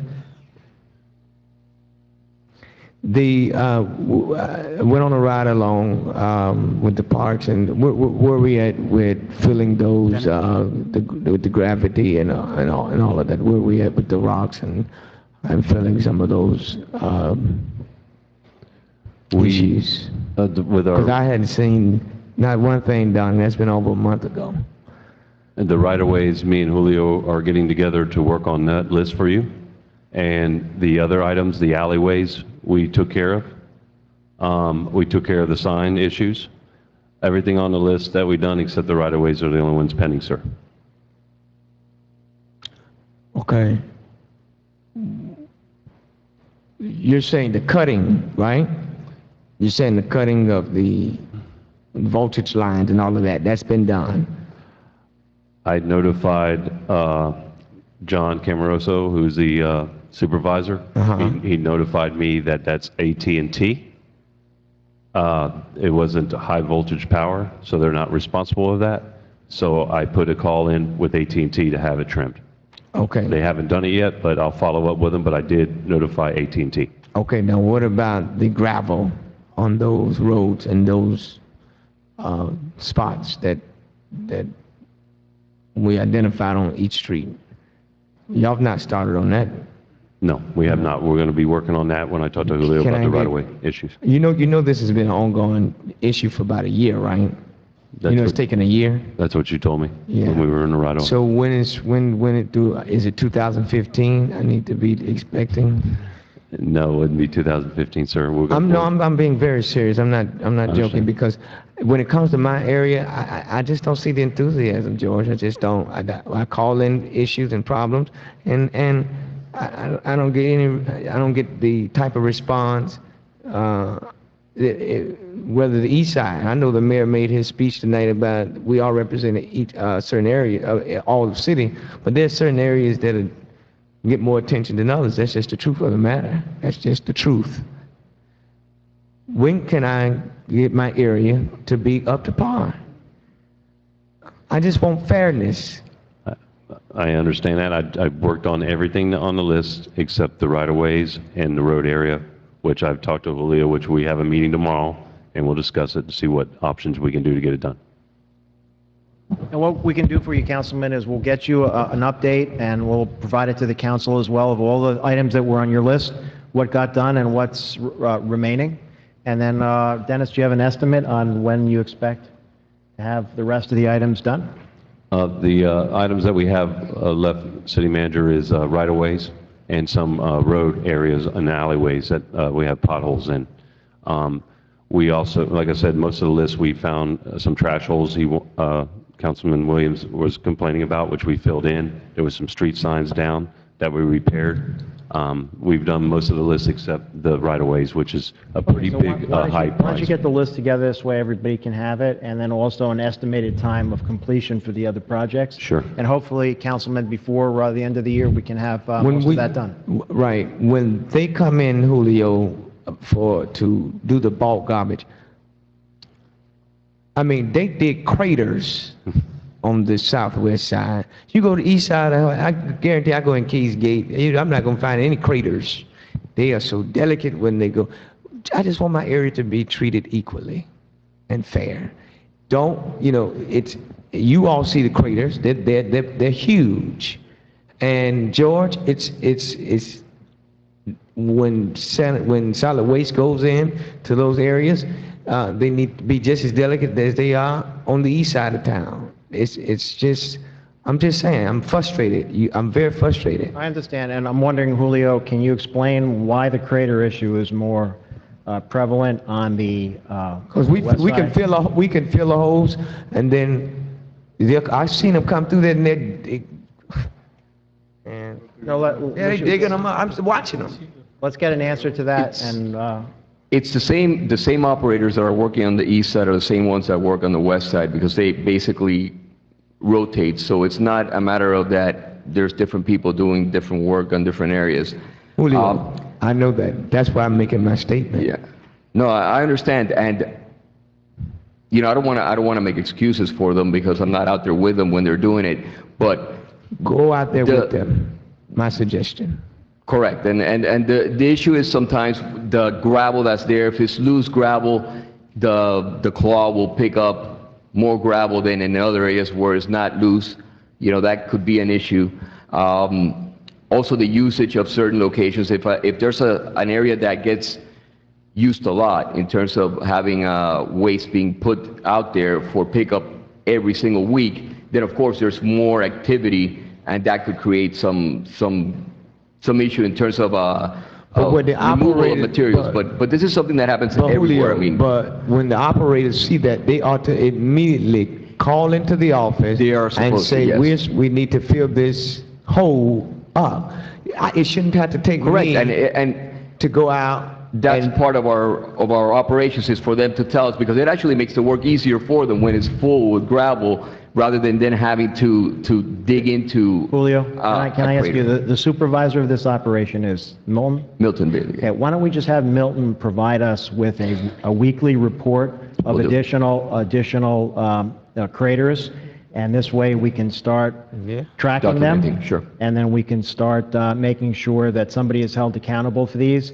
But let's make this part of Milton's responsibility, and I'd Not a like to problem. see the weekly report of what's being filled in and also what's being created. And while he's on that topic, I'll just raise this myself, because on the east side, this may sound petty to you, but for me, my garbage can is dropped right in the center of the driveway, so I can't get into my garage. Well, they need to So fix that. You need I'm to bring hoping that we to the can solve council. that problem too, because that is very frustrating to me, and you have that same problem? All right. So if maybe we can deal with that too. They don't do it to me. Because the truthfully is, they know what they're doing. They're dropping the can right in the center of the garage, in the driveway where nobody can drive through. You got to get out of your car in order to move the can, and that may sound silly, but you got the claw anyway. No, that's- Why not? I know where I left the garbage can, and it wasn't in the center of the driveway. And I thought it was maybe somebody was just pulling a prank on me, Councilman, but I'm happy to hear they're pulling the same prank on you. So let's have Milton deal with both of those Absolutely. issues, and Not a Councilman, problem. thank you for raising If that. I could just chime in at, I'll yield some of my floor to Elvis. just to piggyback off of that, one of the major concerns that we've been having on the east side is that they're dropping it, but that the wheels are breaking off. So I wanted to figure out, I wonder who's paying for that when, Remember, the is wheels, there a we number do count? replace the wheels when they do break off. They do have a lifetime. I mean, these garbage get it. cans are holding a lot of, Right. well, actually, the arm has a mechanism that It's not working. is supposed to smooth the landing of it on the floor. I'm watching it. They get crushed, and I see the wheels come off. There was actually a neighbor that it was changed, and this is within a 2-month period, that his garbage can was changed out 3 times because the wheels broke off that many times. The guy would put the wheels on top, and it was a different garbage can because one was even a black. And I've been watching it because we're going to have a meeting with the city manager, some folks from my association, in the next couple of weeks, and it's in regards to that, some of the trash issues. So, maybe we should get a number of how many we're breaking, It is, we have all that information, Okay. and that's factored into the cost of operating those. It's part of the operation as well. I mean, the fact that we don't have somebody going out of the truck and actually, Right. picking up the can and dumping it in the back. We have the person as a driver that's doing both operations. You're saving time, but then you also have, that is one of the I guess, it's one of the issues that comes up with Right. having this Part of type the of package. operations. But it's something that happens in every city that has this type of automated operation, is where everybody's going, and it's part of the cost associated with doing that type of work. But I understand his frustration is saying that why does it take one of us to contact staff in order for these things to get resolved? Because the issue that my community is frustrated about is that, they have to chase down, once the wheel is broken, they got to drag it into their yard, and until you guys replace it, they're going to have to drag it back. And if it takes a couple of weeks of dragging heavy trash, and you get to see the frustration of our residents. And Right, so, and usually when we get the call, that gets taken care of. That's, immediately when we get the call. Thing is, the driver's not going to see when the tire is broken off of the can when it lands on the floor. No, So but we rely on that, I think but- it's fair to say this is Yeah. a supervision issue, and Yes, I would agree that. we're going to get those reports started next week, and we're going to find a way to have better quality control here. So, but thank you for bringing that to our attention, and I'm glad we finally shared our garbage can horror stories. So, thank you. Thank you. Can I have my time back? Thank you. Let me thank McDonald's for Sunday. On Sunday, they provided, on November 23rd, they will provide ice cream Sundays for all of the schools, for all of those residents in Homestead who receive all A's or B's on their last report card. And all they have to do is show the report card at one of the 3 participating locations. In the Homestead location, 2880 Northeast 8th Street, Homestead, Florida. And the other location is 425 South Dixie Highway, Florida City. And the other location is 30335 South Dixie Highway in Homestead. And this is for anybody who lives in Homestead who's made all A's or B's on their last report card. All they have to do is take their report card in on November 23rd from the hours of 11 a.m. to 3 p.m. and they will get a free Sunday. On Monday, November the 24th, it's going to be Thanksgiving dinner with the councilman at FICO Williams Community Center on November 24th from 6 to 9 p.m. We're going to have a live band performing, and we're just going to feed persons in our community. It's open and free to the public. Those who can RSVP at RIBOT@cityofhomestead.com. I think we have seating capacity for about maybe 350 people. And so all they have to do is come and have dinner and dance with the councilman on November 24th from 6 to 9. And then on the 25th of November, we want to thank our sponsors, Winn-Dixie, for donating over 300 turkeys to give away on Tuesday, November 25th, from 5 p.m. to 7 p.m. at FICO Williams Community Center. That address is 951 Southwest 4th Street. And all they have to do is show that they live within the Southwest Homestead area, and they will be given a free turkey and the trimmings. And also, we're going to have about, I believe, 100 hams to give away. So that's all next week. Let me thank Winn-Dixie for personally sponsoring all of those turkeys for the community. Then we're going to Operation Stocking Stuffing Toy Drive. We're going to be receiving toys from October 14th, 2014 to December 17th. Toy giveaway December 20th from 12 p.m. to 3 p.m. at the FICO Williams Community Center. The address is 951 Southwest 4th Street, Homestead, Florida. You can drop off any unwrapped toy to one of our 4 participating locations. The Homestead Community Center here, 1601 North Chrome Avenue. Spitzer Dodge Ram of Homestead, 30101 South Dixie Highway in Homestead. FICO Williams Community Center. And the Homestead YMCA Family Center, and that address is 1034 Northeast 8th Street, Homestead, Florida. For more information, you can always visit our website at www.cityofhomestead.com for more information on all of these events going on in the Southwest area and Homestead. Thank you, Mayor. Ms. Woolman.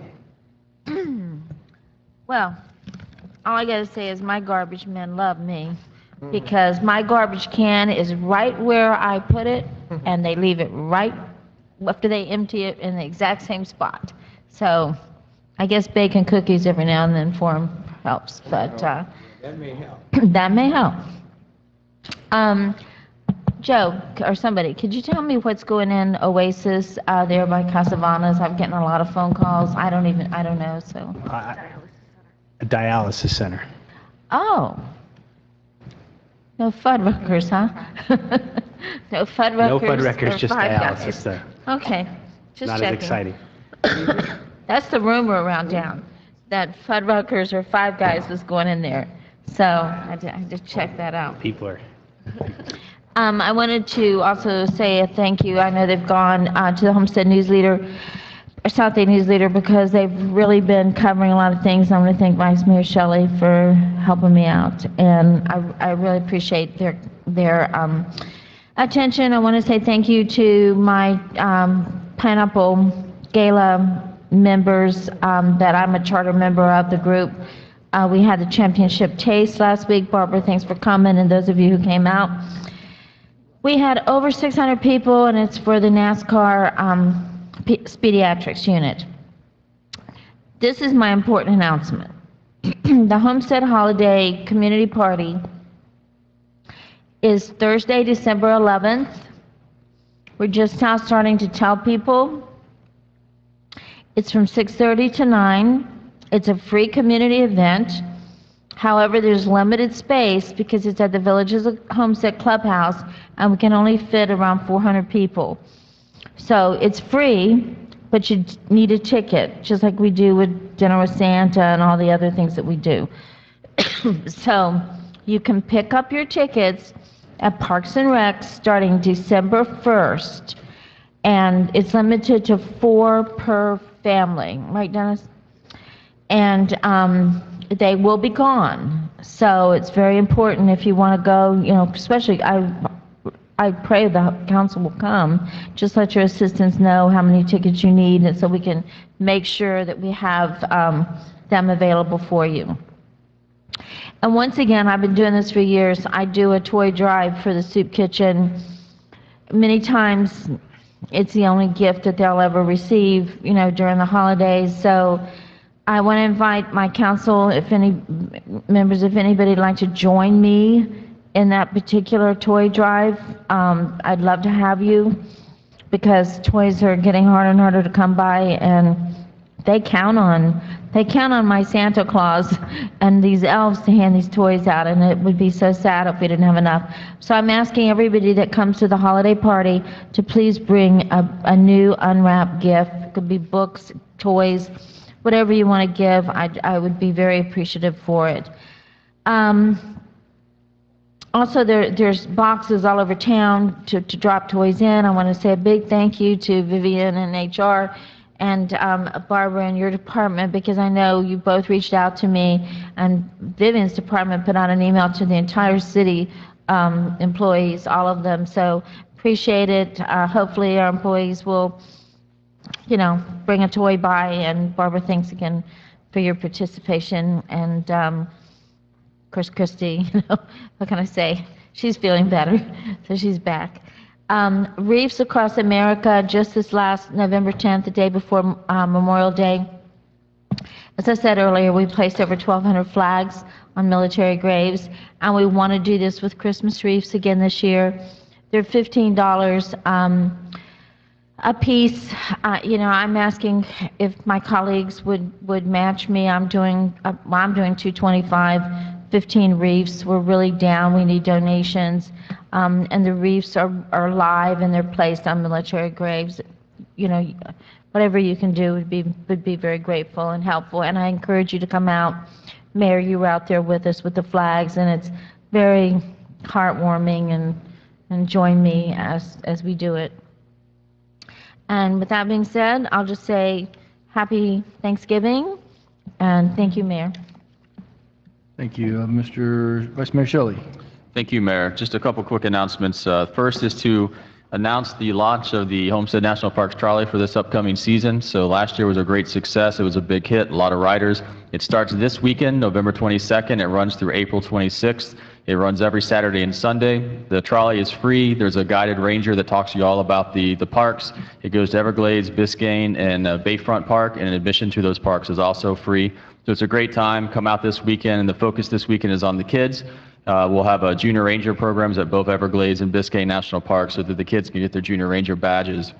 The other addition we have going this year with the National Parks trolleys, we're going to have vendors within the park to kind of supplement the other businesses that are in downtown. And so the vendor program will essentially provide something for these visitors to do these tours that are coming to our downtown. Homestead Main Street will be running or administering the vendor program. And as a result of the vendors' fees that they receive, it'll allow us to keep the Old Town Hall Museum open on Sundays, which is something we've been trying to do but didn't have funding for, so this will allow that to take place.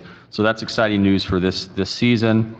The other thing is, as the gateway to the national parks, Homestead will be hosting the United States Mint America the Beautiful Quarters program. They're releasing their 25th quarter, which is the Everglades National Park quarter. That event will take place on Thursday, December 4th at 10 a.m. It'll be at the Harrisfield Pavilion. Our own Josh Padgett will be the master of ceremonies for that event.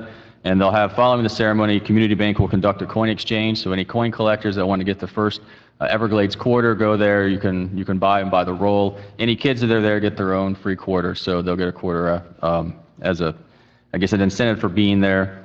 There's also a coin forum that Wednesday night in Everglades National Park at the Ernest Cove Visitor Center.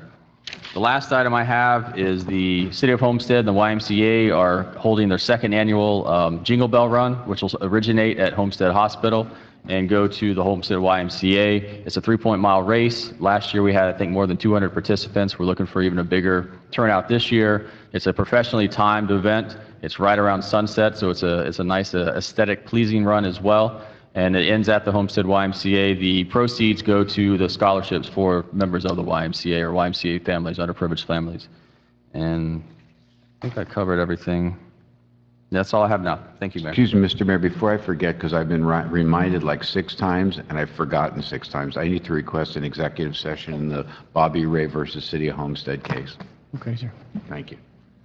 Thank you, Vivian. 2 things real quick. Mr. Manager, I want to compliment the staff, as did Councilman Burgess, and, you know, the heavy lift that they did this weekend with the NASCAR championship. That was a huge crowd of people, enormous amount of stress and strain on every aspect of the city, and you guys did a great job. So thanks for the hard work. I know they put a lot of pressure on us, and we performed well, they being the Speedway, they being Homestead Miami Speedway. So kudos to you guys, Manager.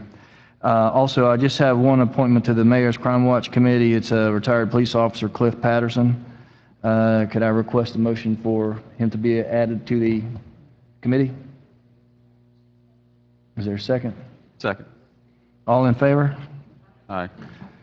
Last item is a motion to adjourn. Is there a motion? Move it. Moving to second. All in favor? See you later. Bye.